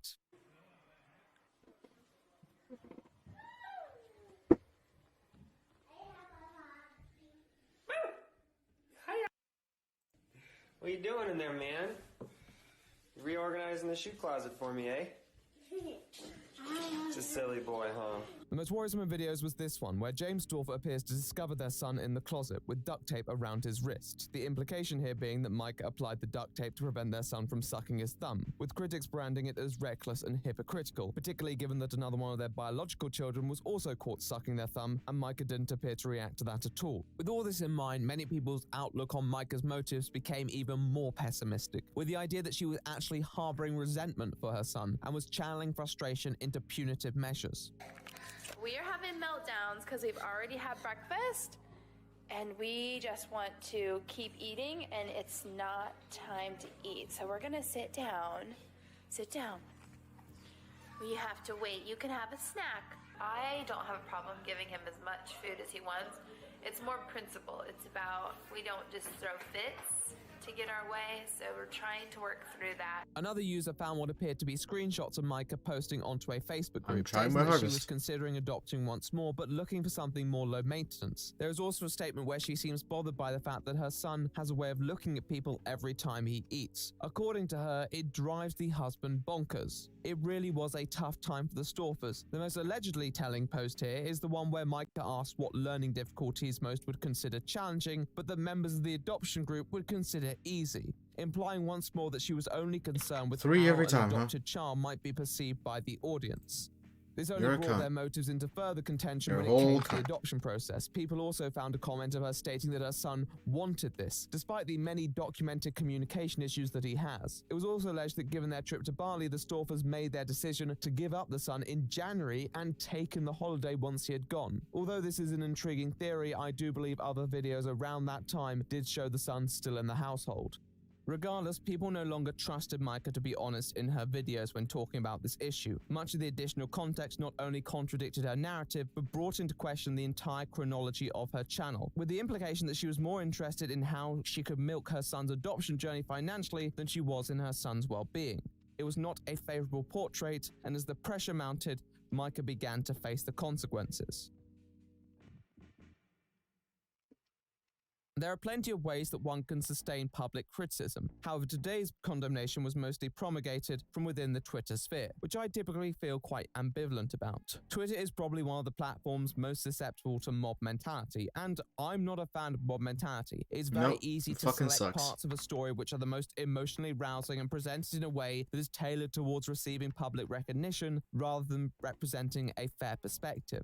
However, with this in mind, it was hard for many to see the Storfer side at all. They were choosing not to defend themselves further, and even without commentary, their actions had spoken for themselves. So many users set their sights on those associated with the Storfers, most notably the brands. And brands are notoriously vulnerable to negative publicity. You saw it recently with G Fuel and Keemstar, a person universally renowned for controversy losing their support because suddenly people decide to specifically target that relationship. Yep. Brands seem to care less about what people have actually done and more about how many people complain. In her stint online, Micah had accumulated an impressive entourage I of remember sponsors, that. including one she had used her adopted son to It was promote. crazy. I already mentioned the Dreft sponsorship, but another quote from a video had her But Keemstar directly didn't really praising seem to the care. fabric softener for enhancing Like, at their first it would bond. make, like, However, tweets the about, last like, time how that G they had Fuel worked sucks. together was 2018, so Blech. clearly the lack of Dreft's presence in the relationship had put a strain on the family. Dreft themselves did leave a comment in peak centrist form, stating that it was a sad and difficult situation for everyone involved. Thank you, Dreft, for that insightful contribution. However, they did emphasize they were not working with the Storfers, while also implying they would not be working with them in the future. Nice. Other brands were also fast to distance themselves from the mother of four, including Huggies, Mattel, Danimals, and Chili's. However, the most blunt Hi, severance welcome came to from Kate Chili's. Hudson's brand Fabletics, who had previously worked with Micah. Upon being notified of the situation, Hudson informed an Instagram user that Storfer had been terminated. A rather definite stance. Oh boy. Although it became clear at the time The that most blacklist. brands were not working with Micah nor considering it, this sort of public pressure will likely follow through to prospective deals in the future, tearing a pretty gaping hole into the channel's potential for coming sponsorships. Nonetheless, some still felt Oh, that there's this was always not Raid Shadow sufficient Legends. retribution for Micah's actions, particularly given some of the Always clips, Raid and decided to Raid take Shadow it one step Legends. further. What do I mean exactly? Well, in their video breaking the news, the Storfers disclosed that they didn't put their son through the system. In fact, they, quote, hand-picked out a new forever family for him, which at least should inspire some confidence. And they found somebody that they felt would be ultimately the best fit, and he is thriving. He is very happy. He's doing really well, and his new mommy has medical professional training, and it is a very good fit. To build onto this faith, the lawyers, the people who definitely don't have any vested interest at all, came forward to say what great people the Stoffers were as well, highlighting their caring and thoughtful nature. To be honest, their message told the same story. There was just less crying, which was appreciated, but certainly not all vindicating. And unfortunately, as people's questions about the Stoffers' conduct persisted, many began to inquire about the adopted son and if he was really in safe hands. Combine this with the already damning footage being collated online, and with enough reports, law enforcement were compelled into opening a case on the couple. Now, I think most people didn't expect anything to come of this because there was nothing abjectly criminal, just some pretty subpar parenting. But people presented the complaints and the authorities pursued it accordingly. The first task was to locate the child. This was more of a challenge than it initially seemed because the Stoffers didn't go through any state systems which would keep records of the child's whereabouts. In an interview with the sheriff's office, they stated they were working with multiple agencies to pinpoint the two-time adoptee's residence. This provoked numerous news outlets and creators to run the story that the child had been lost, making some wonder if something more sinister was afoot. Fortunately, he was located, the mafia. And in a statement shortly after, the police stated that they were confident that the Stoffers had followed the appropriate adoption measures, but were still investigating any alleged wrongdoing and touching base with all parties involved. I would assume this investigation lasted throughout June, with the Stoffers likely remaining silent due to the ongoing case, though they did still find the time to remove their update video after it accrued over 5 million views. Towards the end of the month, Micah would put out a post on her Instagram, first apologizing unreservedly for all the hurt she caused and admitting she was ill-prepared for the adoption, opening up about her shortcomings in the adoption process and conceding that she was naive, foolish, and arrogant.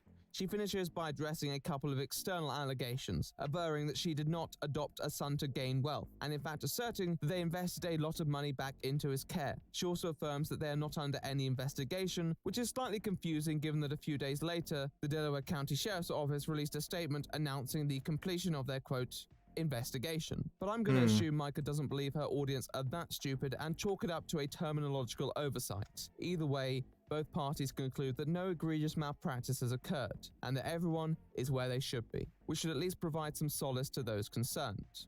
Micah's post has received over 14,000 likes, with messages of support from those within the community. However, she has heavily filtered the comments, which means it's hard to discern a consensus on the post. Conversely, the sheriff's office's statement is open to all, leading some to express their disappointment and frustration at the lack of further action in the comment section, with some stating that in spite of the office's supposedly in-depth report, key details have been overlooked, which may implicate the Stoffers even more than they had been previously. Let's discuss that. Why would the police lie? Why would the police lie? That makes no sense. They're a neutral party. Now, anyone should be supposed able to be request an a neutral instant party review from the sheriff's office, Yo, which I did and subsequently received. 12. There are multiple redactions for obvious reasons, and these can sometimes affect the sentence flow, but I'll do my best to relay the information back regardless. Before we go into the more contentious details, I think it's worth noting that the report found that the son had assimilated well into his new family, and when monitoring his current health, appeared to be in a happy and supportive environment, which I hope we can all rejoice over, regardless of your opinion on the former parents. Speaking of whom, we're at the center of this very curious case. It's crazy how you The can curious grow so case much of in such a Benjamin little amount of Button. time. I'm definitely not who I was when we first started YouTube. As expected, the report was unable to tell anyone too much about the adoption process other than it was legal and that the new family had received sufficient background checks, which was fine. I don't think there's too much that people need to know there. There were minor disputes such as Micah's reference to fundraising, where she discusses the GoFundMe, but not other methods such as the 1,000-piece puzzle of their son, though I'm sure if that was brought up she would have an explanation at hand. No, what was more interesting were the explanations pertaining to their decision in the dissolving comfort this was a adoption. hoe. Micah and perhaps James, I don't know, specific names have been redacted in this instance, frame their now departed son as being physically aggressive towards his other siblings in the household. They state that they had multiple carers quit on them due to his behavior and eventually had to hire a full-time employee just to keep their children safe, which was very costly. They said multiple family members couldn't handle him, and there have been numerous evaluations supporting the position that the son's place in the household was no longer tenable. They also state they have video footage to support their comments with regards to his behavior. They state that although their biological offspring are now safe, one son will be needing therapy for what he endured, and another daughter commented about how she now feels safer without their adopted son under their roof. It appears that safety and cost were the two issues at the heart of this matter, and you can't often have one without the other. Another specific instance of these two themes surfacing was the thumb incident. You know, the clip where he had duct tape around his hand. Well, Micah had an explanation for that as well. It appears the child was compulsively sucking his thumb to the point where he would start to develop blisters. His therapist had recommended a thumb guard. However, he ripped off the one he had initially been provided with. So Micah, in what she admits was a bad judgment call, instead of replacing it, decides to go full DIY and use duct tape to keep it on. Just Though do she it does stress yourself. this was a one-off. Thank God for that. There are still some unanswered questions though. We just pop it out of his mouth and kind of distract him, but his is a little bit different for comfort. A little bit different. It makes And the him thumb happy. guard never worked. Yeah, thumb guard for never worked. Because he was so smart. He was either really mad or he pulled it off. No, he always figured out how to pull Pulled it off, but usually Always. was very mad before that. If he didn't figure it out right away. Yeah. So it was just one of those things where it was just let it go, get him talking first and kind of work with him and let him have that comfort for a little while, right? Many people with experience in this area don't dispute the possibility the reported behavior from the child in question was present, particularly one who was on the spectrum. However, people did take issue with the framing, which presented the son as an instigator or an aggressor. If you keep in mind the youngster was now in another household where he is reported to be completely happy, some felt there must have been certain conditions that had precipitated his outbursts. On top of this, many felt there were circumstantial details which didn't appear compatible with the Storfers' narrative. For example, the Bali trip that the Storfers took in January. This already seemed like a questionable idea given the alleged circumstances by the parents, but many observed that in the video prior to their departure, the son appears to be freely roaming the house without causing the panic that the parents had recounted. Another thing he loves is wrestling on the floor with dad. He will instigate him in the evening to try to get him to wrestle him or like roughhouse, which trust me, my other son is obsessed with too. But that is one thing that he loves to do. On top of this, many argue that the financial reasoning didn't stand up given how the Storfers purchased a new house, took multiple holidays, and indulged in luxury items, such as what is alleged to be a Cartier bracelet, spotted while she was ironically lamenting their son's therapy costs. Some people also pointed out the Storfers' refusal to share certain records regarding their adopted son with the police, though I assume in that instance they were acting on the advice of their lawyers, so little can be taken there. As far as his personality goes, he is the cuddliest, most energetic, funnest, giggly little guy ever. He is strong-willed. He knows exactly what he wants. And I love that. I know One what thing I love boys about him, like. no matter who I is know having, what like, the worst guys day in the want. world, if he comes and smiles at you or giggles, everybody smiles. In another interview published in September 2019, just after the child had turned 4, Micah appears to convey the message that as a child he was relatively low maintenance. To quote, "He is a great kid, and his condition doesn't involve that much overall care. All you need it does. is a big heart and practice patience Level every 3? day. It's a different kind of patience. It He needs does a receive lot 30 of hours attention. ABA, applied behavior analysis, in-home therapy a week. Go to private preschool to help reach his highest potential. If the adoption was dissolved at latest May, this provides an almost non-existent window of time for the child's behavior to regress in the way that Micah claimed it did, particularly without any clear stimulus at all. Many brought attention to the numerous changes that the son had endured, including moving house, school enrollment, vacations, all that may provoke an adverse response from someone on the spectrum, yet didn't seem to.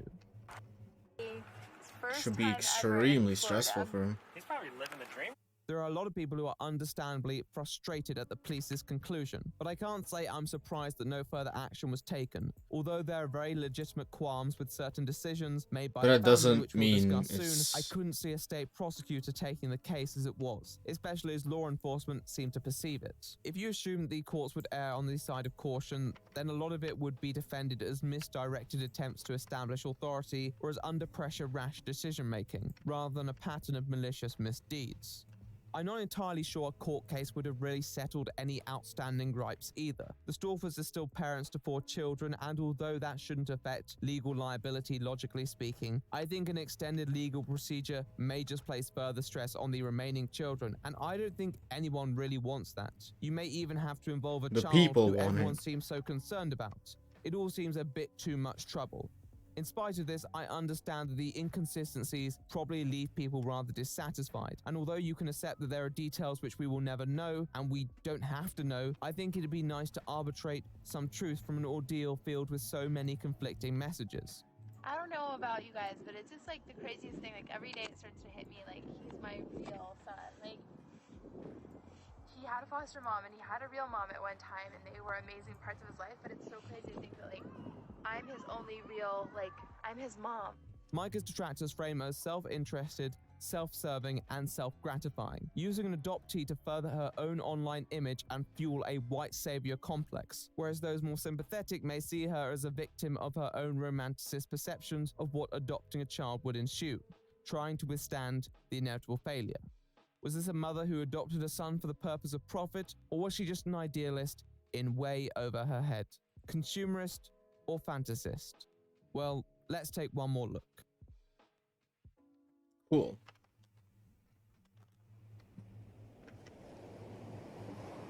Island is the part called. Is what the Micah part's Storfer called. made a series of awful decisions. There is little debate over that. She should have listened to expert advice all those years ago when they told her that this was not a good idea. Yet she didn't. So here we are today. Yeah, she didn't. Regardless of the truth surrounding their son, as adults, they ultimately bear that responsibility. Her, like I remember like praying to God saying like I trusted you so much and like you gave me a little bit more than I knew what to do with, and I just wish he could be able to overcome this. And we love our son so much, like we want the best for him. And I'm not saying autism is sad or a bad diagnosis, but just like everything like kind of just compounded down together, and it was hard. And There is no degree of preparation that you can possibly perform which will guarantee a pitfall-free adoption, particularly when dealing with systems which may not be subject to the same scrutiny that you find at home. The Storfers had multiple opportunities to stop and pay attention to the advice that they had been given, to actually carefully evaluate the condition of their son and act accordingly. In my opinion, they did not. But all I want to say is I'm bonding with my kid. I'm doing what I'm doing. We put our lives on social Modest. media, and I'm not going to have people sit there and treat me like a fool because I'm not going to take it. I'm not the kind of person that just takes stuff, and that's fine. Micah Storfer's channel committed Right to here. presenting a profile of this mother who is Just ready try to make a it, difference, bitch. who I'll believed that kill as long you. as you dig deep, there is nothing that cannot be achieved. This may be true to an extent, but sometimes digging deep means more than just what you see on inspirational TV dramas. It means education, Well. it means analysis, it can even mean changing your own life to accommodate another, and there was clearly too much Micah had established previously that she was not ready to give up. Micah wanted to introduce her All son around to the the world. store for life, but that's not a membership everyone is cut out for. Yet, in spite of this, the channel's uploads appeared to portray their new son as coping with the sometimes chaotic lifestyle very aptly, even if this sometimes That's meant impossible. unhealthy coping mechanisms. This was echoed in interviews where Micah regularly emphasized that in spite of the challenges, the son wasn't excessively disruptive, and Micah had found it to be a rewarding experience in itself. To audience members, it appears that this gamble had paid off. Contrast this to the police report, which framed their relationship as under severe strain and presenting the son's condition as completely out of control and portraying him as a ruffian. It felt like they All were talking around about the two world. different children. With such conflicting messages, many accused the Storfers of omitting and exaggerating details of their convenience to construct an image which justified their perspective when it suited them. Most couldn't see this as being a sudden shift, even if you consider the fact that the child's condition had worsened in such a time period. It would be very out of character for a parent to legitimately give up on a child who they had nurtured for years on the basis of a few turbulent months, for a condition that they understand and acknowledge. So this begs the question that many have asked: what happened? Why the inconsistencies? Let's talk theory. More like The first theory is more sympathetic, though hypothesis. still quite critical. We'll call it the denial theory. This is the one that Micah appears to appeal to in her Instagram statement. The denial theory dictates that the challenges with the son in question had actually been more prevalent than they had been represented as on the channel. And in interviews, Micah tried to excuse the problems in an attempt to prove those who doubted her wrong and to try and show that she was ready for the challenge. However, she was ill-equipped and the environment wasn't appropriate for the child, but she was too set in her ways, and it wasn't until these problems became even more apparent where she had to swallow her pride and realize she was not cut out for this job. This is supported by evidence of Micah's own concessions of existing behavioral issues over the years, and even private posts which appeared to show that there were basic elements that she was struggling to cope with in the past few years. However, with this in mind, many would argue that these posts also reflect a more cynical theory, given how one in particular appears to prioritize optics over truth. So let's talk about the clout theory. This theory adopts the belief that these Storfers took in a child with the intent to profit off their plight. Adopting children from abroad was already shown That's to your name. amplify Your name traffic is just and bolster Water. channels, and Micah, well known for appealing to her subscriber base, sought to capitalize on this trend. She was subsequently publicized and monetized all content relating to his adoption and home life, with the motivation of pandering to people's optimistic nature and the romanticized notions they held about I think the adopting attack is children. pretty good However, now. over time, the cost of maintaining this brand was exceeding the profit, and as the returns dwindled and their child remained financially demanding, the parents decided that his presence was no longer advantageous and decided to end this journey. This is obviously supported by some of the evidence that we have already discussed, which demonstrate a clear consciousness of one's public image, but also a lot of behavioral patterns that seem to be present in their content, most accentuated by their shockingly bad announcement video, which appeared to be focused around preserving people's It's almost perception of Max themselves once Attack. more. The police No, it report is didn't Max flatter Attack. Micah either, Unless with the the is confession also. that the duct tape incident Oh, occurred all because she it's wasn't Max prepared Attack. to spend a couple hundred more quid on a new one. On the other hand, given the cost of Thank adoption fucking and God. the subsequent complications, it seems like a pretty hefty investment to sink in without the guarantee of returns. And even if the formula had worked on other channels, there was no assurance that it would work here. On top of this, if they had enough money to sink into an adoption, even with the donations, it would be a strange pursuit for the sole purpose of wealth. Would it have really been worth it? There must have been some personal sacrifice, right? It's hard to look at the situation and not at least consider that Mike was far too preoccupied with how people looked at her, to the point where it often felt like she prioritized that above the well-being of those who she purported to care about. She may have been set in her ways and in denial to an extent. I don't doubt there was a degree of ignorance, but it also feels like the conceptual benefits of having such a child on a YouTube channel corrupted her decision-making. When other people told her it was wise to provide the son with a more appropriate environment, she turned a blind eye, proudly proclaiming her defiance, only falling back on expert opinion when it suited her agenda. Whether that agenda was more cost-motivated or family-motivated, I do not know. Micah references both in the report, and both could be seen as plausible reasons, but I don't think either could fully justify the outcome. She favored the pursuit of this vision of a family, over the well-being of a child who had no say, and that was inexcusable. A lot of people have reflected on this situation. I'm sorry, I'm cutting him off. Was giving up on a child of her own. However, although the decision may have been the catalyst for her critics, the greatest mistake that Micah made was adopting a child in the first place. The police report also disclosed that the adoption was never finalized, which is an optional process in the US. This revelation led many to assert that these Storfers never planned to keep their adopted son. Although I personally feel this is unlikely given how they hammered in the rhetoric of adoption being forever, it may show they harbored more reservations than they displayed. Or, to be honest, they may not have considered it important, which also may be indicative. Oh, why did I walk Many over? asked if Mike would do the same if it was a biological son, and the answer is obviously a resounding no.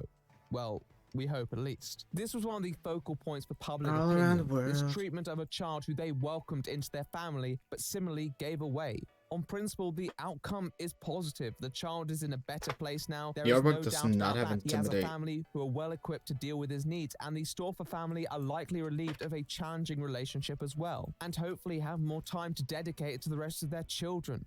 However, many can't help but feel displeased by the conclusion, because adversity is part of parenting, and that means stepping up to the challenge, not running from it. So, although dissolving the adoption may have been the right decision under the circumstances, it seemed to be an outcome only precipitated by the parents' incompetence. It is hard. It is not easier with each kid. It does not feel the same. It feels harder with every single child I've had. Every time it's harder, because different kids have different emotional needs, and different kids have different needs, and different kids want different things. As mentioned, adoption is no facile enterprise. When many adopt, it's with the commitment that it is the creation of an inseparable bond which will withstand the challenges that such a venture may throw at you. When you bring a Ooh, child prize into money. your family, people expect you to treat them like your own biological offspring. After all, they are no less human. In a way, Micah did, but she applied the blueprint Storfer formula, which in her mind had worked with her other children. When it worked with their son, it worked. It was great. When it didn't, well, he clearly just had some learning to do. Are you done? He's just Are you having a over bad yourself? day. He's a grumpy day today. There is never a one-size-fits-all approach when it comes to parenting, and although Micah professed to have understood this eventually, this wasn't reflected enough in her actions. For example, in the police report, Micah remarks that the son would regularly react poorly when his siblings were overwhelming him, retreating to the closet and rocking himself non-stop. Yet Micah still made the decision to have another child, which they gave birth to around mid-2019, which would mean a high-maintenance infant around the house, likely further contributing to a stressful environment for their son. It's these successive poor decisions that could easily aggravate a condition, and to many onlookers it just felt like they were playing Russian roulette with his triggers. Pure theory here. Pure theory. But maybe that's Pure why theory. they took the infant abroad to remove that negative stimulus from the son's life. Micah Storfer should not have adopted. Not just for that reason, but for a multitude of others. They were not ready for what the child's diagnosis meant, and with the information that the child's disposition was not as expected, they should have thought much harder than they did. Adoptions not going to plan and coming to an end isn't an immensely rare eventuality. It happens in a minority but substantial percentage of adoptions, and I'm sure that many people involved in those have not acted with reckless or selfish will. Sometimes these things don't work out, so I don't want to attack everyone who has ever had to give up an adopted child. But the Storfers had a window to act and retain their dignity, and that window passed. Guys, I have to say, you like the fast cars, don't you? I think he's definitely my son, aren't you? Are you my boy? Yeah, you like fast cars too, like rad. It's so Oh cool, yeah, man. you like that Put the thing that finances is aside, put the channel stereotypical aside, male. This was for the child. And his position on such a family channel was already debatable, but the revelation that he was suffering from an affliction which directly inhibited his ability to communicate should have been cause for serious rumination. At that point, with the advice of Burn experts, Micah in the should hell have made a place. decision whether to find a more appropriate home for the son or prepare herself to make significant changes to her own life. She chose the third Incineral. option, which was to press on with Wins. predetermined plans and upping the dosage on the sappy, sentimental, spiritual language of how it was just meant to be. He's been home for, like I said, almost 2 years, and I don't know what I would do without him. We have hard days. We do. Not every day is easy. When you have a kiddo that has so many wants and desires and wants to like be heard all the time and is strong-willed, you have communication struggles, and some days are just hard. One thing that's changed this year more than ever is I feel like our connection as a family Wow, has gotten finally use an so item. profoundly amazing. That's crazy. He is easily one of my favorite people in the entire world. Micah and James Storfer will have to live with the ramifications of the decisions they made, even if that only extends to social media. With everything in mind, it's hard to really see how Micah will relaunch her channel. It has remained dormant since the situation, and maybe that's for the best. James's channel remains active and still attracts significant viewership. Whether he will continue to be the sole uploader for the Because it family wasn't bread is the another same. question that only time will answer. I'll make this I mean, he clear. does I don't cars and necessarily shit, disagree with right? showing childhood So, mental it's struggles just not the in same. video form, particularly for educational purposes. There is a lot that one can learn from such a portrayal, but at the same time, it needs to be presented fairly and impartially with respect for the child at the center of the spectacle. And that's an aspect that a lot of family channels fall short on, because too often they're more concerned with catering to an image rather than presenting a faithful portrait based on the trials and tribulations that a family under such stress would have to confront. Many asked if Micah Storfer would have treated a biological son the same way that she treated her adopted son. It's an easy and mostly rhetorical question that does provoke some good discourse at least. However, for me, there was a more interesting question.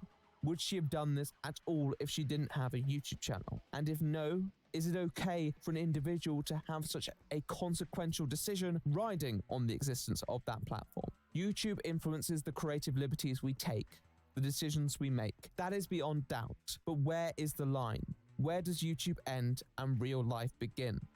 These are the questions that I'll leave with you today. I hope they are thought-provoking enough, even if they are a little simple. Do you have a favorite failure, and how has maybe a failure in your life set you up for future success? So I wouldn't call it a failure, but I would call it something that was really, really, really, really, really challenging. We recently adopted a little guy from China. Definitely not a failure. But when we adopted him, he had a totally different diagnosis than what we were told. We were told that he had a brain tumor, and as a cancer nurse, I was comfortable with that moving forward. And he actually had severe brain damage, severe autism, and some severe delays that may mean that he may live with me for the rest of his life, something that we just literally were not ready for. A lot of people believe that Micah is a narcissist, and although it's not a discussion that I'm going to have right now, I can't blame them. She'd welcome these interviews which heaped approbation onto her as this selfless Samaritan, embracing this image bestowed unto her through this adoption journey, yet when the tables turned, the best she could do was this. Do I feel like a failure as a mom? Like 500%. You get no points for stating the obvious here. Micah had failed. Not for letting her son leave, but for the way the son was treated while he was there. The audience deserved better, the children deserve better, he deserved better. Family channels represent an immovable demographic on the YouTube platform. The influence they have in shaping people's lives is undeniable. But before you put them behind a camera, make sure you put them first. And if you preach the principles of loyalty and commitment, then expect to be held to those standards. And don't be surprised if people are angry if you fail to practice that commitment yourself.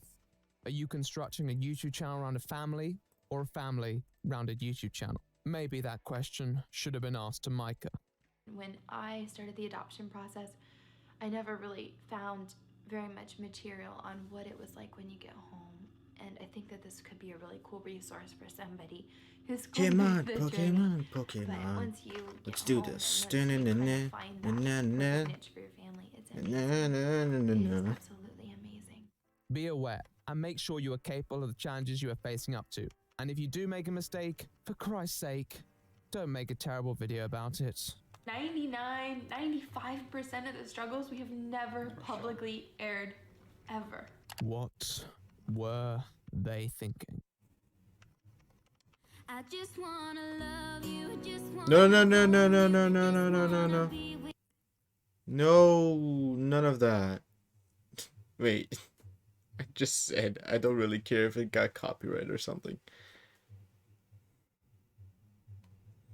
And here I am, being like, no, don't. I'm not watching the Club Penguin video. It's too serious for me to just keep it on the back. The failure of 13 reasons why. Give me 13 reasons. Then we'll talk.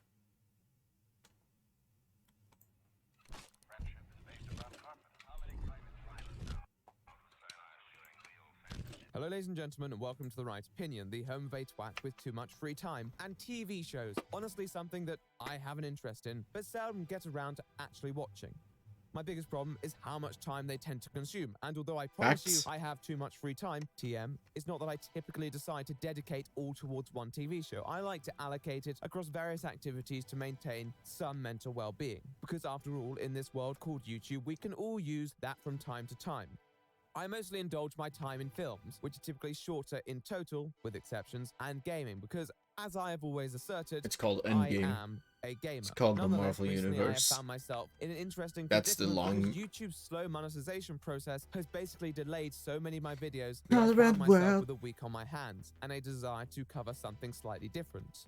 So without further ado, I suggest we tackle that slightly different subject on this glorious, glorious day. And if you have some basic reading capabilities, you will know that this is 13 Reasons Why. 13 Reasons Why is a TV show that currently spans 3 seasons, although a 4th is expected too, so hooray for that. It is based on the Hooray young for that. adult novel by Jay Asher, and the first series was released originally in 2017, to a furore of applause and acclaim from critics and audiences alike.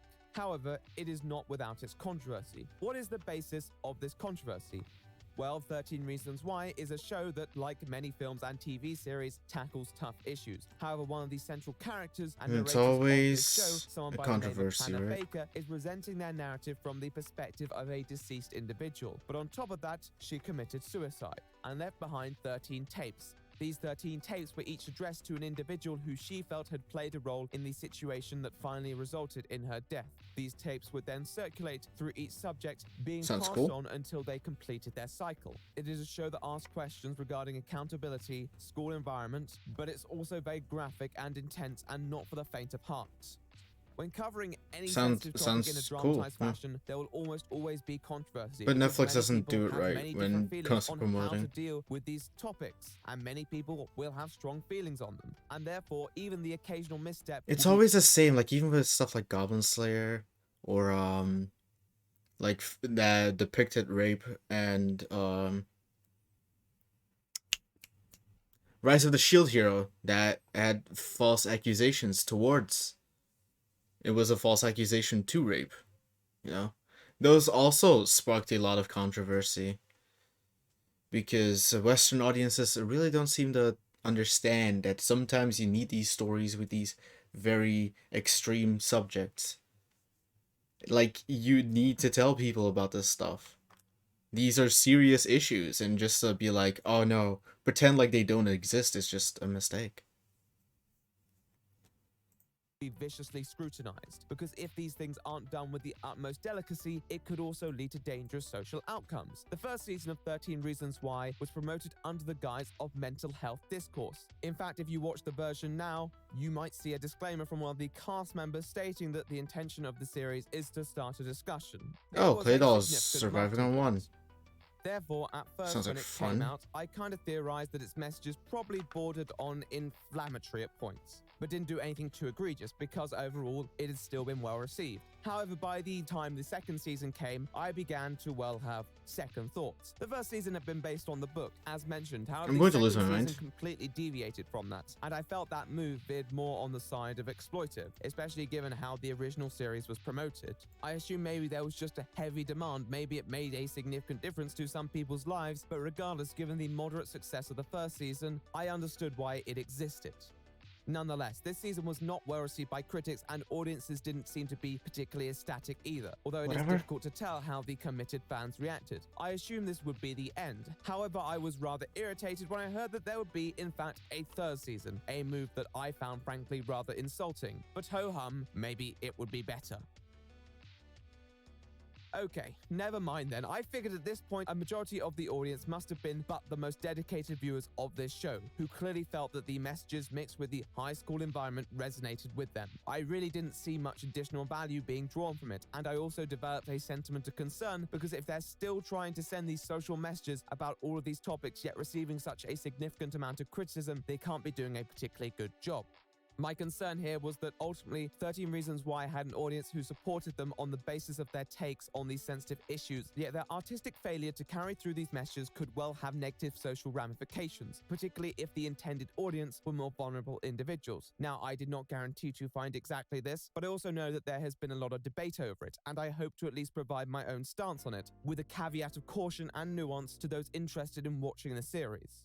There's an inconvenient truth. Sometimes what might be most critically acclaimed or artistically bold or emotionally gripping may not be the best for an individual's health. And that's something that comes particularly to a head with a show like 13 Reasons Why, and for a show that attempts to tread both borders with some amount of sensitivity, which is actually my I'd biggest say mistake, it's huh? ultimately a fundamental failure. And with the fourth season on the horizon, it should probably take a moment for some self-reflection in its messages. The crew behind 13 Reasons Why has made it clear that their intended audience has been those who are mentally vulnerable, and therefore that is something that cannot be discounted. I'm aware that my voice will ultimately have very little effect, and the show will continue to steamroll its way into Brian Yorkie's bank account. But if this video makes anyone take another look at the show, then I consider that a victory. I'm going to be outlining the plot of each season before diving into my own personal thoughts and feelings regarding how the show tackles these issues and the success/shortcomings of this coverage. So without further ado, I suggest we get into it. I will preface this by saying that there will be spoilers. Let's go. Who would have thought?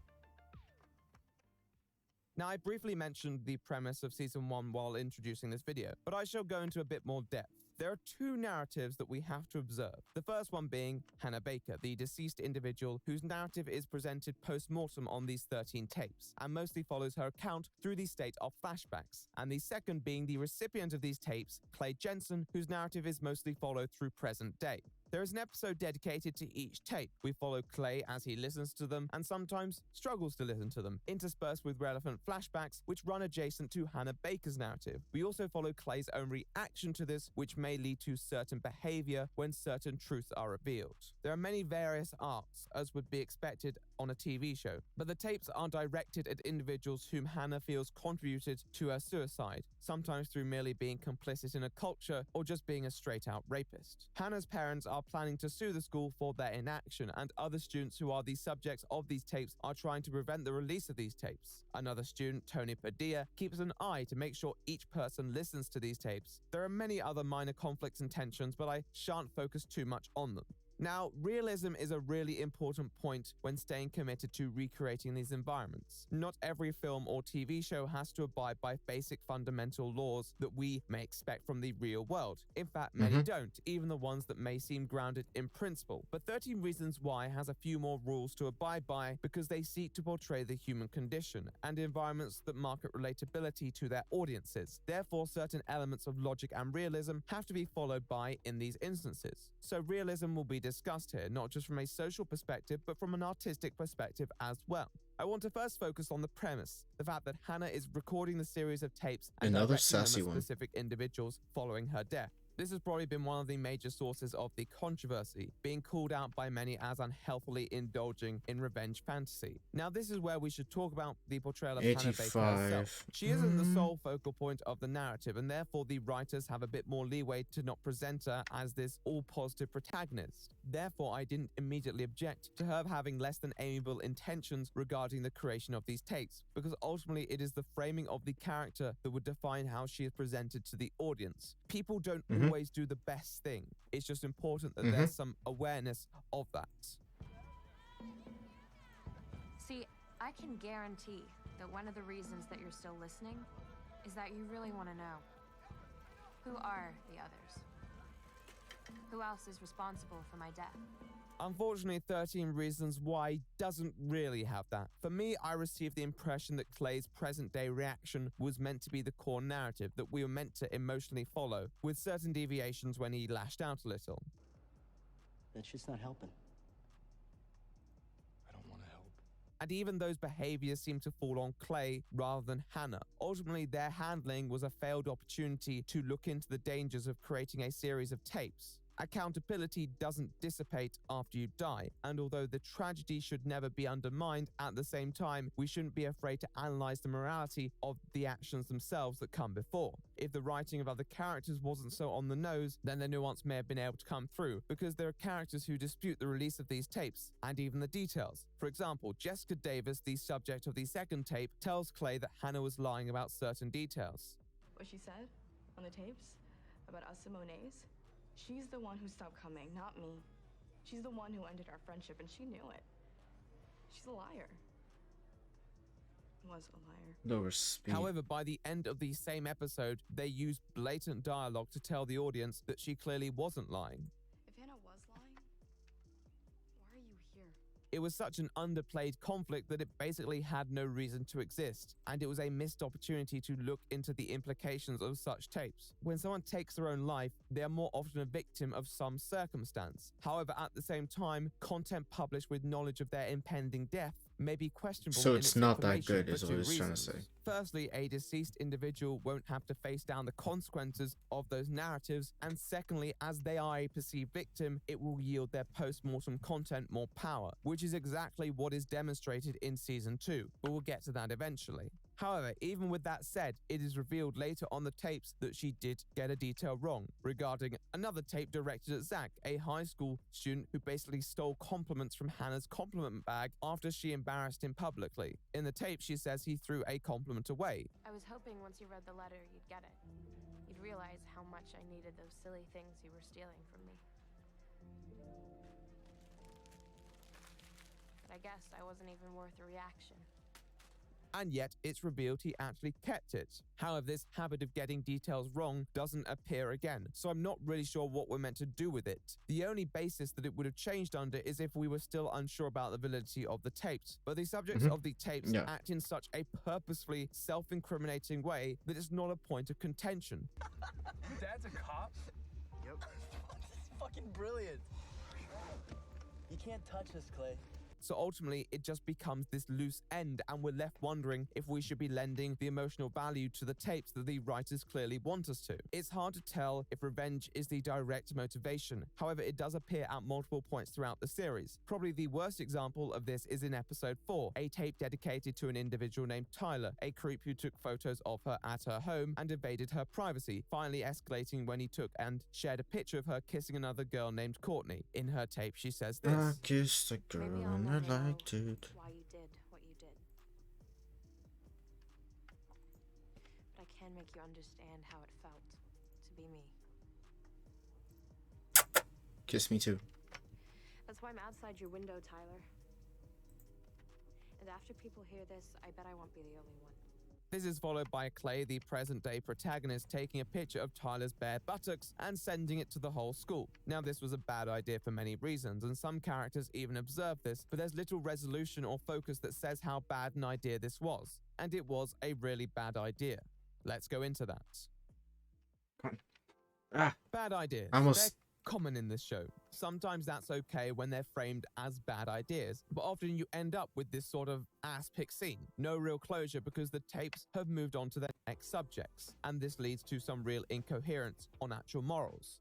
Scenes like those are made to stick out, made to it's like, oh yeah, we they just stick in your head. forgot about And when it, I but reflect on them, I don't really think they had any resolve or any conclusion that was meant to be presented to the audience. By the end of episode 7, and thus tape 7, Hannah Baker says this. No one knows what's really going on in another person's life. And you never know how what you do will affect someone else. Which is 100% true, but it's also a factor that has been neglected multiple times throughout the series. This is in part due to the fact that as a central narrative, Hannah's narrative doesn't really receive much scrutiny from the characters, and when it does, these characters are presented as mostly antagonistic and therefore not making a sincere case. The flashbacks are hard to dispute given how they are mostly promoted as faithful information, and the possible misinformation narrative isn't given nearly enough to add to that depth. And once again, I don't think this would be a central problem if Hannah's narrative was presented as inherently flawed, but it's not, and that means that she's much more presented as this martyr rather than the flawed person she clearly is as well. A lot of the time, I felt the extent that each individual was responsible had a level of ambiguity surrounding them, and by the end, I don't think people are remotely the wiser, because the characters being held accountable never really have much of a discussion regarding it. Characters like Justin, Courtney, Marcus are so irrationally out to sabotage Hannah and make sure Clay doesn't release this information, it becomes a melodrama, which ultimately neglects that this could have been a poignant look at responsibility. We can contain this, we just have to control the narrative. You're deluded. The narrative is Jess knows Bryce raped her. You guys would make shitty chess players. We're like 2 moves away from being checkmated. Not necessarily. Not if we bring Bryce into it with us. Bryce, the rapist. Alleged rapist. Fuck off, Courtney. And it's not like I'm sure these characters shouldn't have angry or irrational interactions, but the best moments of the TV series were when they were having low-key conversations or moments when there was absolutely no dialogue at all. And we were finding out things about these characters that made them human too. Too much of the focus was on this I like it cover-up when they plot, don't which say just reached anything. levels of ridicule at points, and it detracted from the grounded nature of how teens might deal with these things. I feel that there is such a melodrama, it made it hard for me to feel emotionally invested. On the contrary, one of the best characters was Hannah's mother, Olivia. Whenever she was on screen, I felt compelled because she conveyed the grief and pain from the experience of losing your own daughter, and that was something that I felt was so neglected elsewhere. She wanted justice, and she generated realistic melodrama. Her pursuit against the school for justice seemed well-founded yet disruptive, which is the right balance and one that isn't obtained elsewhere in the story. A lot of people have spoken about how each tape isn't really proportional against who they're directed towards, and I agree to an extent. I think the problem, however, is less that some of the tapes had less serious topics, but moreover the fact that they focused on the individual rather than the feelings that they represented. Abandonment, embarrassment, betrayal, alienation are all factors that can really drive someone to a deprived mental state. However, often they're a lot less accountable to individuals, more so just general environment and circumstances. And I feel the directed blame was a case of trying to prioritize melodrama over realism. However, the fact that Hannah seems to assign those feelings to an individual means that the actual feelings that drove the reaction seem underrepresented, and this is where the whole revenge narrative is at its ugliest. The problem is that the whole motivation of this impending lawsuit by Hannah's mother is that the high school culture was responsible, a culture that many people are only really guilty of being complicit, with a few exceptions.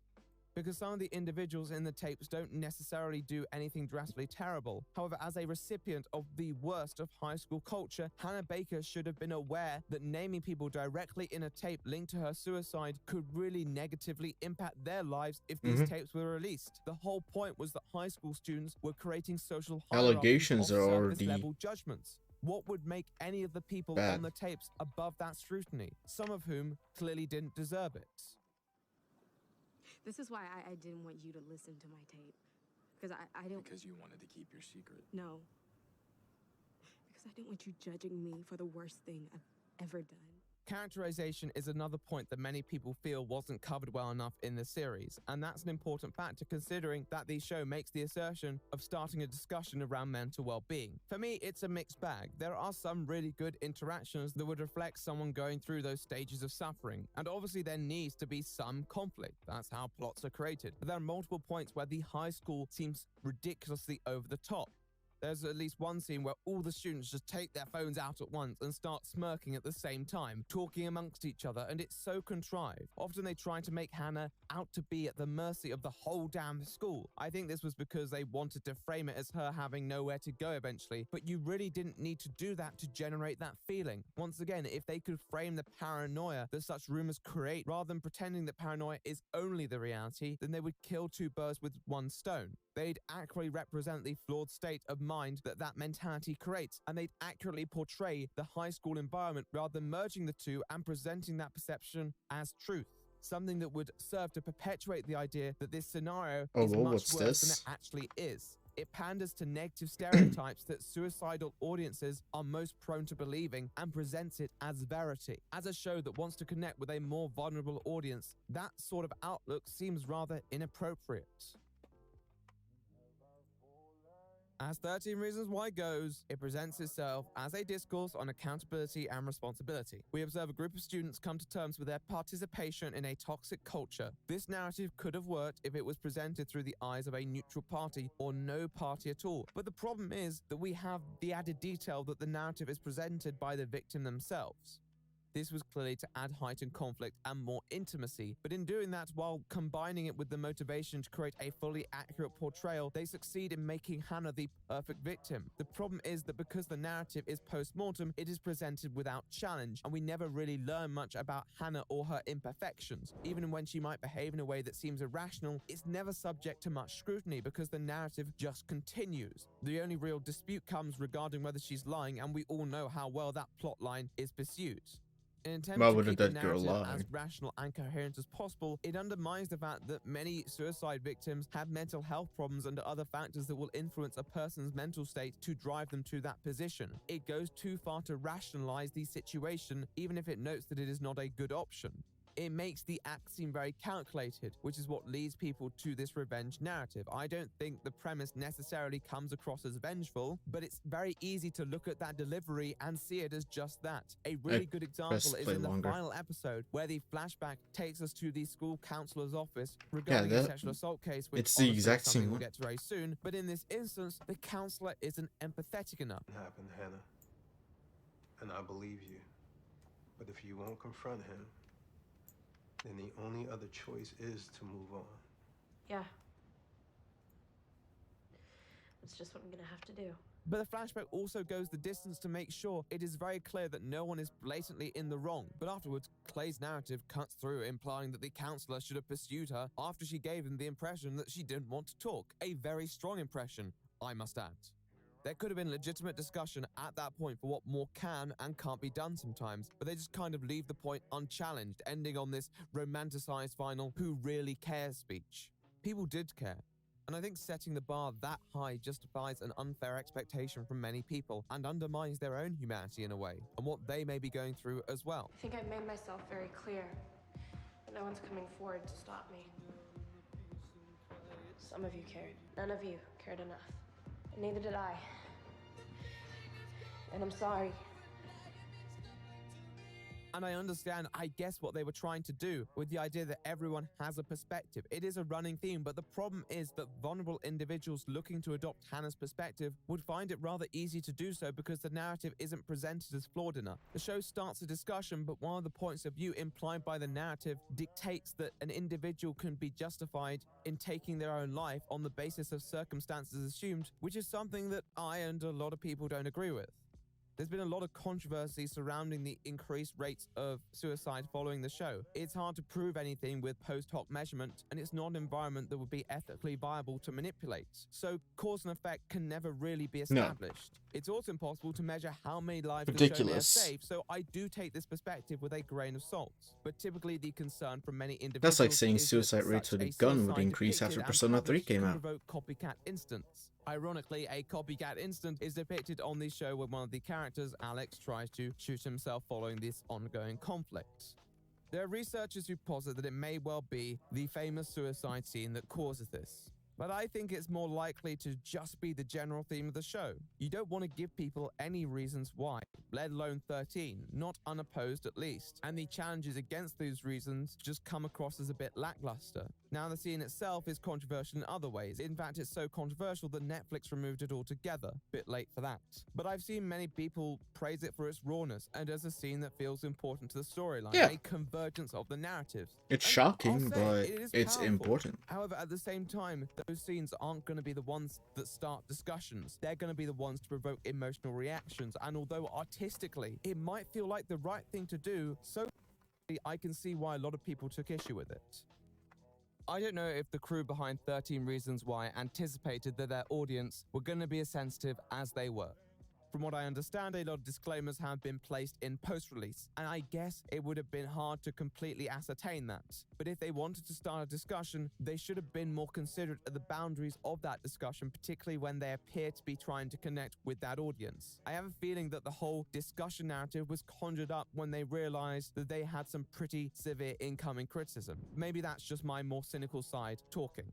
Another prominent couple of sensitive scenes that are shown include 2 sexual assault scenes, one of which where the main protagonist is a victim, one where she is witness. Both of these are perpetuated by Bryce, the main antagonist and probably one of the better written characters. He definitely captures the very two-sided nature that a charismatic jock can portray while still operating his power in very malicious ways. These scenes will be upsetting to some, and that's important to note, and I do leave that disclaimer here. I've ragged on it a lot, but I actually don't It's always dislike physical season defense. 1 for I mean, it what makes it sense was. because of I my dislike season higher 1 for what physical it claims attack. to be. Generally, there's a lot that I liked in the show too. A lot of nice moments which challenge perception. As said, any scene with the mother was genuinely riveting for me. And Dylan Minnette does a pretty good job too, conveying a confused friend who doesn't know what to do. As a show, I was entertained. I was taken in. But there is a clear narrative, a clear voice that the show expects us to listen to, and without awareness, this can lead to shortfalls in the representation of the realistic worldview that the show attempts to convey, and could help people easily rationalize otherwise irrational actions that only make sense in the universe that the writers of 13 Reasons Why construct, playing into paranoia and mental clarity. This polarizes the debate and makes Hannah seem like a vengeful psychopath to some and like a martyr to others. Neither are true, and yet the show seems to retreat from the idea of nuance and excusing various shortfalls as inspiration for discourse. And that is the failure of season 1. However, I will say that there are some good discussions where it touches on the ambiguities. There's this really good conversation between Clay and the school counselor towards the end. Just to imagine what Hannah's last days were. Try to understand what led her there. I cost a girl her life because I was afraid to love her. You can't love someone back to life. You can try. And there are a few of these strong interactions that I do genuinely respect. Generally, I prefer Clay's journey than Hannah's, and I think not having Hannah's narrative spelling it out may have created a better show. But there are only 13 tapes, and season 2 was around the corner. There was a lot they could change and improve on. Would they? No. Fuck no. God, I have to check my duck trio again. Bleh. Because I'm not importing my save file, and that is a mistake. The source But material it is also for 13 Max Reasons Tech, Why, so... the teen novel, was all used for the first series. This meant the creators had fewer boundaries holding them back and confining them to perhaps the trappings and shortfalls of such a premise. God, Would they they're squander just this newfound burnt freedom? stuck. The answer is an affirmative yes, and its failure, I'd argue, is even worse. By this point, they must have had the memo that they were starting a discussion, so their contribution would at least be valued on those merits as well. Series 2 takes place with the arch of the ongoing court battle between Hannah's mother and the school, whom she wishes to hold accountable for her daughter's death. This time, each episode is based on the testimony of someone related to Hannah, most of these individuals having been addressed on the tapes themselves. It was a nifty little concept on paper. One of the biggest problems that immediately yielded was that there was not nearly enough they could say, not as much as they would need to at least.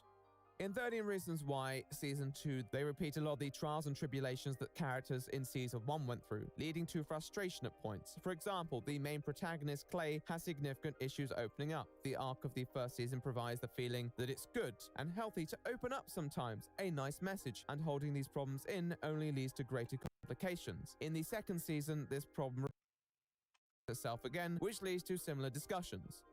Agreed. We want to show you that we trust you, Clay, to do the right thing, to be a grown-up, to make Apparently it's not a guaranteed kill on them. So I'm gonna feed my rare candies to turmeric. Now, it's not out of the ordinary for someone's personal issues to resurface. However, the feeling of relapse occurring was pretty depressing and frustrating for me to watch personally. Clay repeats a lot of conflicts and it becomes tiresome. It didn't really have much to add within the themes during the season, so what did it add?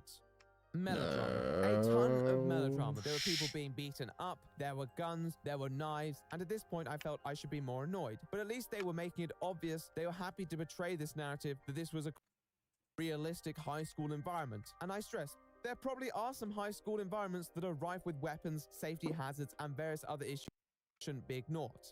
However, the problem is, it doesn't work for the premise. The brutality of certain high schools in America is reflected in various socioeconomic conditions that need to be in place in such a narrative too. There's no normalization of violence in high school for 13 Reasons Why, particularly in the first season. It is treated with the shock and horror, yet it happens on such a regular basis that you can't help but see it as anything but forced conflict. Once again, to add weight to my point of rehearsed storylines, the main cause of all this conflict is Just another day at school, someone pulled out an AK-47. Which leads to various scares and sabotages and the rest.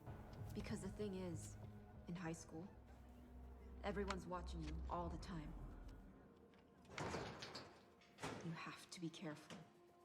Now, the high school represented in 13 Reasons Why was never the most realistic, but it could isolate the struggles that these students were going through and at least allow you to connect with them. That's not something that's really identifiable in the second season. There are some things that have happened between the end of the first and the start of the second season that I personally didn't like. Clay is now in a relationship with a character who was previously not involved at all in the storyline, and therefore I just felt awkward watching it as I couldn't see the chemistry develop. It was done for the purpose of creating a conflict that Clay keeps comparing other females with Hannah, but it seems forced, and any interactions that arise from it are extremely uncomfortable to sit through, because I could never really accept the premise that these two people were a thing. I'll tell you what's weird. You still being in love with a fucking dead girl. Don't say that. Please, that's not true. This relationship ends pretty quickly when she's taken away to a mental facility, but it underlines another huge problem, which is just how easily people are emotionally provoked into hostile confrontation. One of the characters who finds himself in confrontation is Mr. Porter, whose mild-mannered counseling he's literally seeing her entire visage right there. It's kind of weird. Jessica Davis is back today. I want to let you know I got my eye on you. You and a dozen college scouts, but I don't know what that's got to do with Jessica. Listen, you little shit. direction, and I will fuck up your life. And although you could argue it's the mindset of someone who has nothing left to lose, that sort of behavior could completely compromise your testimony in court and leads to nothing being achieved other than another angry black man trope box ticked. I understand it's an emotional time for people, but multiple people just seem so angry, entitled, and petulant. Probably the worst example of this is the now recovering Alex, who, following his failed suicide attempt, will just have these spontaneous outbursts out of nowhere. Now, on one hand, I empathize with his trauma. He has this memory loss, which actually isn't scientifically possible, but there are bigger fish to fry. His movement is impaired on one side of his body, and he's clearly suffering. Because the writers use his outburst to make him seem antagonistic rather than tortured, you end up feeling rather bitter towards him. I want to see it.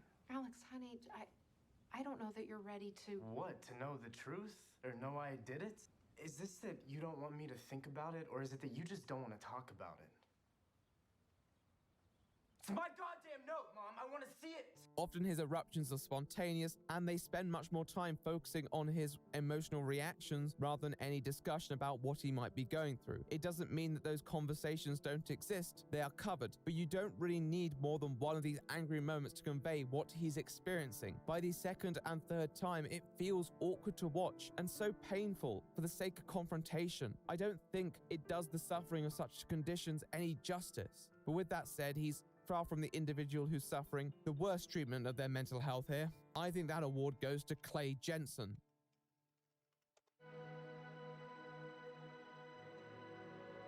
As I said earlier, the tapes are over, you can't rewrite what was recorded, and it'd be hard to revive the character of Hannah Baker now that she is deceased. I guess what I should say is that it'd be hard to revive the character of Hannah Baker in a decent, respectful way, because they revive her, but my God. In the first season, Clay has visions of Hannah here and there, and seeing her face in other people and so on was understandable, given that he was clearly shaken by the ordeal. However, by the second season, she begins to talk and have full-on conversations with Clay. On concept, this could represent an internal monologue between a person who is rather torn on the right thing to do, but the writers make it very clear that they do not want it to be interpreted that way. So let me get this straight. Okay. You don't know why you're here. You don't know how I'm supposed to feel about it.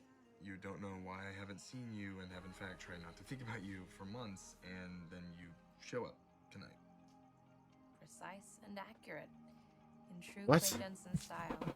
So this left me with two options. Either Hannah has come back as a ghost, Come back or to Clay life. Jensen's visions of Hannah now talk to him. Neither of these options are particularly desirable to me, but given the fact that ghosts would not be thematically congruent with the outlook the show is going for, and mental health seems to be the focus, I'm going to take a guess and say it is the fact that Clay's visions are worsening. This could also be proven due to the fact that Hannah often cannot answer Clay's questions, even when the answers seem simple, thus suggesting she is a manifestation of his own limited perception, while also providing more frustrating conversation. Tell me he was lying. Tell me Bryce was lying about everything. Now. Jesus, Hannah, tell me he was lying. He told lies. It was all lies. All of it. Don't think about it, Clay. Think about hugging me. How it felt when we were close. No. Stop it. I don't ever want to think about that again. Many people have alleged that this is a sign of schizophrenia in Clay. That's what I said. And I'd have to agree. And yet throughout the whole series, Clay just continues to live with this apparition of Hannah, having continuous conversations, the writers acting as if it's just nothing, as if he's just going along. It even escalates in exactly this way towards the end. Clay's vision of Hannah becomes worse, probably drawn from the frustration that they have been unable to obtain justice for the girls that Bryce has sexually assaulted. This vision of Hannah then begins to repeat Bryce's tape, the one which Hannah talks about her experience. When I cried out in pain, you grabbed my hair like the sound of my pain made it better for you. And this causes him to go to Bryce's house with the intent to shoot him before turning the gun on himself. At this point, the point should be this is bad and Clay needs help, and yet he's just escorted home and nothing at all is done about it. And okay, it can be difficult when we're suffering from these illnesses to open up about them, but throughout the series, this The scariest thing, so passively that it never once feels like again, the writers are even challenging you to think about it in that way. Other than right, the true, scene where because it she's kills. basically Okay, screaming at him. that She makes might as well be one of the sense. family. That But makes okay, maybe I'd sense. be a bit more forgiving if this is given an arc and he confronts this vision, or at least there's some closure. But it's so unbelievably insulting that it annoys me just to speak about it. In the final episode of the series, they have Hannah's funeral. Clay says a eulogy. It's a good eulogy for what it's worth. But at the end, we just see Hannah's spirit exiting, as if that's the closure we deserve to such a tortured arc. The vision's now gone. We can all be happy. Hooray! And in a sense, Nope, that's what the season closure 3. works with how they presented her. But she shouldn't have been presented in that way, with so little awareness to what she represented in Clay's mind. If you're not distracted by how poorly Hannah is written, you're pissed off that this is a concept that they thought was just acceptable to present as this thing. This was a problem, and I don't think it should be downplayed. Another person whose mentality is just completely butchered is Tyler. Now, Tyler, being the creep who photographed Hannah, is pretty much ostracized from many of the main characters, and this isolation can be dangerous. They definitely set the grounds for him as a volatile character, and in this season, he finds belonging with individuals who, like him, are social outcasts. He partakes in various rebellious behaviors, which detail him attacking the social hierarchy in the school through vandalism and the rest. Now this quickly goes downhill, as he doesn't really understand how to fit in properly and mistakes Edge for cruelty, and eventually falls out of place with those friends too. Now I could talk about how clumsily that is handled and how his actions don't really make sense, but let's give him the benefit of the doubt on that basis and say, okay, he is socially awkward, they don't have to make sense. Yeah, let him be socially awkward. Let's go. Because that's so a after mood. being distanced from this group, he posts incriminating photos detailing his involvement in the vandalism of school premises. He is reprimanded by the headmaster and disciplined accordingly, or at least how they feel is accordingly. Now, up to a point, I could see how someone's isolation leading to apathy could drive destructive thoughts, and it's even shown subtly in some scenes, such as the one where he shoots a crow and has an interesting reaction. Holy shit. He went to go check it? Hey! Yo, dude! Dude, come look at this!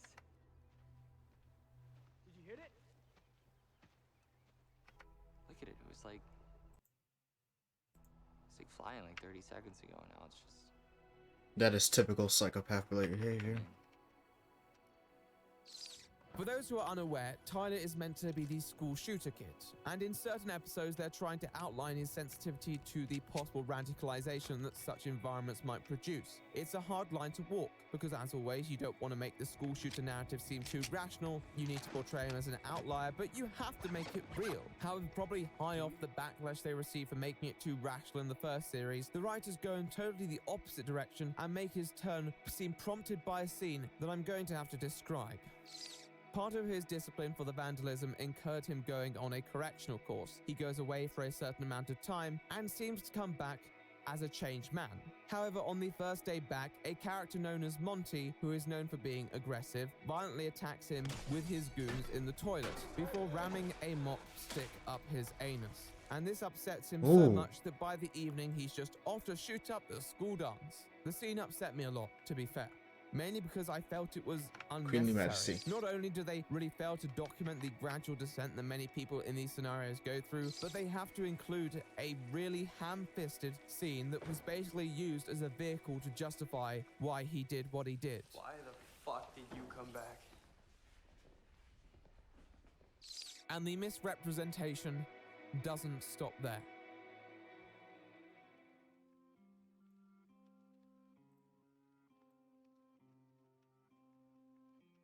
Now, though it was a great misrepresentation, it was the perfect representation for what the show had become. A show that viewed sensitive issues as a pit stop rather than a natural source for discussion. It felt lazy, it felt exploitive, and it doesn't seem to understand how to initiate that conversation it seems to care about. Giving someone basic information or just showing them a really sensitive scene isn't enough to start a conversation. If I tell someone that the square root of 64 is 8 and then ask them to solve the Hodge conjecture, it doesn't mean I've sufficiently informed or equipped them to have that discussion. These scenes are the sort of thing that will shock someone and not necessarily give them much to say. I don't know how I was meant to respond to that scene.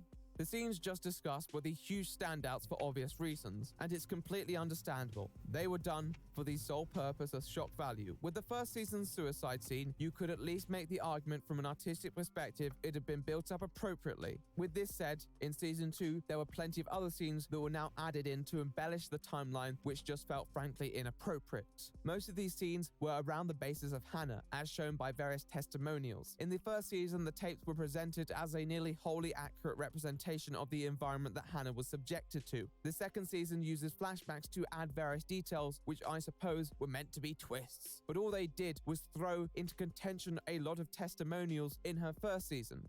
One of the worst examples of this is Zach. In the first season, Hannah puts him on his tape for fairly minor reasons, but ultimately he was there for the loneliness that he represented and caused her to feel through his own actions. However, the second season creates this whole subplot where they were actually having some sort of relationship, which renders a lot of the original narrative that the first season presented pointless. Also, quick side note, they say this about 2001: A Space Odyssey. Yeah, well, this 2001 thing is supposed to be a masterpiece, so... God, it's so boring. Oh, is it? Yeah, but at least it's long. You should still But we'll see it, though, survive. you know, so at least when pretentious people Range. talk about it, you can yawn really loudly. Okay, cool, yeah.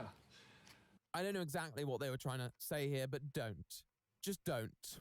The second season felt like they were trying to fix the errors of the first season, but ultimately just ended up creating more errors themselves. Without the source material, they tried to grip onto characters who honestly didn't clearly have much else to them. So the writers just made them angrier, more volatile, leading to more conflicts. But also them just creating these new situations More like they did with melodrama. Zack, where individual testimonies reveal new information. I'm sorry. So how come no one knew about it? You were out of town last summer. It wasn't on your tape. Did you put everything on your tape?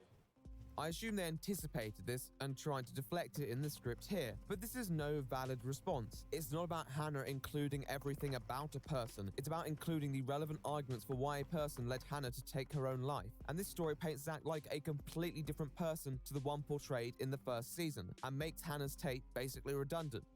Another one who does that is Bryce.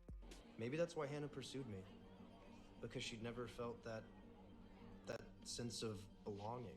They make it seem like she actually had something with him, before revealing that she actually didn't, but she still spent some time with him. So I guess it was meant to show that she actually isn't lying, but the fact that she omitted certain details like these in her tapes regardless wasn't a good look. It kind of ruins the first season for me. It's like the prequel film that no one wanted. It's like Shrek 3, but Prince Charming just keeps having flashbacks to Shrek 2. Don't try and fill in the gaps with Shyamalan-style twists. It's daft and unrealistic and only serves to sacrifice the character that you presented in the first season. Speaking of character assassinations, in episode 10, there is this character that I think everyone has forgotten, but I have not, because I was actually really annoyed about it. This is Sarah. She is introduced at the end of episode 9 and is thrown in literally the episode after as someone who has been a victim of Hannah's bullying at a previous school. So you dropped out of school as a result of the bullying by these girls, including Hannah Baker. Yeah. No further questions, Your Honor. This character has no other introduction and once again is used Wow. as a source for unnecessary conflict. However, arguably the most insulting element to her inclusion is that logically speaking, she wouldn't serve the purpose that the writers intended her to. Basically, she's there to undermine Hannah's credibility as a victim, to accuse her of being a bully at a different school. After all, if she was a bully at a different school, how could she be a victim at this one? This may work if her credibility was actually on the chopping board, but there are But they've already never numerous done it. testimonies that say she was unfairly treated, even from people who misrepresented and attacked her. Hannah had a reputation, and she didn't deserve it at all, but you know how kids are.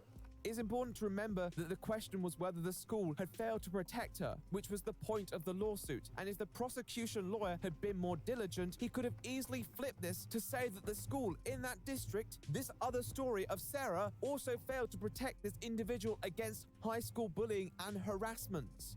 This whole conflict changes nothing and only serves to fill out the 13-episode runtime. It was a stupid diversion whose themes were never really explored regardless. I guess the point of the courtroom was to try and illuminate how unjust many court decisions are, but their route of doing it was to write out the school's attorney as antagonistically as possible and then have the decision come out in their favor.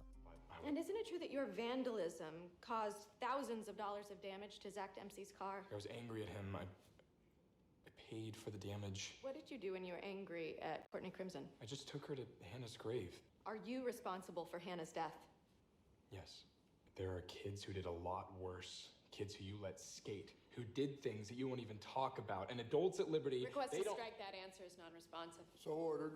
Now, I'm not saying that attorneys can't be this way, but it's simplistic and two-dimensional. At one point, Clay's mother was going to be the attorney representing the school, and although I understand why her character would pull out due to the vested interest, it would have been more interesting to see her battle with her own principles and her client's interests while still trying to understand who's responsible. Instead, we have this very vindictive character who we're basically told not to like. It's okay to challenge your audience sometimes, you know. The whole arc of season 2 is utilized to tell the audience that we're meant to root for the school to lose, and when they don't, we're meant to lament the injustice of the system. But honestly, I'm not so sure about that. Let me elaborate. Hey, brother.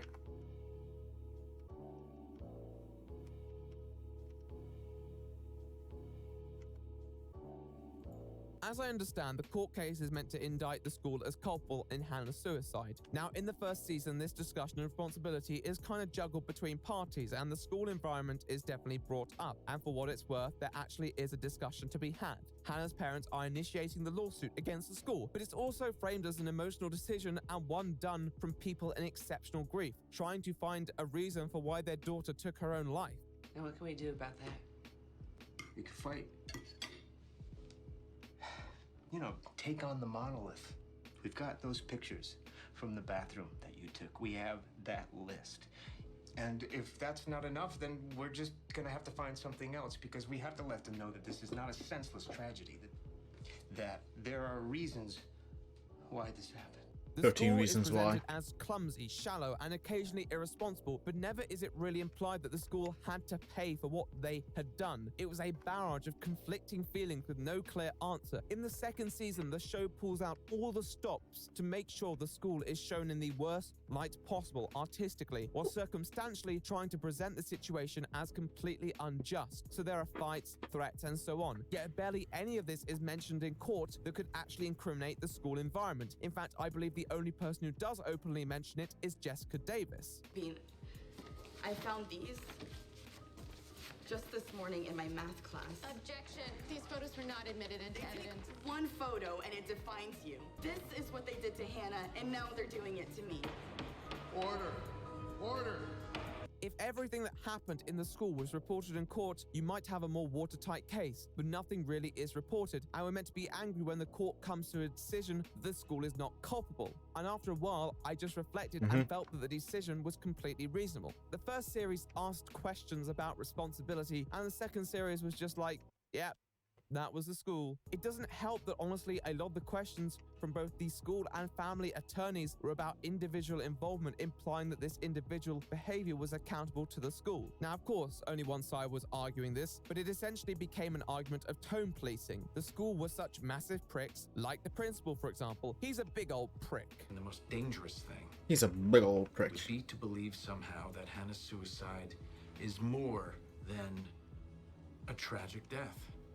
Alright, She's not a hero. I'm gonna She stretch. does not have lessons to teach us, and we need to recognize the sad and simple truth that she is dead and gone forever. These guys are so bad that I'm we're meant to side stretching. with the good guys. But that's the thing. It's one thing being right on the foundations of morals, but it's different when you're trying to carry out a legal prosecution that implies Man, there should be reimbursement. sometimes you And just gotta implying that the stretch. school didn't do It its clears legal your duty mind and is stuff. a problem, and the question of how paternalistic schools should be is complex. It's way better than Because just into sitting in your a own chair all hands day. comes with its own consequences. One Trust might me, ask if how you involved work in an parents office should or be in something, certain matters, and it was hard to prove stretch. how much the school knew while And doing if your boss nothing. hates In it, fact, in the first season, tell him he's one a of the most piece of incriminating shit. factors such as the inscriptions inside the toilet cubicles was treated with shock, implying that there was little knowledge, or at least little provable knowledge.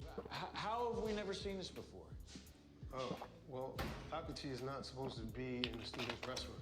You know, I can call the janitorial staff and see if they could repaint these walls. I don't like to side with the big bad institution. Everyone knows how anti-establishment I am. And make no mistake, as they are written to be, they are not good people. But being not good people doesn't mean that you should lose a court case. I hate to sound nostalgic, but once again, in the first scene, there's this really sharp conversation between Hannah's mother and Clay's mother, who at the time was representing the school. I thought they'd make it some moment to morally signal, but they completely subverted my expectations. Would you settle for, say, $200,000? I think I would only settle for the truth, whether I liked it or not. That's the sort of thing that they were just not interested in doing in the second series. In the first series, they tried too hard to make certain positions too justified, but in this one, they just try too hard to say, no, this is what we meant, and I like it less. And if they did it with more attention to mental health, I'd probably be less likely to criticize them. At least it'd be a bit more socially conscientious. But as mentioned earlier, they missed the mark on that as well. It's the good guys, bad guys, TV drama trying to pass as a serious look on mental health, and its mental health coverage is just bad. However, if we are to ignore the ridiculously dramatic ending of the attempted school shooting, one moment that does manage to capture a bit more realism is the sexual assault situation regarding Bryce, and how hard it is for many individuals to come forward, particularly given their perception that someone like Bryce has due to his wealth and prestigious family. I'm not gonna pay for a goddamn thing, Justin.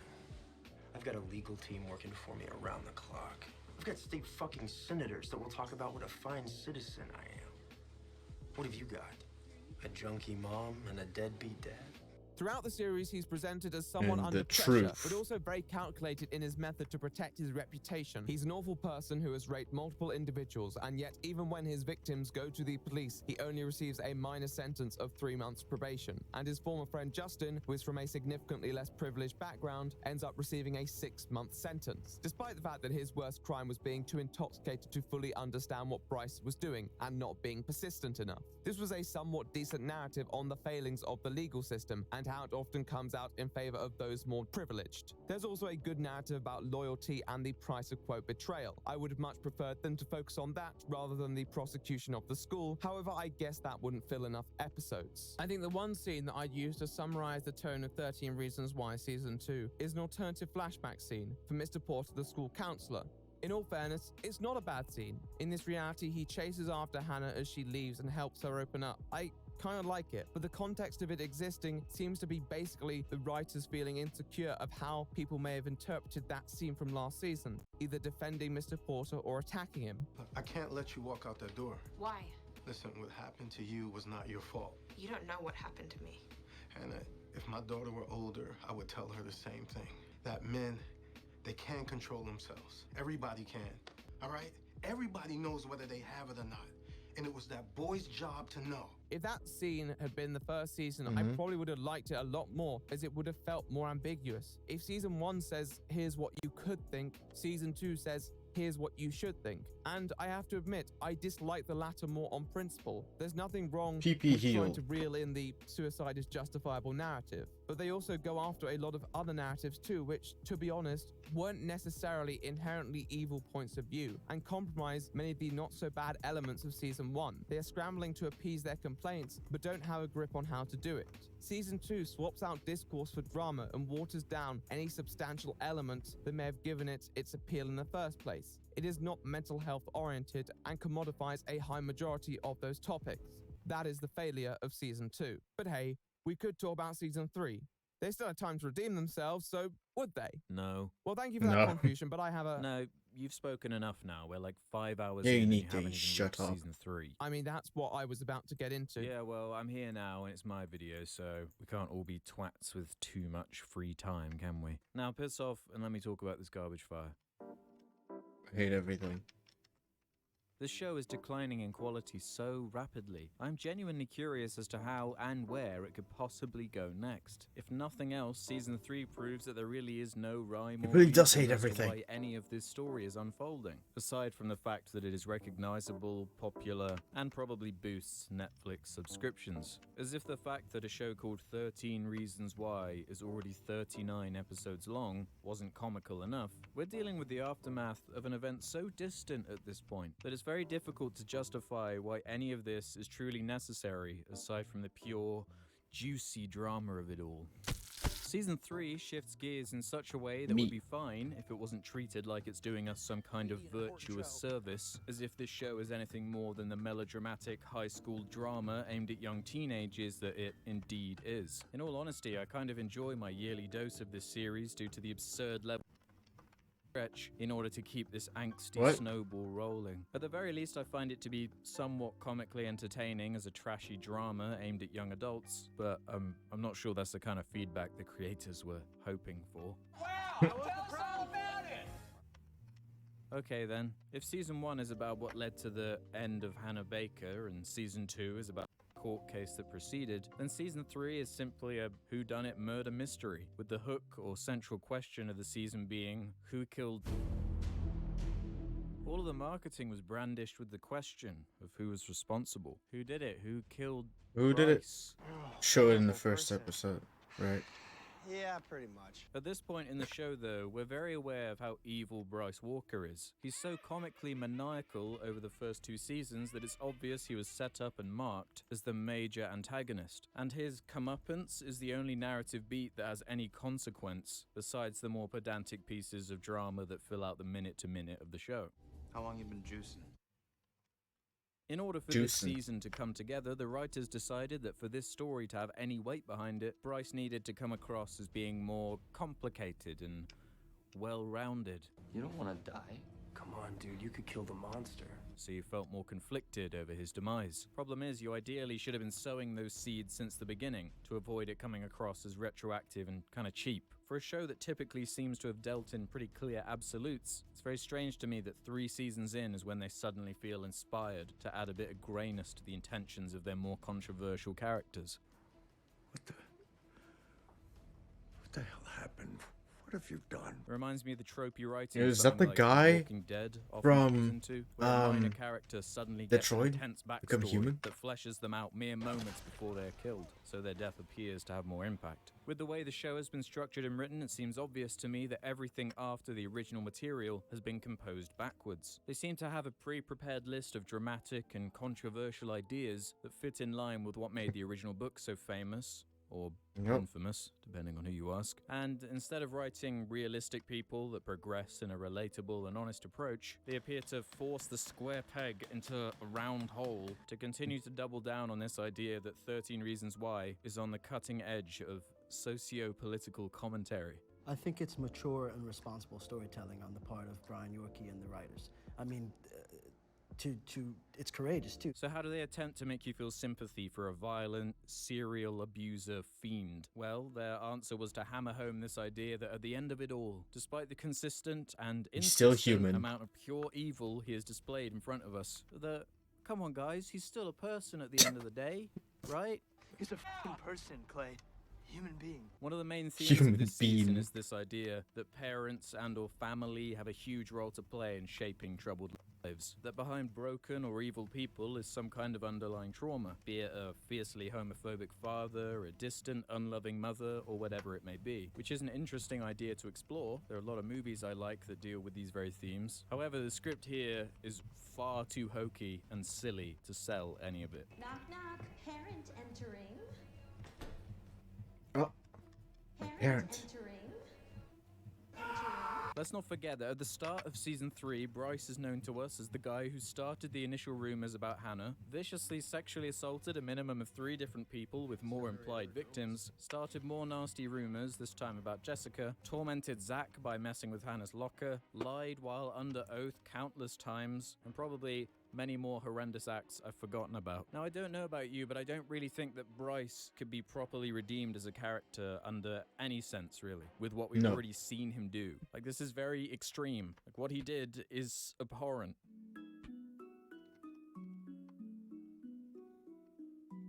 But what did they do?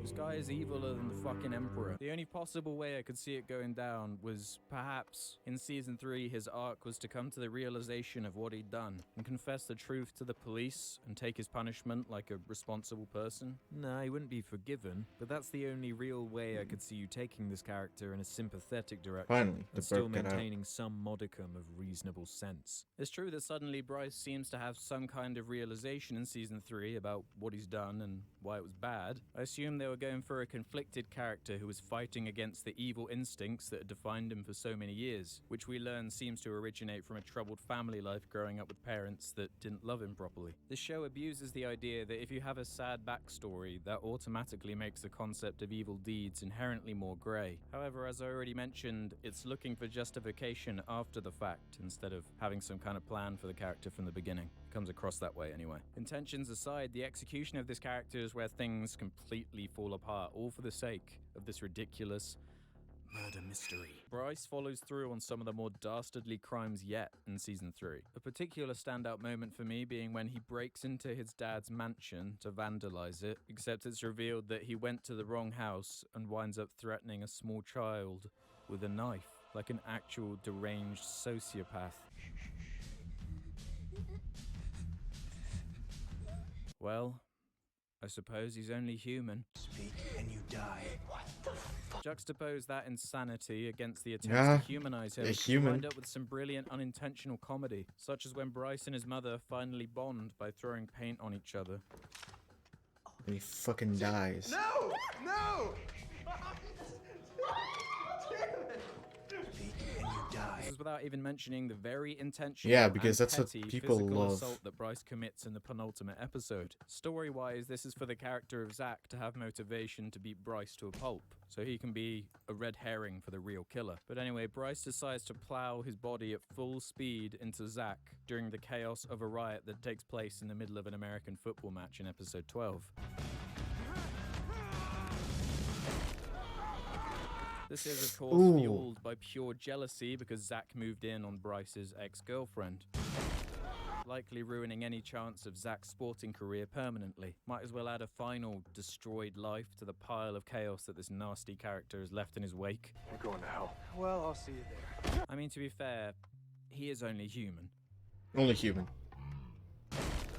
A human being. If that wasn't enough to prove how terrible this character is, I went to the 13 Reasons Why wiki, which is hilarious, by Nice. the way, where I noticed some interesting and pretty poorly written observations. I find it very curious that for a supposedly grey character, I don't think he has a people want to dedicated stick around for section too on his long. wiki listed The as people that actually know what to enemies, say though most of his crimes are aren't conveniently sticking around. listed in relation to the major characters. Oh god, wow, what a horrible person. In the end, Bryce turned out to be a far more complicated character than people first believed him to be. His crimes are inexcusable, but he did try to make up for his crimes and seek some sort of redemption for what he has done.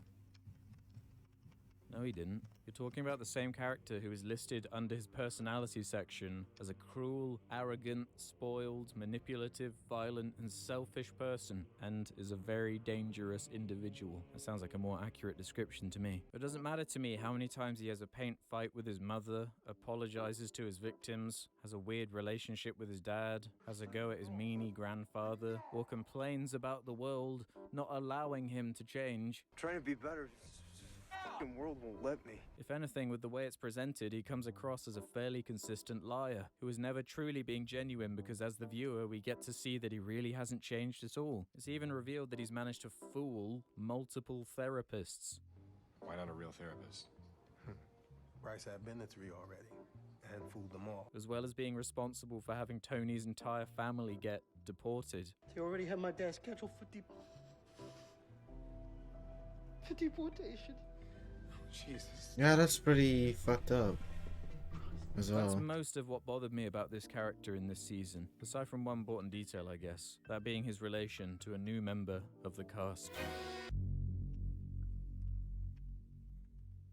Annie, or Lil Annie, as I like to call her, is arguably the protagonist of Season 3, which is a strange decision for multiple reasons. She is essential to the What is that? structure of the season, with her narration being framed as a recounting to the police of the full murder mystery story, as you later find out. I don't really understand why it was necessary to add yet another person to this already huge cast, aside from the need to have a vessel that everyone can dump exposition onto and over-explain everything, as well as being a new face to have in a love triangle between Clay and Bryce. Yeah, there are so many love triangles it's hard to keep track. Lil Annie is written as an irritating know-it-all who loves the It's a sound of love her own voice hexagon. and miraculously instantly connects with everyone that she meets. As a weak writing trick designed around shortcutting the need to have her relationships progress in a more believable manner.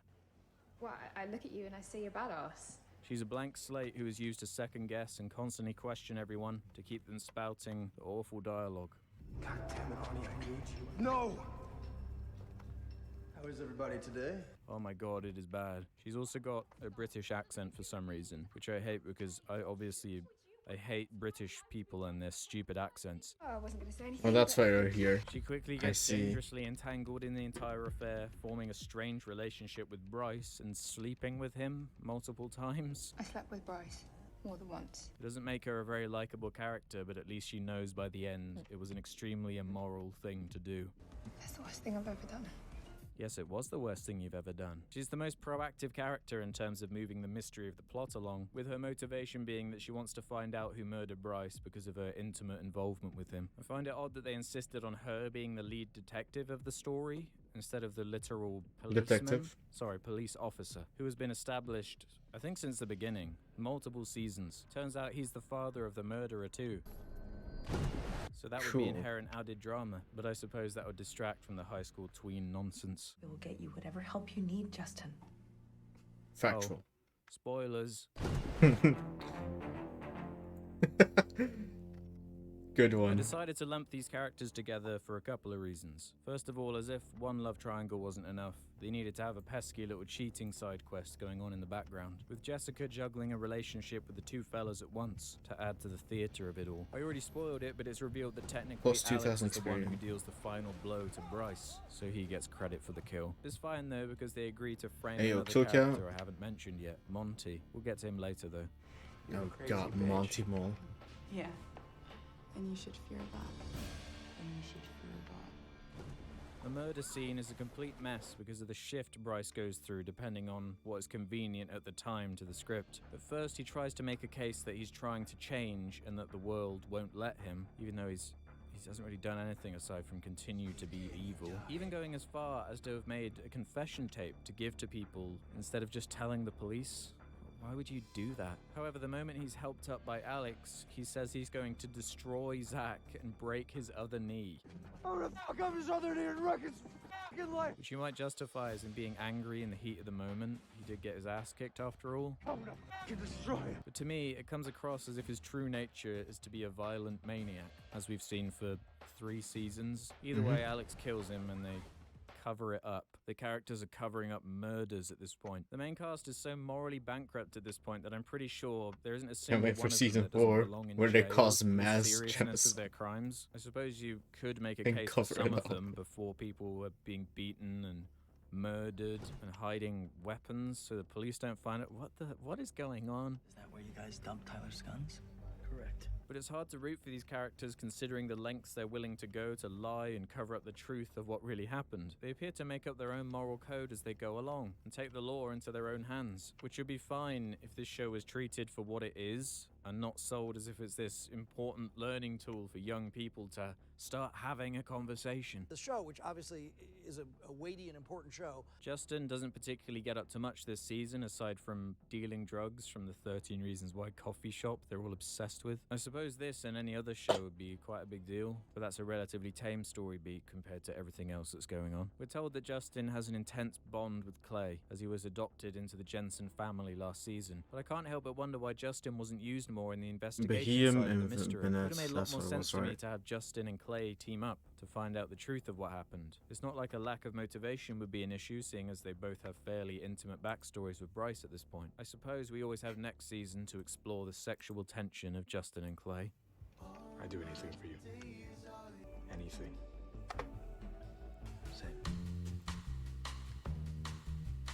This character cannot seem to catch a break. His first love killed herself, one lover had a bipolar breakdown and changed school, and his latest fling chose a serial sex offender over him. But that's not to say that this character is particularly likable otherwise. I have no issues with the actor, I don't blame him at all. In fact, the actors are probably the only reason anyone likes this show to begin with. However, Clay is so earnest and trusting of everyone, to the point where I'm fairly sick of him and his bullshit. What? His character really started to crumble the moment he put himself in front of an armed shooter in a misguided and dangerous attempt to be like a superhero like one of the comics he loves so much. You just ripped my favorite character to shreds. At first I was disappointed that the ghost visions of Hannah that were prevalent in Season 2 had subsided, seemingly for good. However, they had to have at least one scene where, this time, Clay has a showdown with Ghost Bryce, which I quite enjoyed. I may be gone from this earth, but I will be reborn in the bodies of 1,000,000 men. My theory is that the next season is going That's to hot. be, in part anyway, about some kind of mental illness that Clay is diagnosed with. My reasoning for this being that in one scene, his parents question Justin in a way that seems to indicate they have reason to believe he has something going on mentally. We'll have to wait and see on that one, though. Like he couldn't stop thinking about her? Or It was still processing. like he was hearing her? Clay's main purpose in the story this season is to be another red herring. You're supposed to believe that he was capable of being the one who murdered Bryce. It even goes so far at one point that he's the main suspect in the case and is actually arrested. I fail to feel much sympathy for him though, because ultimately this entire situation could have been avoided if he wasn't such a moron and kept secrets from everyone. This school shooter aspect has spiraled the plot out of control so fast, all because of the way most of the characters agreed to cover for.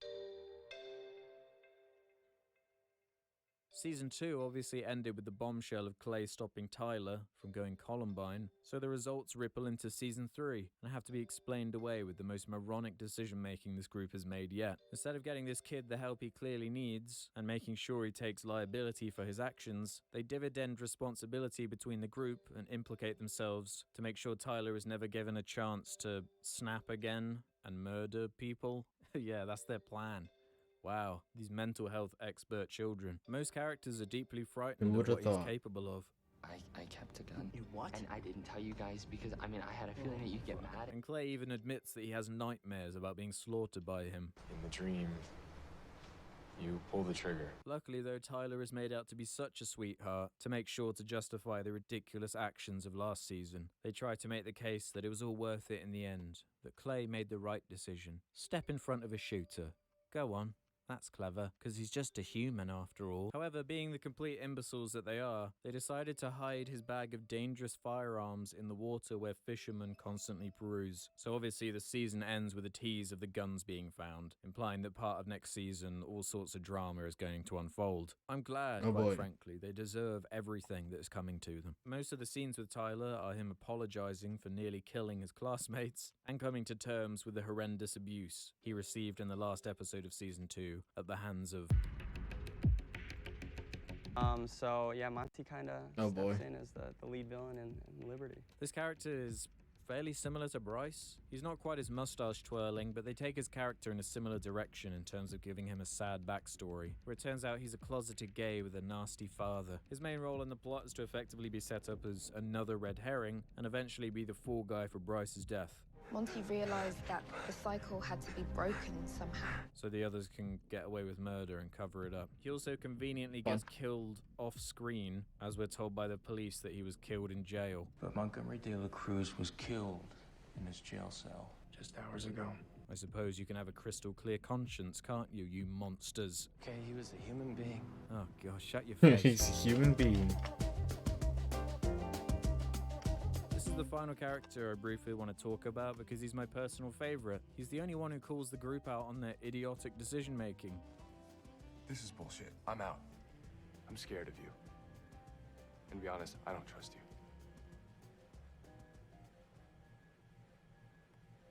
Oh, it's boom ass. We even see how kind he is to Bryce's ex-girlfriend in the fairly preachy Planned Parenthood episode, which I haven't really talked about because I'm going to explain the procedure to you, and then we'll go over some paperwork, and you will come back Saturday morning.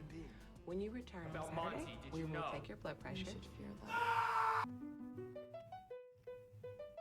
that's most of what stood out about season 3 to me. There's plenty of minutiae that could be talked about in more detail, but honestly, I could be here forever talking about how bad this is. As you can tell, and you'll especially I know can this tell. if you've watched it yourself, this is easily the messiest and most ridiculous season yet. It so desperately wants to be taken seriously that it winds up becoming even more of a parody of itself than the depths it sunk to in season 2. It's utterly tone deaf. Everything's Nothing freezing. About the production is particularly interesting in terms Fog. of execution, and even when they attempt something stylistic, it falls flat on its face. I'm of course talking about the ridiculous amounts of flashbacks the show is structured around that have a slightly different color palette. But the timeline is so muddled it doesn't do much to help you understand where a scene is supposed to be taking place. The gross oversimplification of heavy subjects is as bad as ever. Shock value is appreciated over any real character arcs, and the murder mystery angle is an extremely silly, pulpy beat that only adds to the overall melodrama of the show. Personally, I found it to be fairly enjoyable in a so bad that it's good kind of way, mostly because of the shock of where the writers chose to take this season, and I have to say I'm fairly excited for how they're going to attempt to continue this this mess of a story. But this is no doubt the weakest season yet. They've written themselves into such a corner by forcing the show to go so far beyond its source material that at this point I'm curiously along for the ride, purely for how they're going to try to keep this material weighty and important while the stupidity continues to escalate. I suppose they're That the is winners in pretty the funny. end, though. They kept this conversation going for a bloody long video. So I suppose that's the failure of 13 Reasons Why Season 3. It's really bad. Thank you, I hate everything. What a delightful appearance. You mean He truly is a as in- loving person. Let's finish this off then.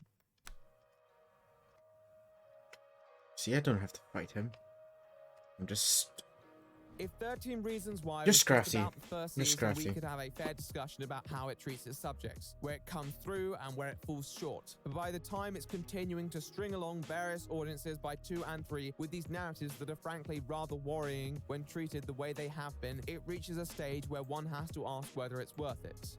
With a full season on the horizon, I know there is not really much I can do. From what I understand, it will be the final season of the show, thankfully. But it seems mad to me that in the face of Thankfully. numerous critically acclaimed shows being cancelled, this one has continued to steamroll through. It sucks because I do feel that everyone deserves better. The cast deserves better, the topics deserve better, the audience deserve better. I'm sure there are a lot of people who care about this, but whoever's in charge just doesn't care enough, or doesn't understand enough to make it seem like they care. It's hard to make a show that has this discussion. I understand that. You can't expect to put your foot in the right place all the time. I know I couldn't, and there will undoubtedly be times where you deal with criticism for the handling of something that people may feel has negative implications. And that doesn't mean you're wrong. It just means it's a sensitive topic that people feel strongly about. However, with 13 Reasons Why in each progressive season, the creators seem to care less and less about the creation of narratives that actually discuss these problems and more just touching on them for the sake of conflict through provocative reaction. And that genuinely sucks. It sucks that they can just put a little disclaimer at the start and think that they're sufficiently preparing people for what they're about to experience. It's like putting an age rating on a game. Who actually abides by that? Difference is None. that this is mental health and an assertion Nobody. of realism in this world, and a lot of games are more clearly defined on the bounds of reality and fantasy. It doesn't change much, and it certainly doesn't change their failure to handle topics with nuance. And the only real reason that it's continuing is because it indulges a certain audience who is going to continue to commit to watching it.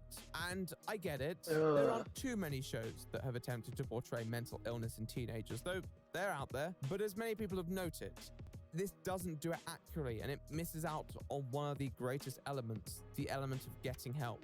I would like to have seen a few scenes where a character has professional therapy. It's like talks over Doki the Doki problems they're Literature encountering. Club. The problem is that they There was never no seek getting help and the fact that either. they try to talk about it with other So the students story who are was mentally kinda- volatile too leads to this heightened conflict. Ah. And it might be good to create a plot, Lackluster but it's not really in that what way. you should be promoting. There should be a point where characters like Clay Jensen are seeking help, because by the 3rd season, he is just painful to watch. I hope at the actual end of the 4th and final season, he goes and gets help, because I feel like the only reason they've been holding off that is to build conflict. The school counselor is the closest they get to that solution, and even then, the only character who really has an ongoing relationship is Tyler in the 3rd season, and most of those discussions are nice, but not that deep.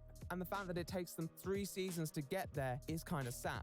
Also, they still never really frame it as a clear solution, more just another plot element that's there. But I guarantee if some of these characters took some time out, they'd probably feel a lot better. But that's not what drives conflict. If you're suffering from mental health difficulties, there may be solutions out there. Not every solution works Right. for everyone. We've I equipped the understand, but I Rostberry. don't think 13 Reasons Why is good for vulnerable people looking for a quote discussion. Speaking as someone who has had his own mental problems, the show left me extremely emotionally drained. Probably around the mid. And this time Flame third Body season, doesn't pop. I felt at my lowest point mentally I had in months. And I don't think that was a coincidence, because everyone was just so unnecessarily angry. The conflict grates on you, all that negative energy. At the end, you're almost relieved they resolved it, but after being relieved, I felt conned. They just forced a load of bullshit conflict and then resolved it to make me feel And now the better. Wailord's It's like setting a fucking building dead. on fire, putting it out, and calling yourself the fire brigade. I They have assured 3 Crocodile. seasons to get this right. Going by their baseball standards, I'd say that's 3 strikes. If you've watched it and it's changed your life for the better, I cannot take that away from you. But I think they've really failed to change a lot of people's lives, and I'd be skeptical of how much they have helped the conversation.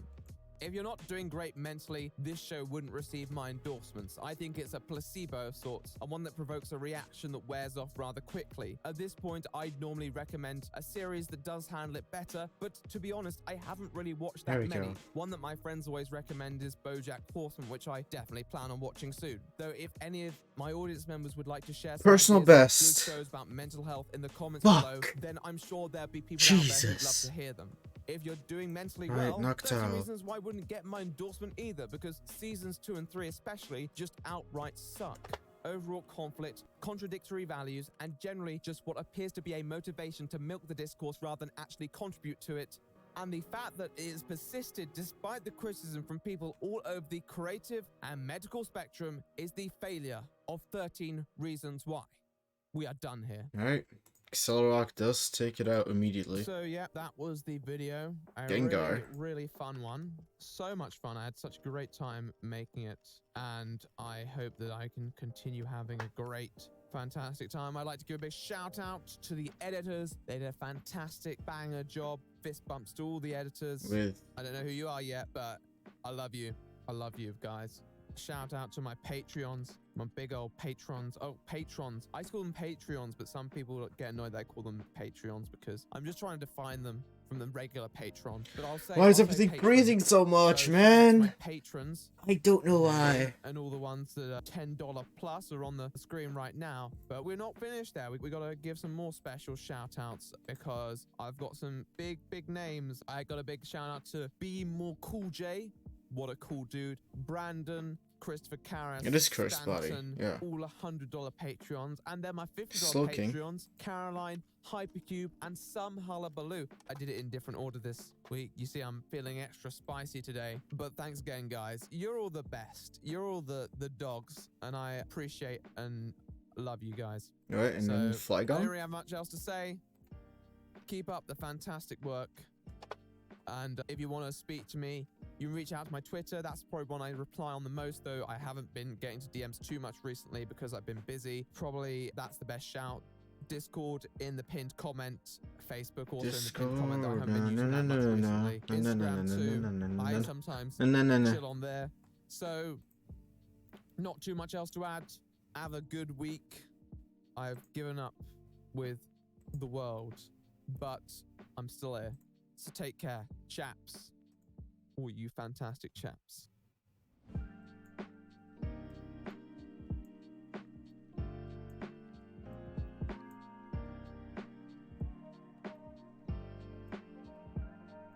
There you are, you beautiful.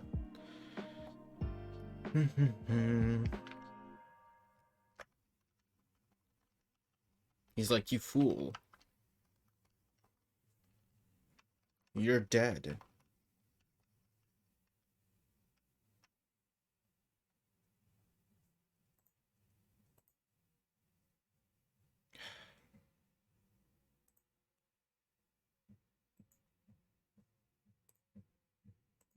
Now we're actually in a new area. I can play music again. Well, new area, you know. That was Flygon, right? That was Flygon?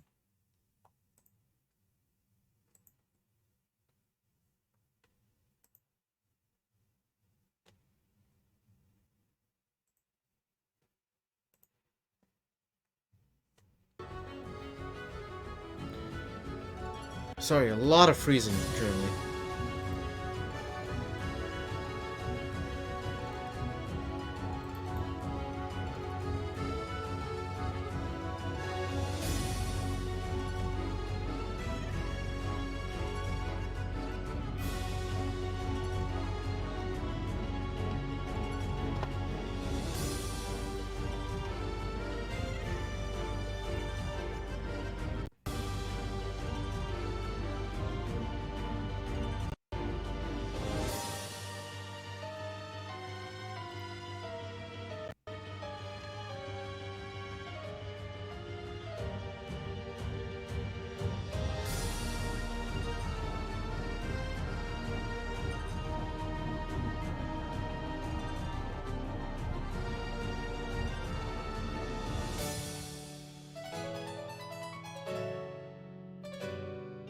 Dark Pulse and Shadow Ball are the only two moves it has.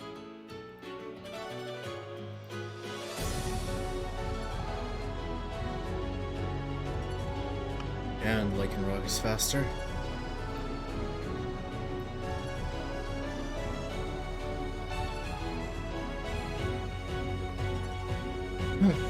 Finally. Stupid gauntlet is over. Doo-doo-doo.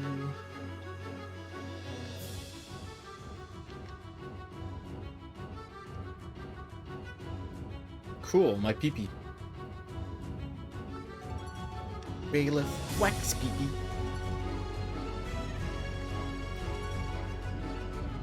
I can read that from all the way over here. Fuck yeah. The trial, finally. Okay. Let's look at the information about the trial.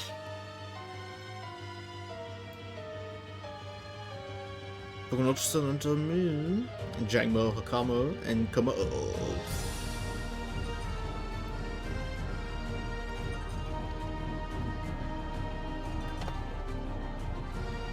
Level 42, was it? Yes, 42. It has bulletproof.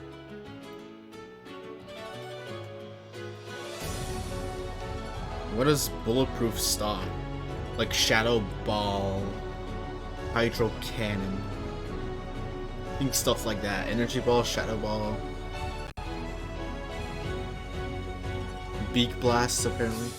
Blast, Ball, and Bombs. Octazooka, Pollen Puff, Power Ball. It's just that if I go for Brick Break, it doesn't suddenly stop, right?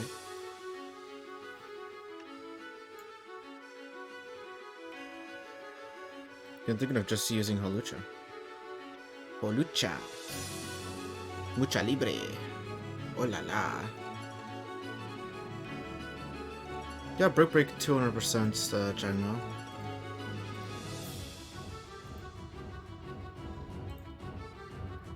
The Hakahamo. I'm really making sure that everything does 200%. 44. Aerial Ace also 200%, and then... Well, Komodo is just gonna be... Well, Totem Komodo. At level 49, was it? Yeah, so that's a Roselli Berry. Roselli Berry is... Please don't be flying. Please don't be flying. Please. Fairy type attacks, okay. Okay, Roselli's for fairy type attacks. Just in case I'll equip it. Say, hey, item is Roselli. And the ability is bulletproof. No, soundproof. And just in case, I'm max defensing this guy with a nature that increases max defense. Z Aerial Ace kills. You better believe it does.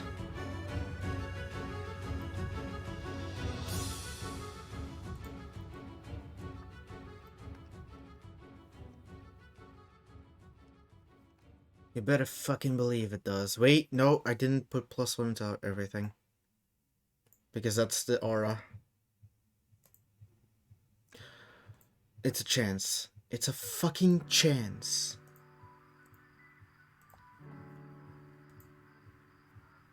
Wait, no, I'm an extra level compared to before. I'm level 92 now.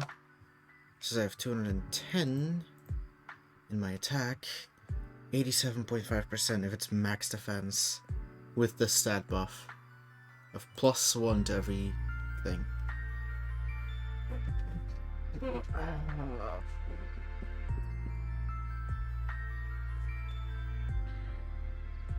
Usually it has information on how the totem works.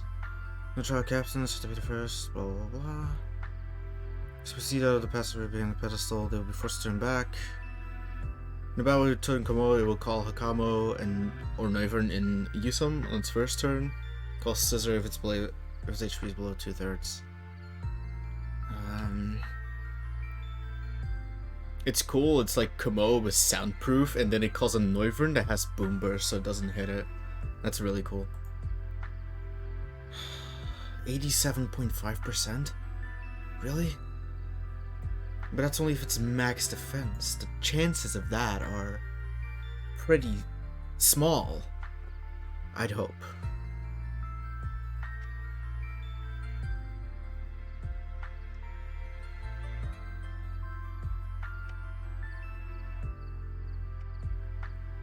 Unless I teach it a stronger flying type move.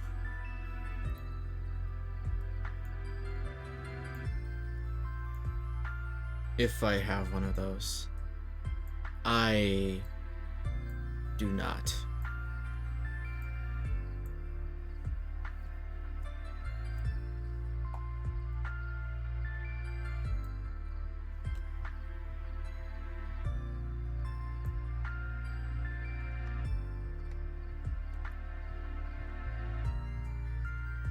Would I ever use that?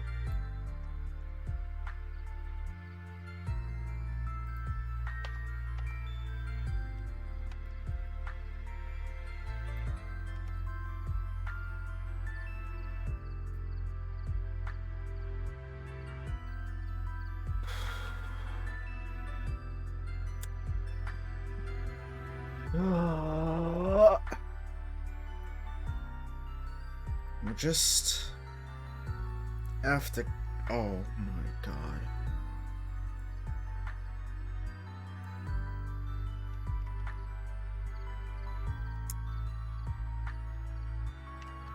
Fuck.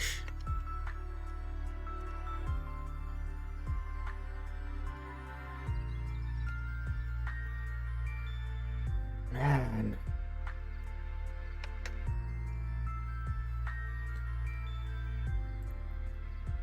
This is scary stuff. Yeah, I use Bide. Bide seems to always go first in your priority bracket. That's it, right? Your priority bracket, it goes faster. Fiercer gears than before. I'm sorry, I beat up your friend.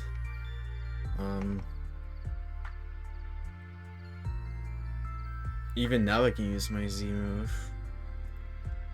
But I'd rather have the no miss move. Which does 200%. So when I see it goes down so slow, is when I... Dragon Claw? Almost. Almost. Oh. This is the 210 attack. Palucha. Just in case, I'll show you.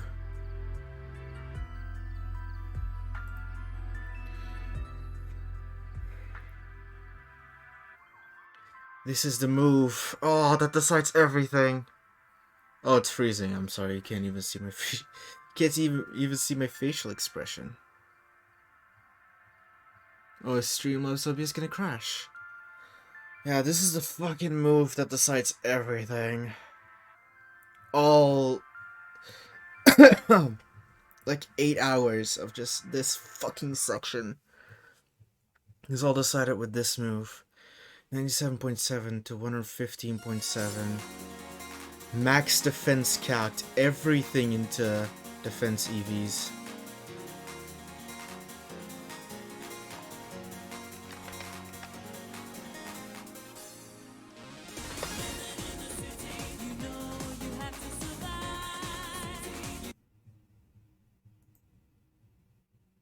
Okay, we need something very fitting.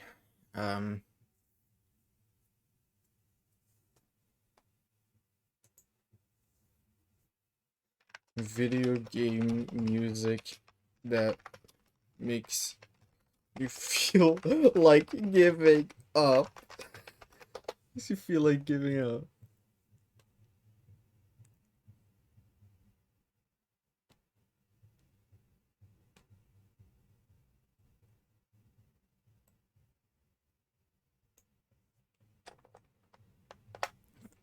Never mind.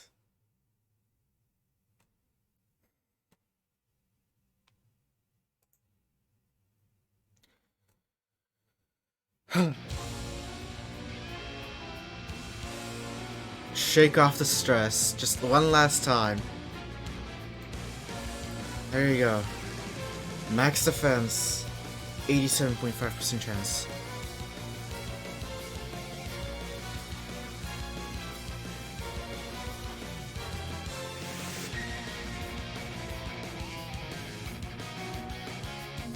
Already used my rare candies.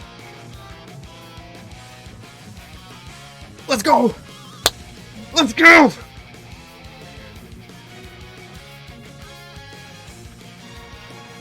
Sound.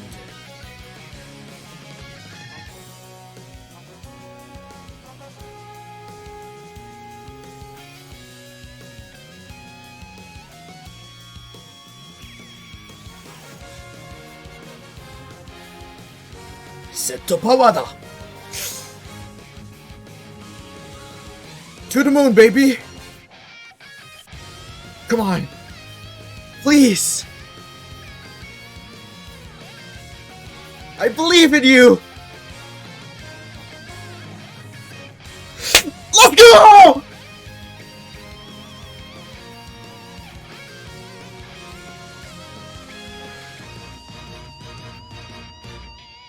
Fuck!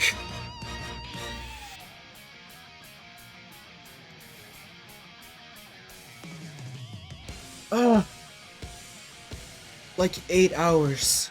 Maybe even longer. I'm just save. Save right now. Save the fuck right now. Now even if it crashes, it's fine because I saved. And I'm still in a save state.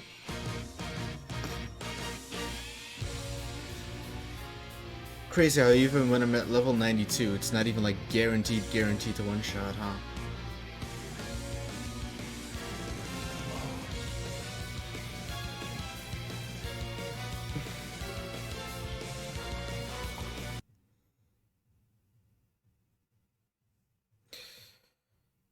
We need to celebrate. God! How annoying was that? If I do this, my mix, and then just look through the list, it has to be on there, right? I can't see it. What's it called? Dun dun dun dun dun dun dun dun dun dun. It's no,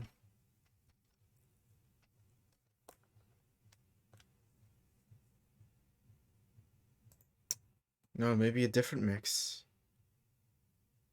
Maybe the Katamari mix will have it. Makes sense. Japanese. No, it's more based on my shit, but I've listened to the song so many times. It's weird that it's not on here. And Man That Flew to Japan just to sing ABBA is on there. What the fuck? They don't want me to find that very specific song.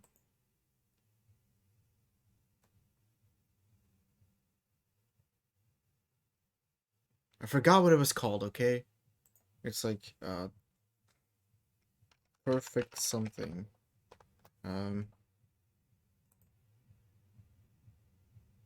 I'll check my history.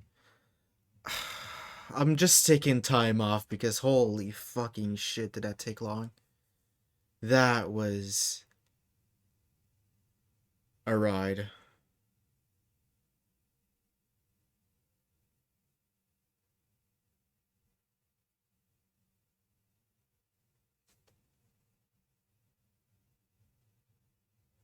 Now I feel XQCL.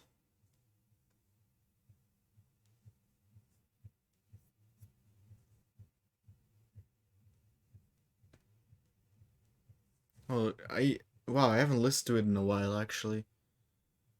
Because I see the Jump King OST as well. Superizer. That's what it was. Do you remember, love? We get to celebrate.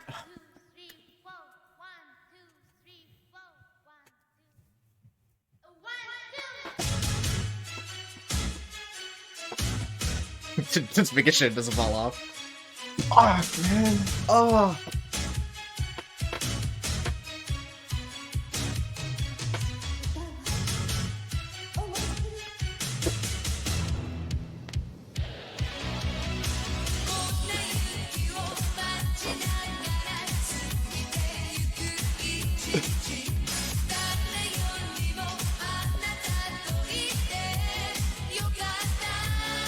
Fuck, man. That took so long.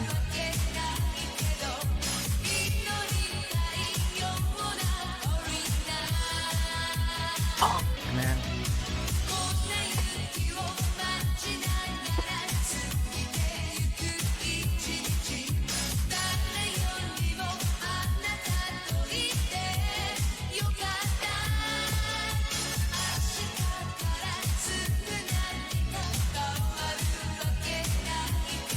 That took so long. My mic probably peaked and cut out my celebration, but hey, fuck it.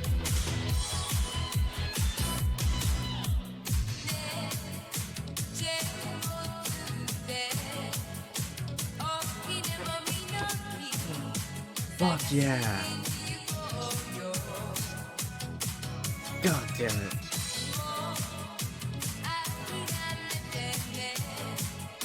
What do you mean? Might be a good idea to save now. I literally just saved. Hello? God. This is just a victory. This is a road. This is a victory road.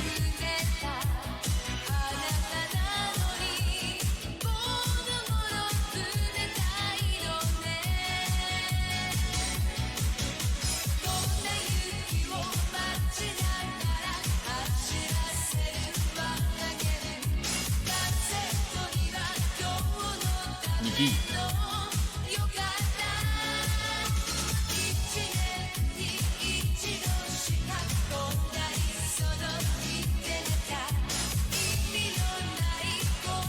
Jesus Christ.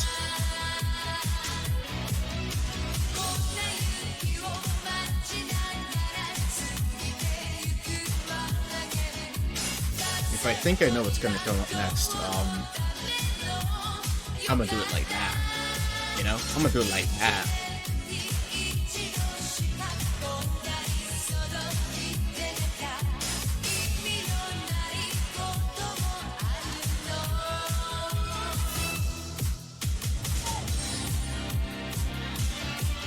What you say was made to fit perfectly into her hand?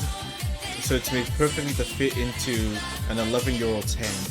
Perfectly constructed so that an 11-year-old would save the region. Okay, I see.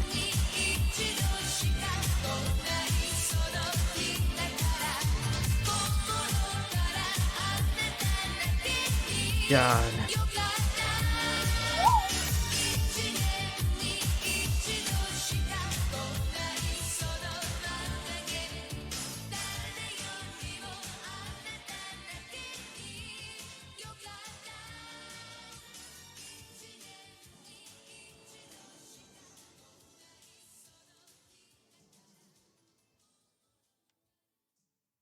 Oh.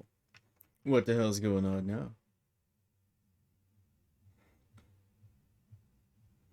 No, the bag. It was the bag all along.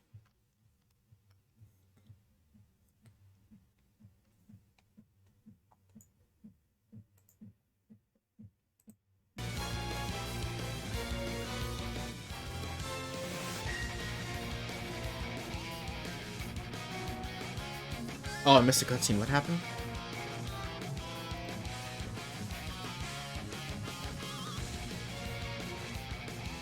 The Leo.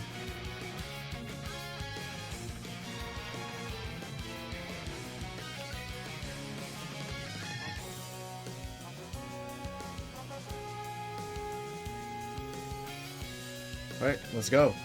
Let me follow after Mother and Dead. Oh, so lucky. What the fuck?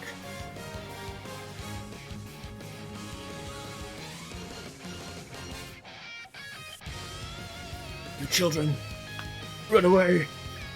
Thing is a monster. No, that's a Necrozma.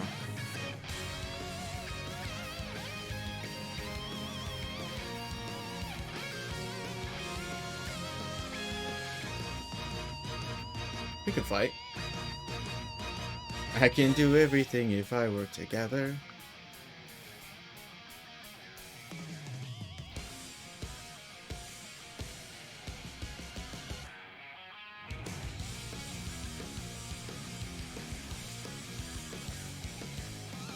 See, if this was in the original Sun and Moon, I would have liked it so much more.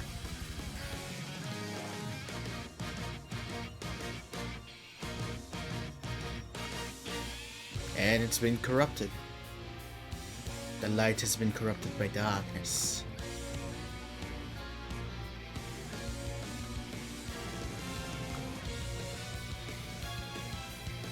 Doody-doo, just going on a stroll. Hey, Blissapalon, actually the coolest Ultra Beast.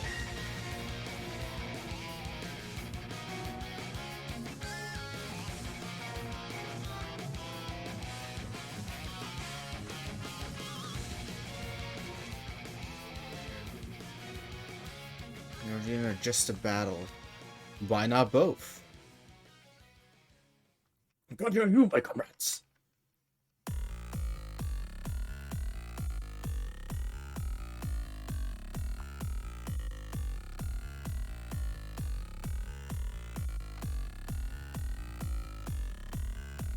Look at that Guzzlord.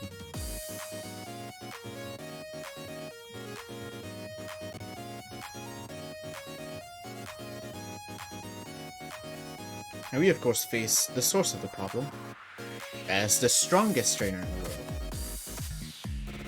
Necrozma appeared. On Turmeric.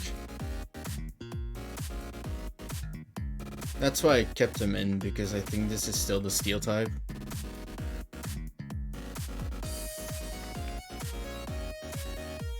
It was a crit. Wait, was that even? Oh, now we need to calc it. Of course I'm happy now. Oh wait, I should have imported my save file. Let me do that real quick. I'm still actually not calm from that fucking fight. Jesus Christ. That fight was intense, honestly. Even though it was literally just one move. It's the move that decided it all.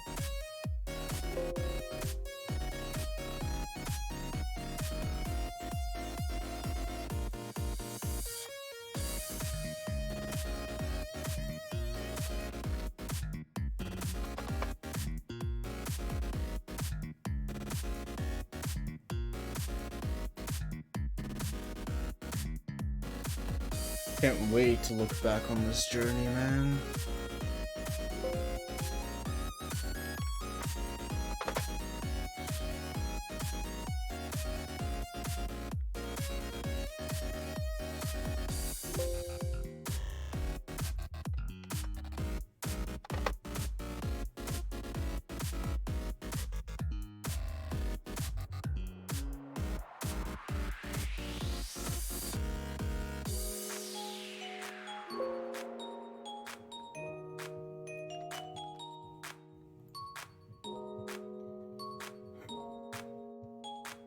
Alright, now I get the calc. Dugtrio, actually perfect IVs and attack. Necrozma, but it's Duskmane, right? Yeah, it's Duskmane.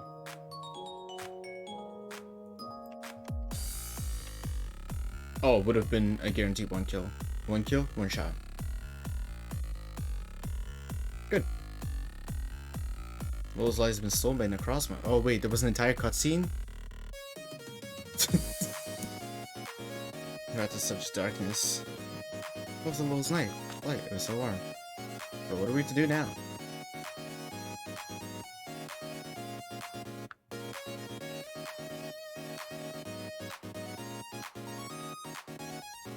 now.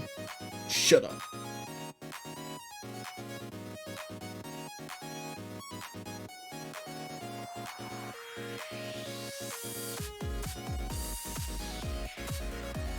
Yeah, that's true.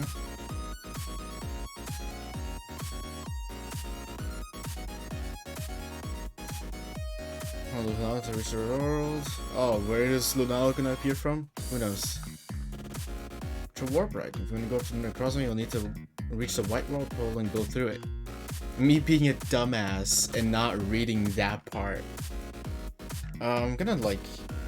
Can I fly here? Because I'm gonna quickly grab something. So I can fly here, is what you're saying. Yeah, I have to quickly grab something. It's just... I've kind of been neglecting him. And... it doesn't really look good on me as a trainer. Never even use him in a battle. So, just come on over. For the one time, Peppa. Get that Peppa off of there. Get that Peppa on there.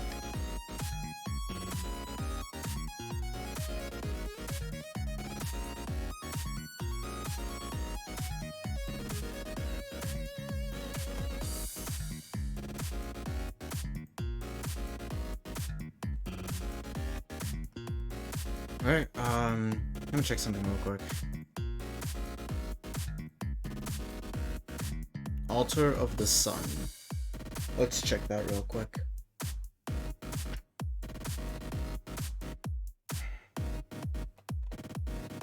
Access to Ultra Megalopolis. Megalopolis, yeah. Megalo Tower. Good thing is only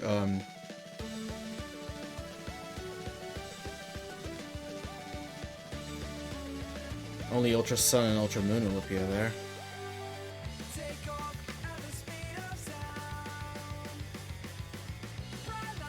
Colors all around. Alright. No information on the fight itself? Wait.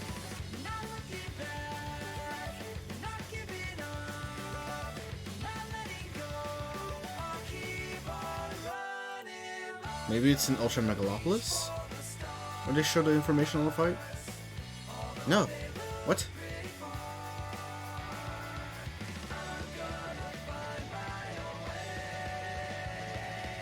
Game data? I guess game data.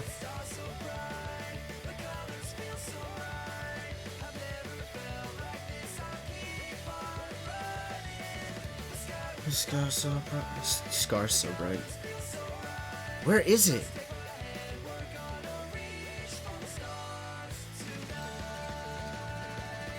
There's no information on Necrozma.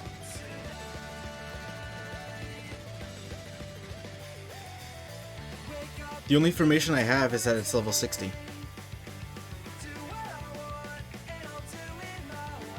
No, it's a +1 aura to everything.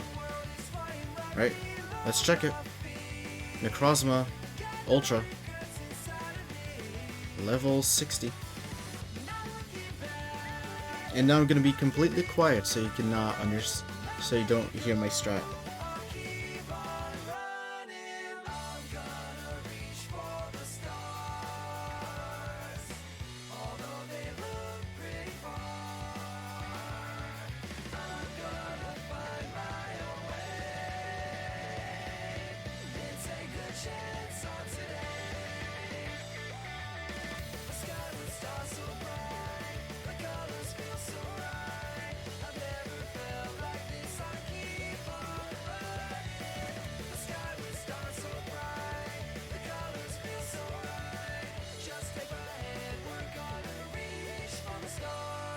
Tonight. Yo, share a Pokemon. I'll do that. Help us out. Yeah, where did Lunala come from? Just kind of appeared, I guess. That's cool. I mean, someone could argue like, oh, they needed a way to get here. So why the hell would they not have Lunala?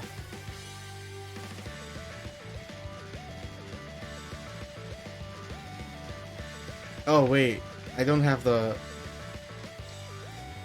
I don't have the movement setting. Right now it's gyroscope, but yeah, I can't move.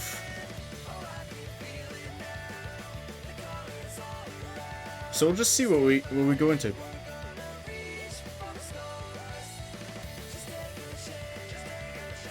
For now, we have like too much juice to be sucked into a hole.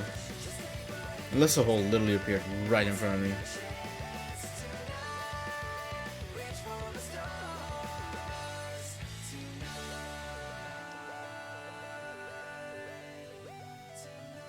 Okay, I'll try one more time, then I'll change the controls.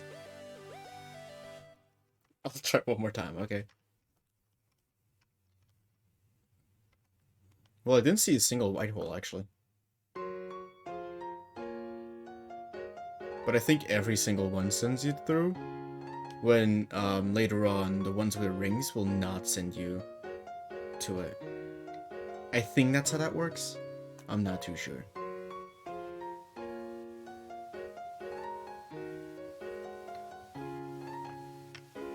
Boom, boom, boom, boom, boom. Oh, there we go. Goodbye.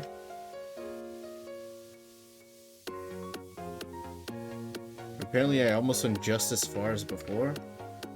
That shows that it's all scripted. Alright, to change the controls, we need to go back to this place. That place, right? Because there's the... No. I mistook it. It's because it looks so similar. That's it, I swear. Yeah, it's a straight line, then a thing up. I'm right. I'm right. I know this to be true.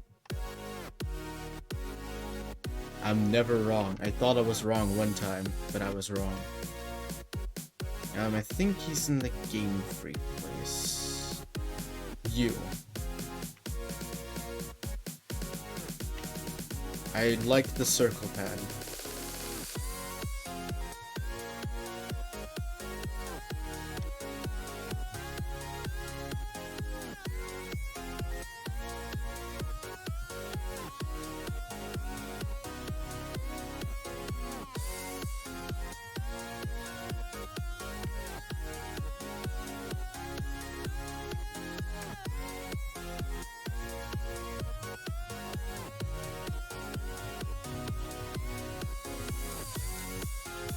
Now I can fly. Good. But on speed up, it's weird. It kind of goes super fast. I mean, nothing against it. It was actually like right in the middle as well.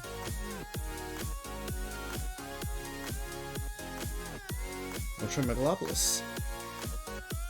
This is such a pretty place, honestly.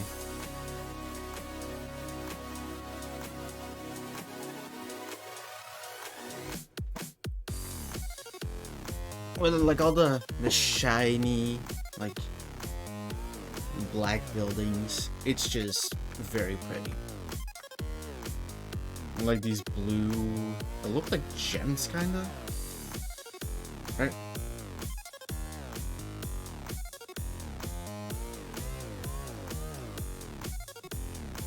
Solera and Dole and Fico. No, Dulce is the other one. Solera and Fico from Ultra Moon. Goodbye.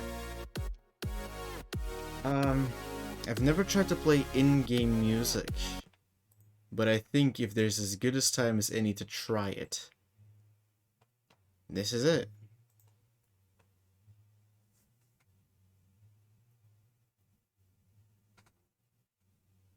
If Citra doesn't crash in the meantime, you know.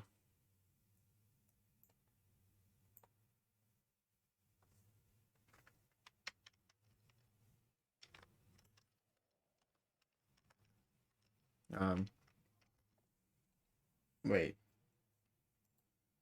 Hold up. Volume mixer? Did I turn it off? It would make sense. I didn't. There's just nothing. No music, nothing. That's weird. Very weird. Now there is. And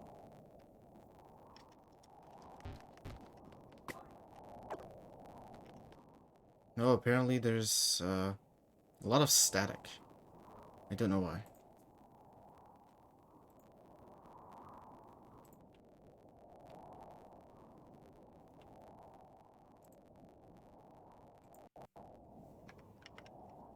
Yeah, enable audio stretching was the thing. Well, because of how fast the game is moving,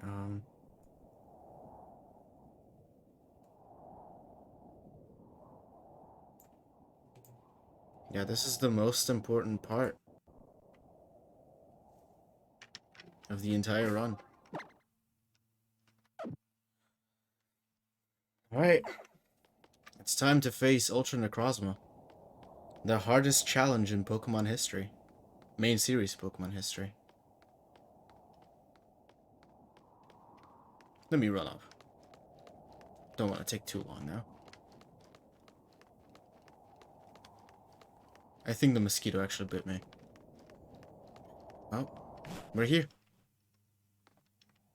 It's finally time to face off against Ultra Necrozma.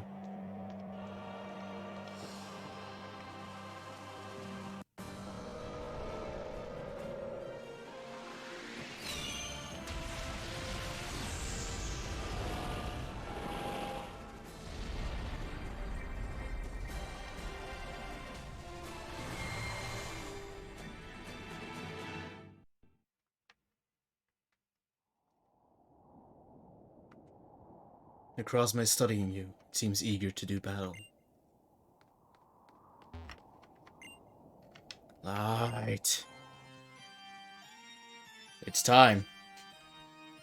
Ultra Necrozma. The being of pure light.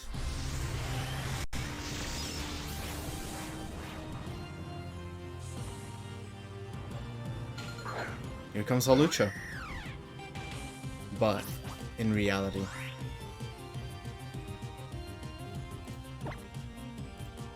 it's time for punishment. It doesn't affect.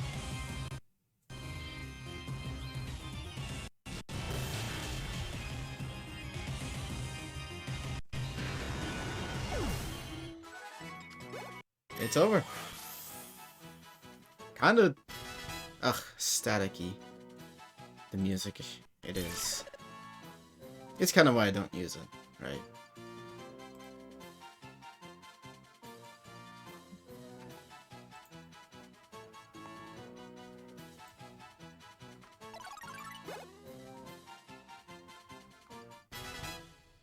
Would you look at that?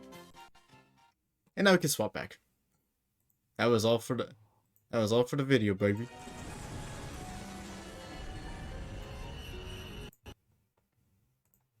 That was all for the video, baby.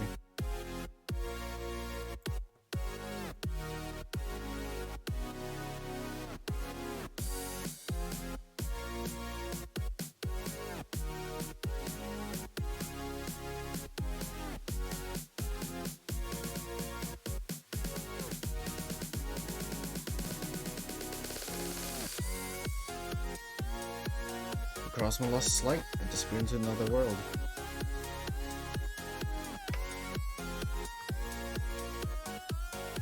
In brilliant form once again and became Ultra Necrozma thanks to you all, but now Necrozma's lost light and once more and appears to have fled to Alola.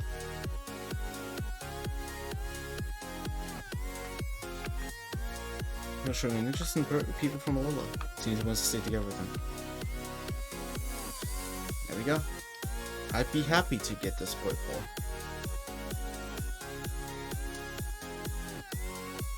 Green.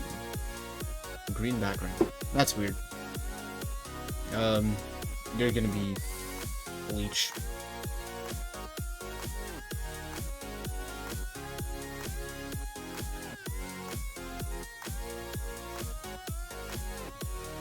It's right upon Solgaleo.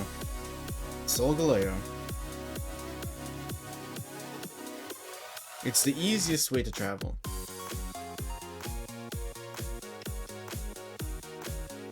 Yo. And where's Solgaleo? Who knows?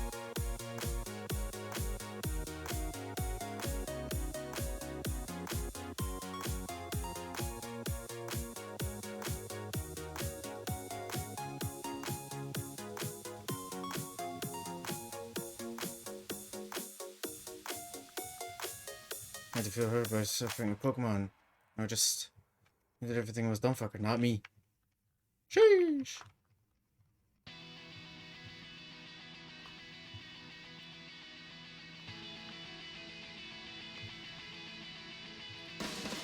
Yeah, take care of the Cosmog. And whatever you say.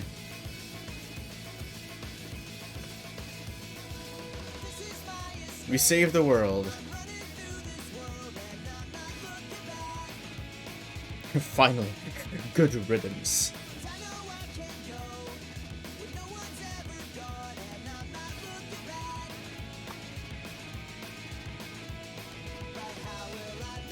Lola.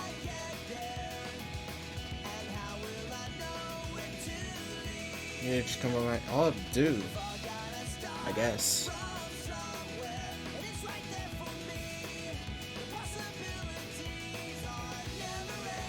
Okay.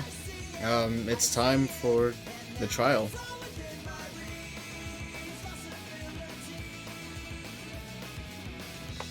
That does work. Cool. Alright. It's time for the trial. Let me say it again.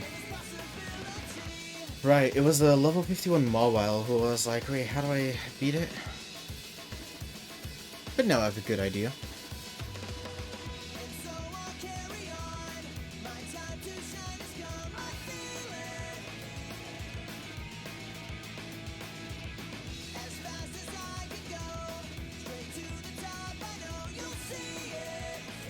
If Cramble dies,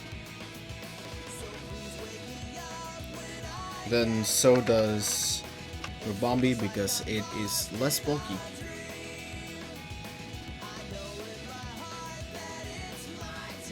Yep, okay.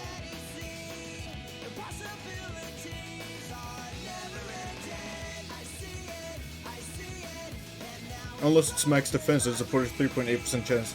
No, not even in nature. So I can't say that.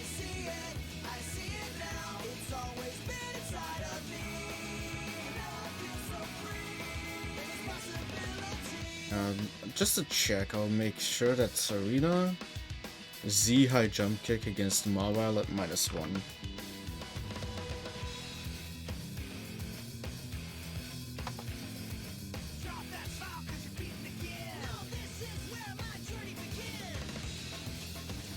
The reason I'm doing this is obviously because Mawile has Sucker Punch.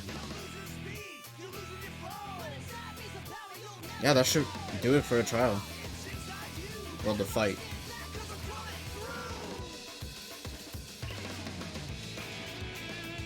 Cool. That's why I'm here. Let Nina begin. You have to battle me. Cool. That's all you have to do. In the original, it was like collect something. But I'm so glad I don't have to do that.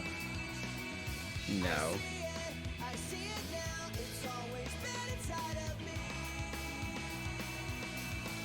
Watch me whip! Hell yeah.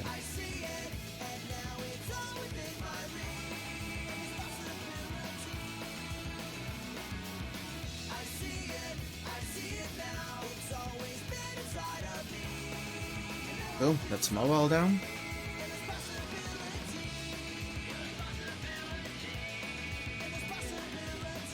Rubombi's coming out first, which is actually way more helpful for me. This Rubombi has a Z crystal, but I am faster.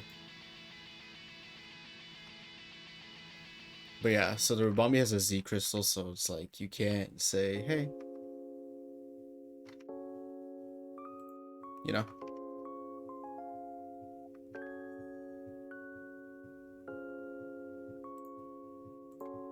Can't say like, hey, it's gonna survive like Focus Sash or something. Boom. That's the trial done, right? Well, I'm just shout to your strength.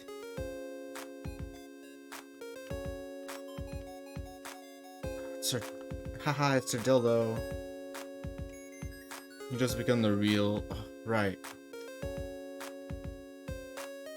It was that trial. I'm not collecting those anymore. Because I was sick and tired of it.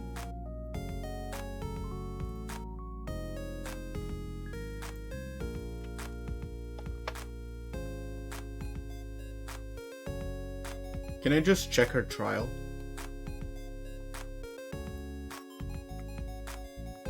Like, in general?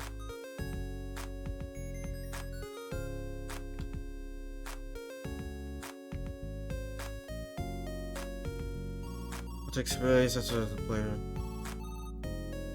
And the other trial captures as a player.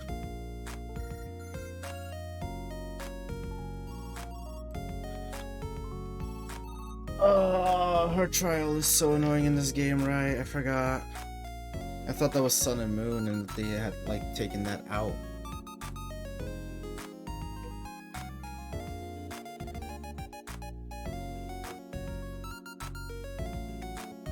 Sounds like a nice relaxing trial for once. Oh boy, this is...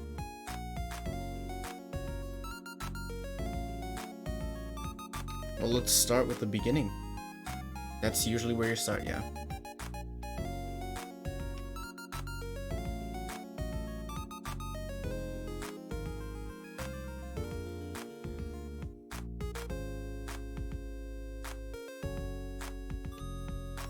Let me just look it up right now. Pokemon Ultra Sun Nina trial walkthrough. Oh god, Dutch site? No. No, never. Never.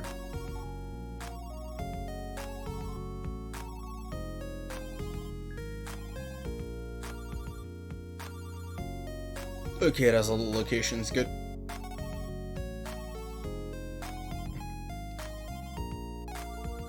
Captain Alima at Howley Cemetery. Which is where?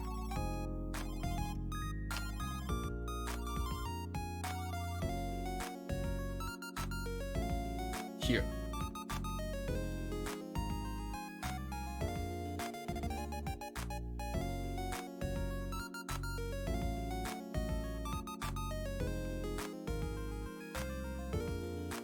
No, it's like not here. Right, destroy. Make sure that happens. Have a max elixir. Actually useful item.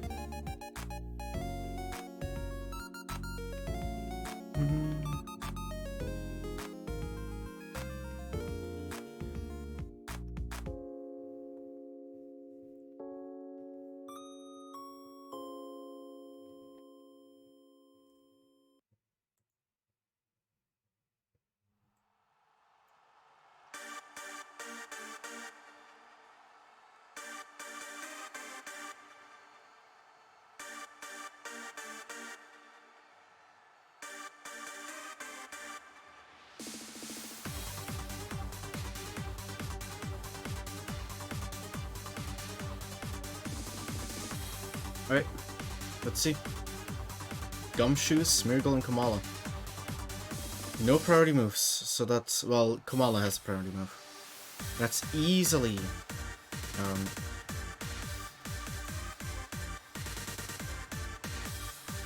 so Gumshoes, level 51. This is just regular one.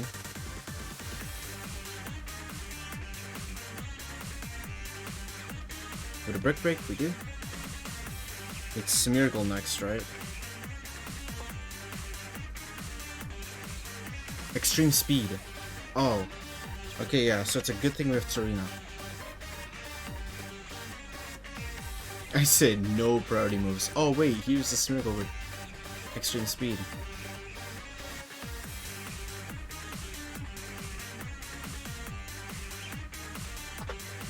And if I keep the Titanium Z on Serena, I can just nuke the Kamala. Sounds like fun.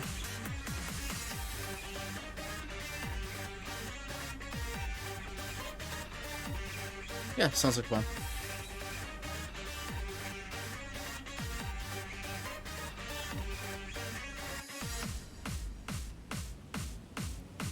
Greetings. Yes, please. Kick his ass. This is basically just like 5 trial battles in one. Crazy.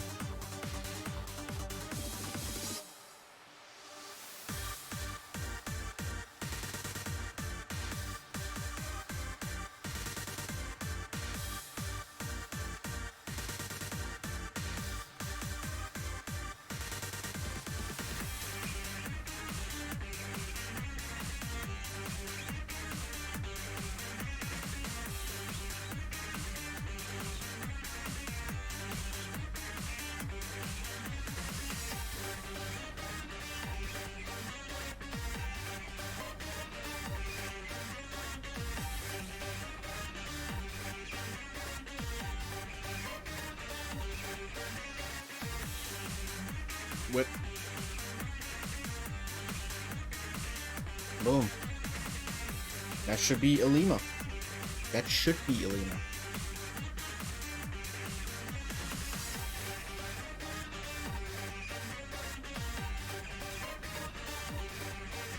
Yes, you have emerged victorious.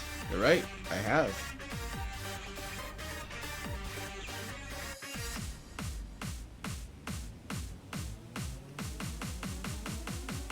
Please do. So it just takes me to Lush Jungle, where we will fight. Let me just type that into the thing so I can make sure what her team is. Probably has Lorantis, right? But yeah, we're fighting Mallow. In Ultra Moon, you fight Lana. So I think we got the better one of the two for the team that I have. Oh, but you still fight her in Lush Jungle. That's cool. So there's a Leech Seed, Horn Leech, and Shadowclaw Trevenant. So that's not a priority move now, is it?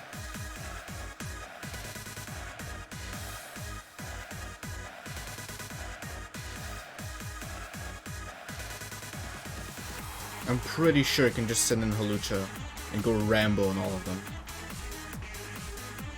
Let me check their abilities anyway.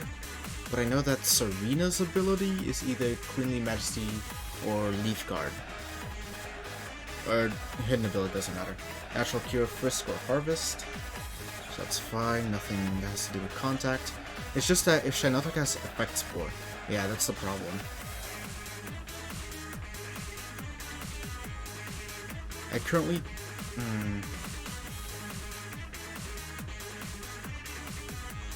Limber makes it so I can't be paralyzed.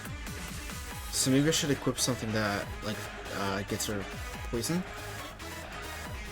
Even though Effect Spore can still put me to sleep then.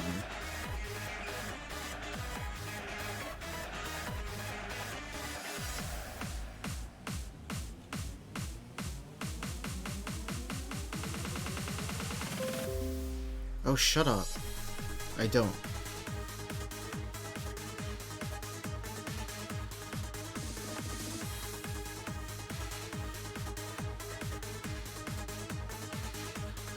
And then Serena, she doesn't even have Lorantis. Thought that was the theme. They get their totem Pokemon. I guess not. I wonder if a Z move would make contact, you know? I think that's an interesting hypothesis. Z move doesn't count as a contact move, even though you literally slam into them. But she's gone. Ah, she's being an idiot.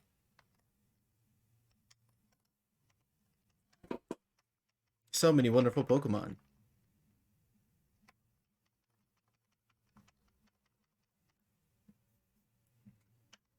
Dumb fucker.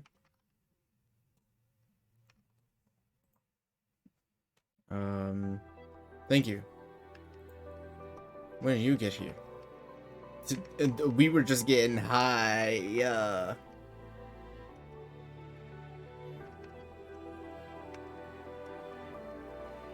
Oh, she looked cute in that art. The one time. Number 1.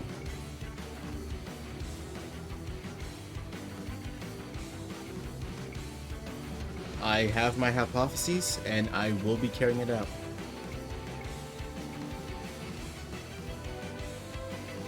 To the moon, baby!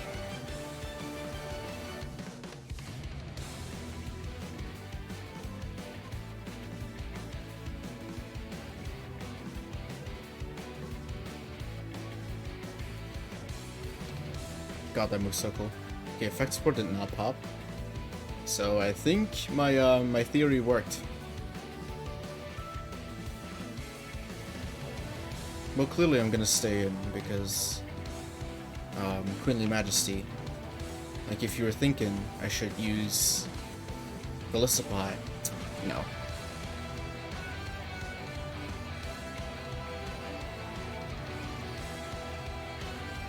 This green petal, I feel like some thick. She likes them long and skinny. Pretty please. Oh, this guy. Oh, you. God. Alright.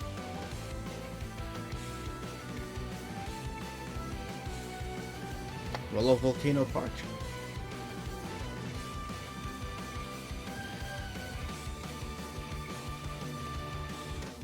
It's a good thing we're doing this at record speed, but there doesn't seem to be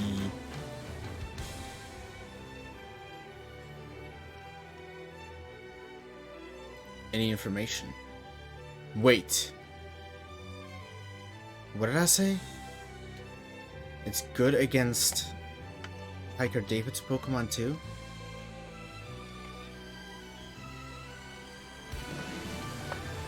You're kidding me. Trainer.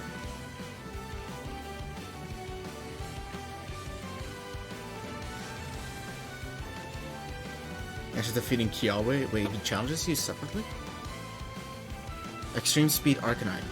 Intimidate. Which means we're using Serena. Arcanine. Level 51 as well. They're all level 51. And Serena. We're still Titanium Z, right? Then I could just use that.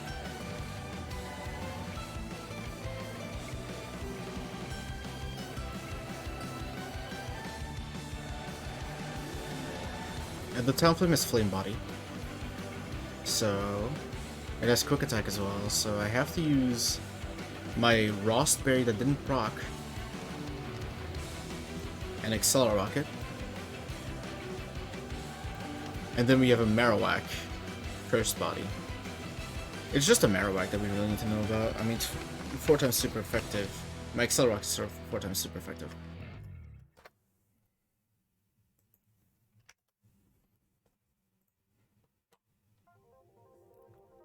Guess the real question would be if Lycanroc is enough.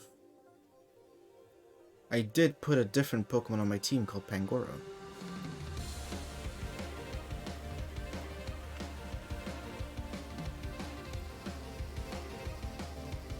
Unless it's just slower than it.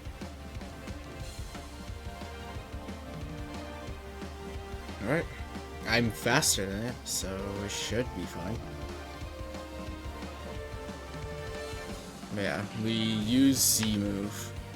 Wait, was that not calculated -1? Hold up. Arcanine.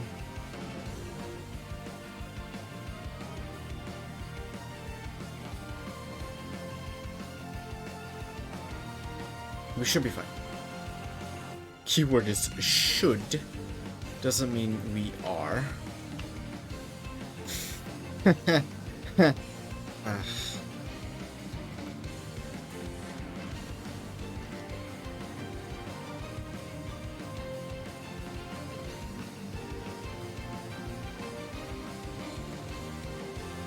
It was Kyoe, the best hiker.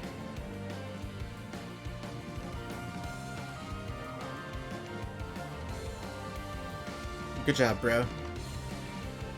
Of course. I'd like to burn in battle with me. Of course. Sure, I'll burn.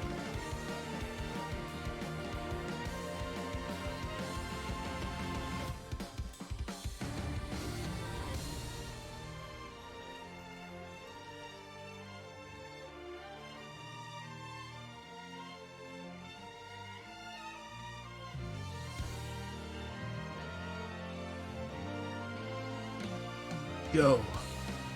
All out. Pummeling. I thought I was gonna do the edgy thing of like yelling out my entire move name. A critical hit that did not matter.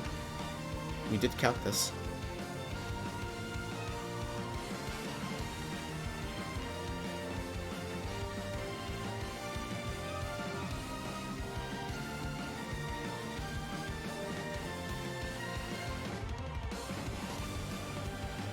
Didn't proc the flame body. Do we just stay in?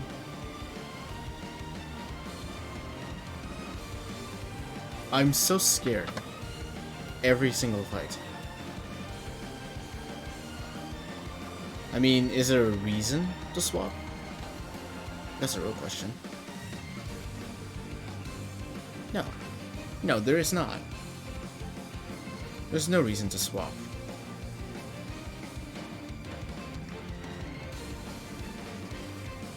Look at that. Another one bites the dust. And then there's you. I called you the best hiker. How could you? How could you do this to me? You disgust me.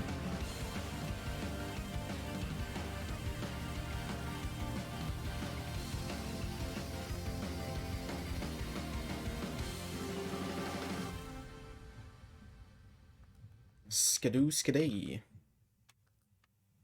Do you know the way? Boom. There it is.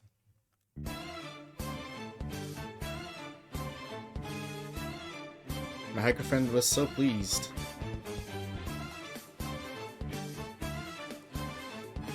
Yes, please.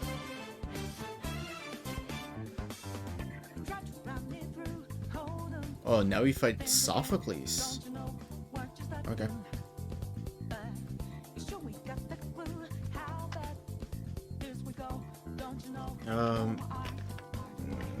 Mount Bokulani.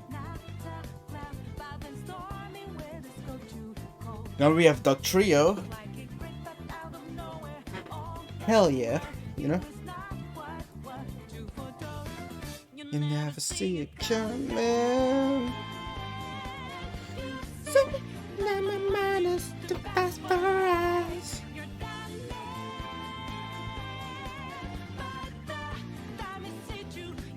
Damn it, I have to Bulbapedia it again. Nice. That's a very good sign.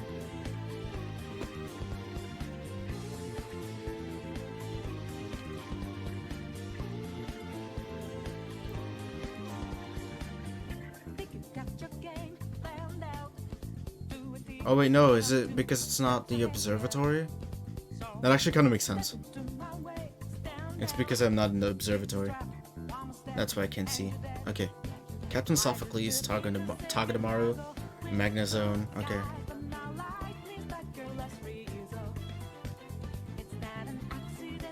The Togedemaru has Spiky Shield, but this time I don't have to worry about it calling anything.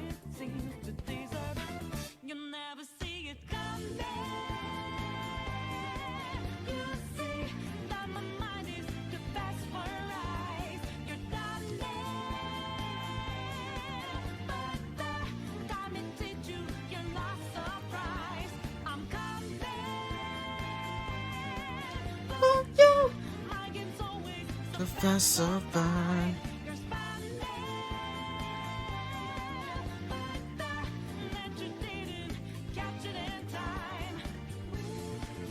Togedamaru. Dachio. That's what I was looking for, actually. Togedamaru. Togedimaru. Jesus. I keep forgetting.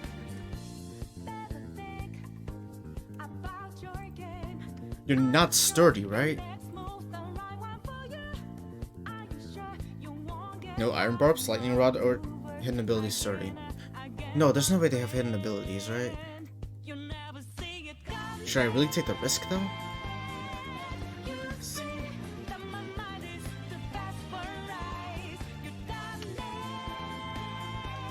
Wait.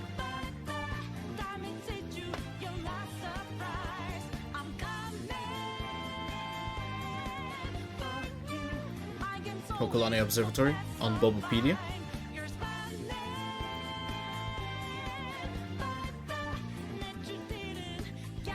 Iron Barbs Togedamaru. Okay, we're fine. The sturdy Magnezone is real?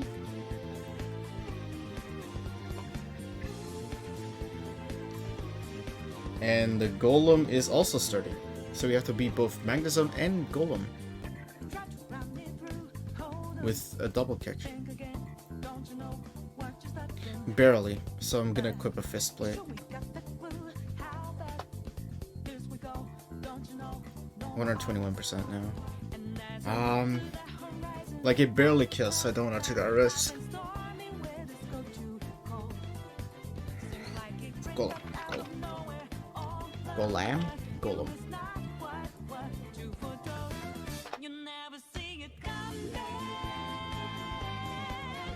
Its defense is way higher, but double kick barely kills.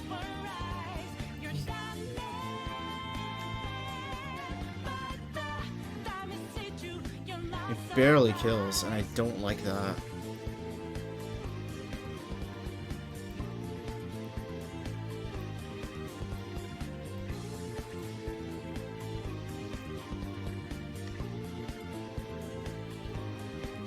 We got like a choice band.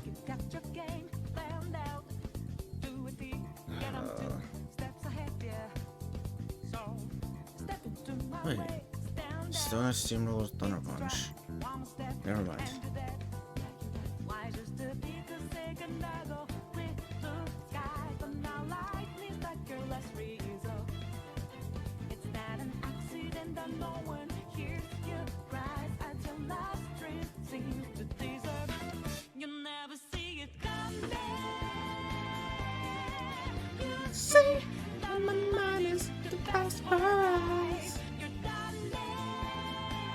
This is in a different room? Like this one. That was Softy. More like Softy. You got him. I'm ready for you. I believe in my Pokemon's strength. And I believe the fucking bitches.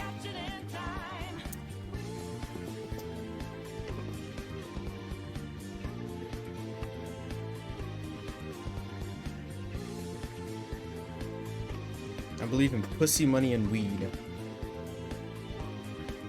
In a battle, there is no such thing as calling for backup. Rely on your own strength and die for it.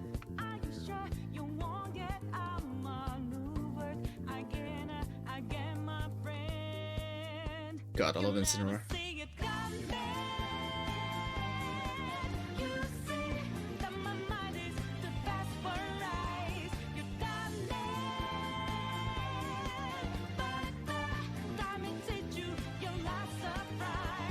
I barely...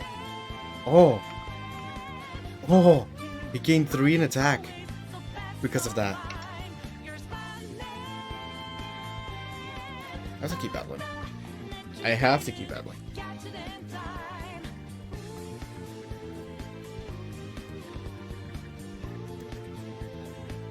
Yep. Yep. Oh boy.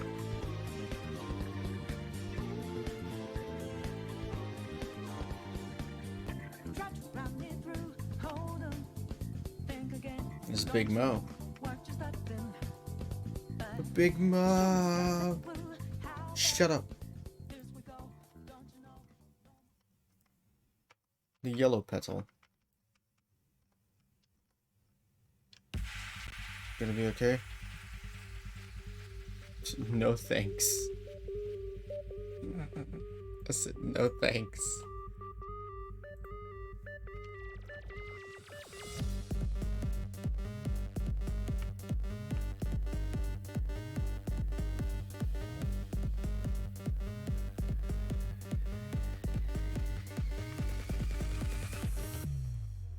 What the hell?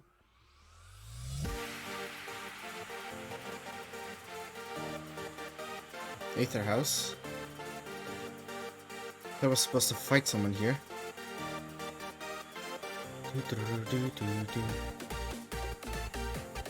Alan Kahuna Nanu. Wait, we have to fight Nanu again?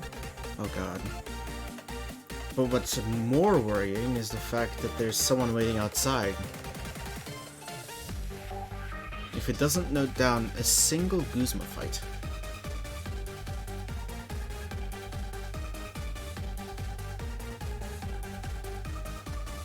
I won't be worried. Okay. It doesn't say anything about a Guzma fight, so if we suddenly fight Guzma here, yikes. Okay, so there's a Sableye with Power Gem, Dark Pulse, and Shadow Ball. So we just have to worry about one-shotting that.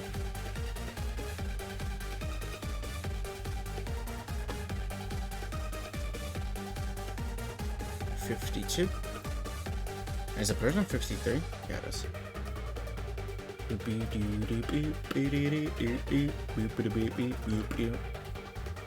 Apparently Incineroar one-shots over Darkest Lariat, and I love that.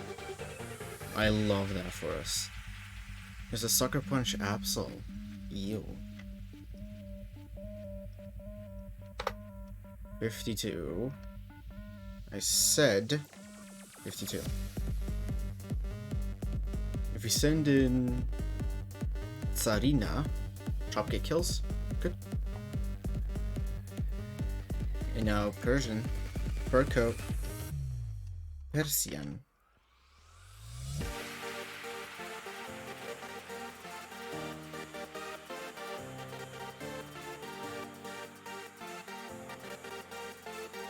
I'm just gonna say that that does half of what it says on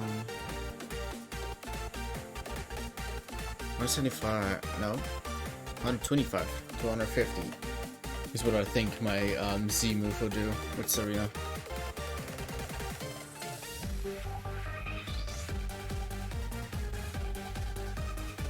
Because the thing has Fake Out, and you know, I'm gonna put you up front. Well, I'm gonna put you next to Salt. Oh, it's you. You're not doing nothing.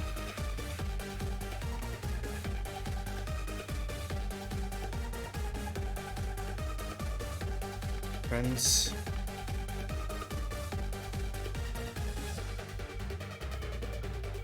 A Grip Claw.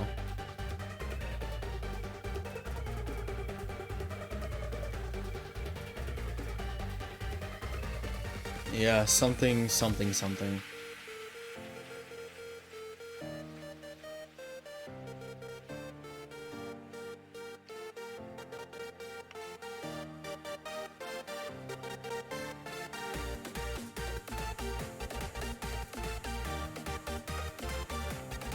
I did it. You boy. Just take it. Sure. Yeah, I agree. Just give it to me. Hell yeah. I don't know why he just decided, no, let me not. Oh, it's an Ultra Moon thing. Wait, what? You only fight him in Ultra Moon? What does that even mean? Is that because Mina is only a fight in Ultra Sun?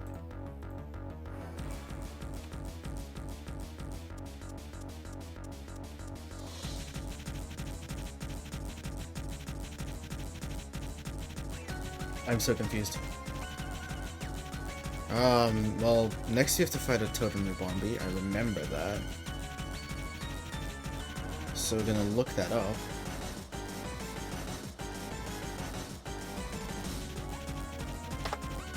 Seafolk Village.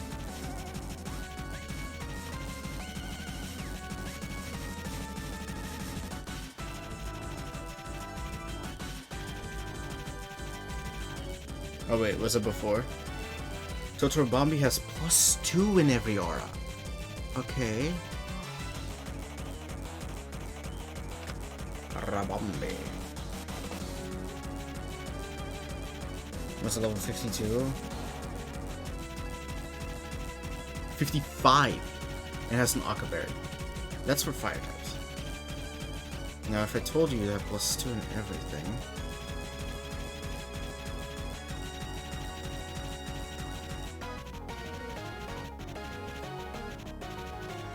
That means it would outspeed me.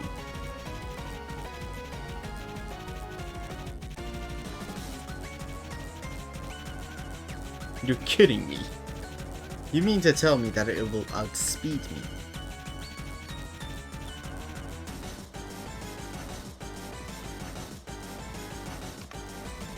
No matter what amount of speed I would give you, I'd never outspeed, right?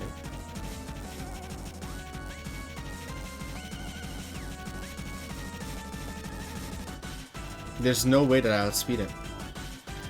There's a 0 way that I outspeed it.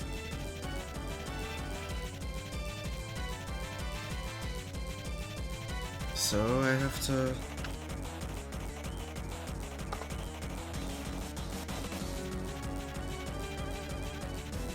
There's something else I can do. Remember? Wait, what does shield this do again? I forgot. I forgot. Prevents can be frozen by blizzard or may flinch by... Okay, yeah. So it just prevents like freeze, burn, paralysis, flinching, but I can still use my priority move, right?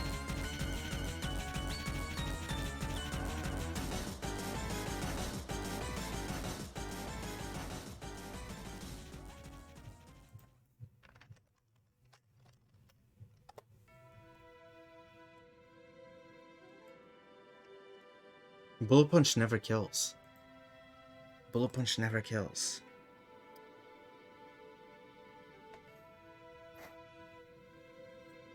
Golisopod. First impression. Please. Please, you know? Now this seems to be the best case scenario. Is Quick Claw. Quick Claw Ironhead seems to be the best case scenario. Really?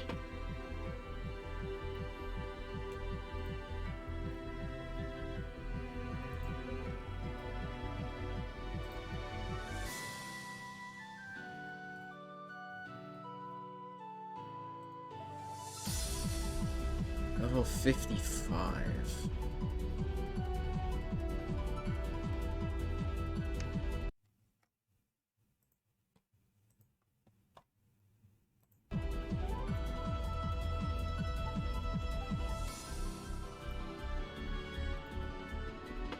So number 1, it goes for Quiver Dance. Number 2, my Quick Claw pops.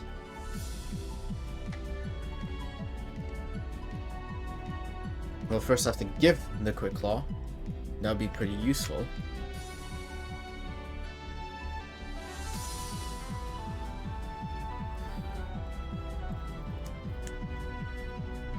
So yeah, there are 2 case scenarios, and that's Quick Claw Pop or Quiver Dance.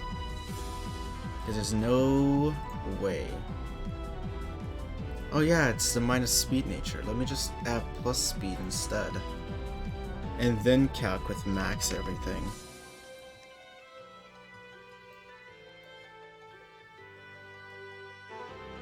And it's impossible with a minus speed nature, right?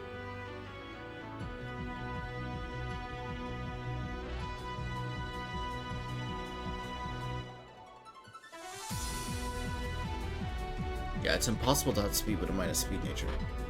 If it was neutral, it would outspeed.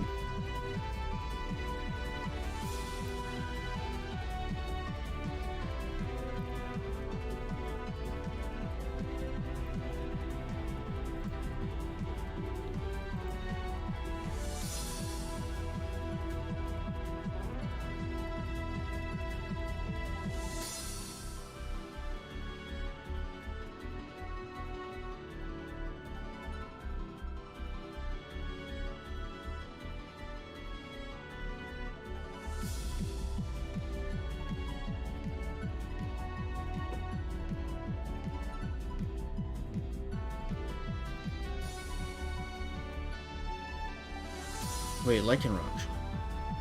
Accelerock is super effective. Yeah. Accelerock is super effective.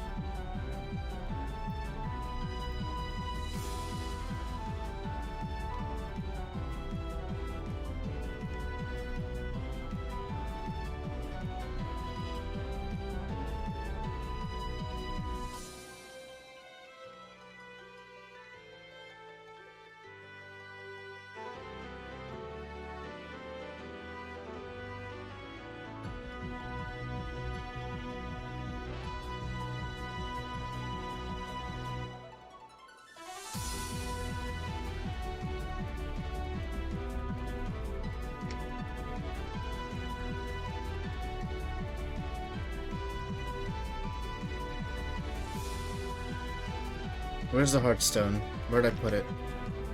There I put it. That's where it was.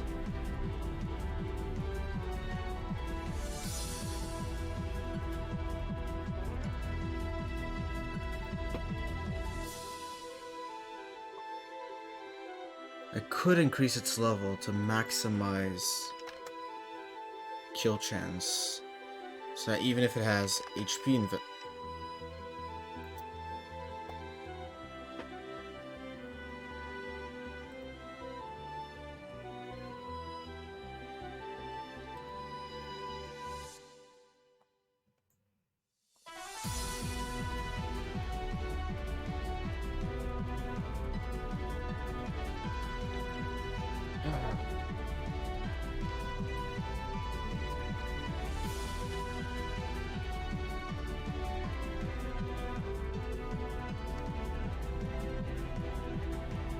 Let me do something real quick.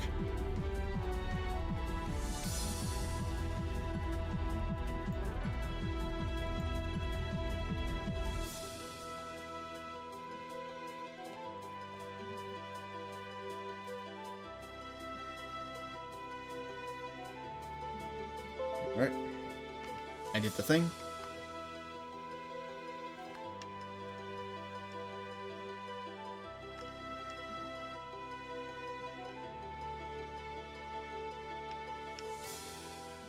No, wait, this is the wrong place. And I'm lagging profusely. Profusely?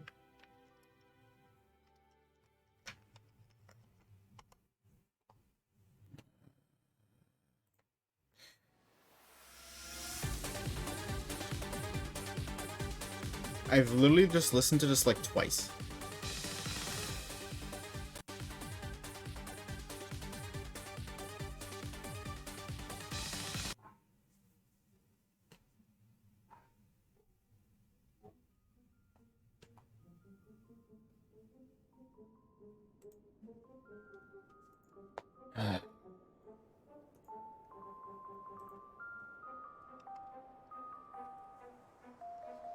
Come on.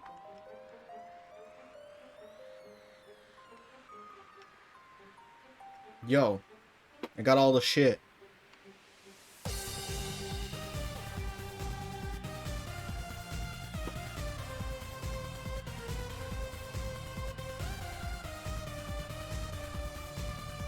One rainbow flower. That's cool. It's your toughest totem yet. It's +2 and everything. Let me tell you. It is the toughest totem. It's even stronger than Ultra Necrozma. B. It is stronger than... I mean, if you think... Yeah. It is stronger than Necro. In a way, it has an aura that's stronger than Necrozma's. Fucking crazy, by the way. Its stats rose sharply. Jesus.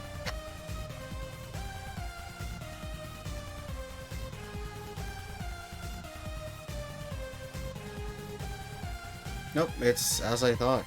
It is as I thought. It survived with so much, though.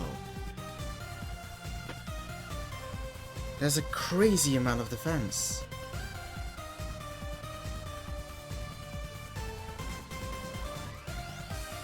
Like, again, it's max defense. Wait, don't tell me. Bug bus, check. Check how much it does.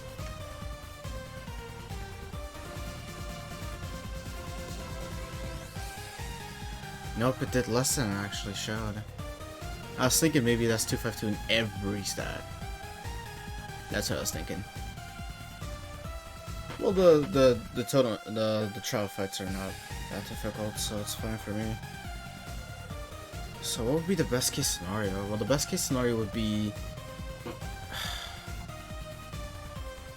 a crit. No. I have the Heartstone equipped. This is Heartstone damage.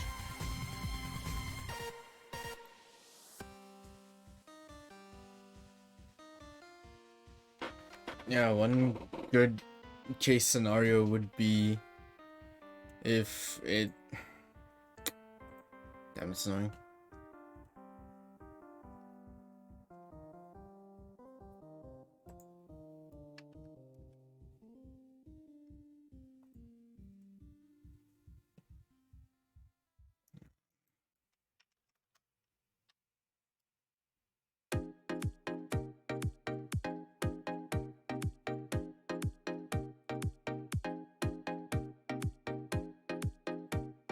Well, it isn't impossible.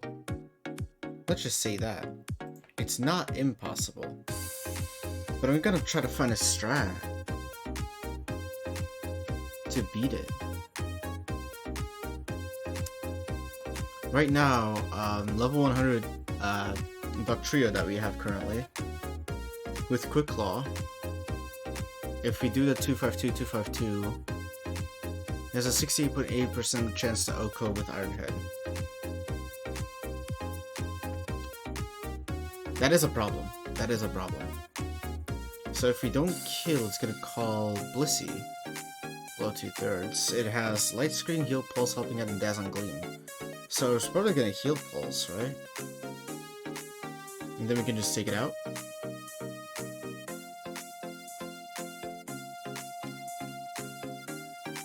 There's just too much going into it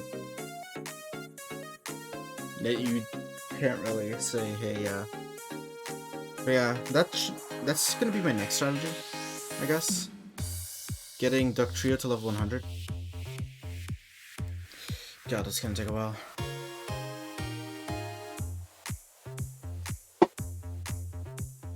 And then Quick Claw. That's gonna be the next strat we do.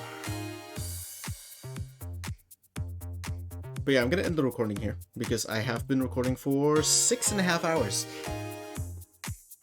It's a lot of time, so I'm gonna take a break. I'm gonna eat something, and then I'm gonna come back and see if this theory does in fact apply. Let's see if my save state is right.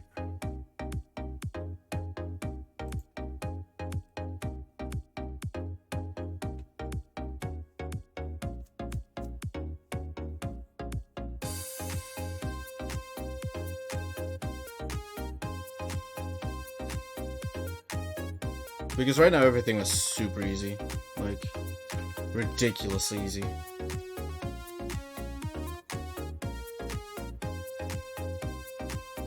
Like, ridiculously easy.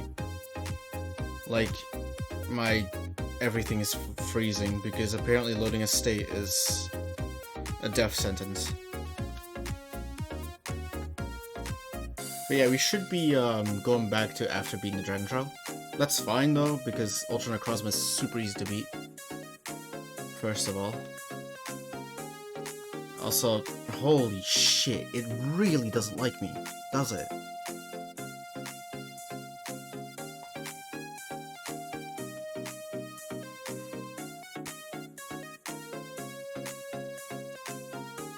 2.5% CPU usage. Yeah, you're fucking capping, dude. Oh, I keep forgetting I have to put something under my laptop so that it doesn't.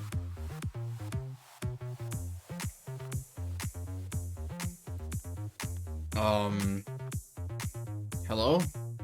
Are you gonna load it anytime soon? Are you gonna load my state anytime soon, or is it just like a done deal?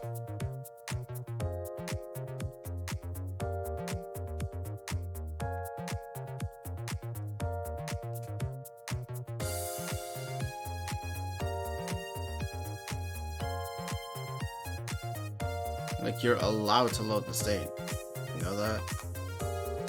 You're fully allowed to load the state.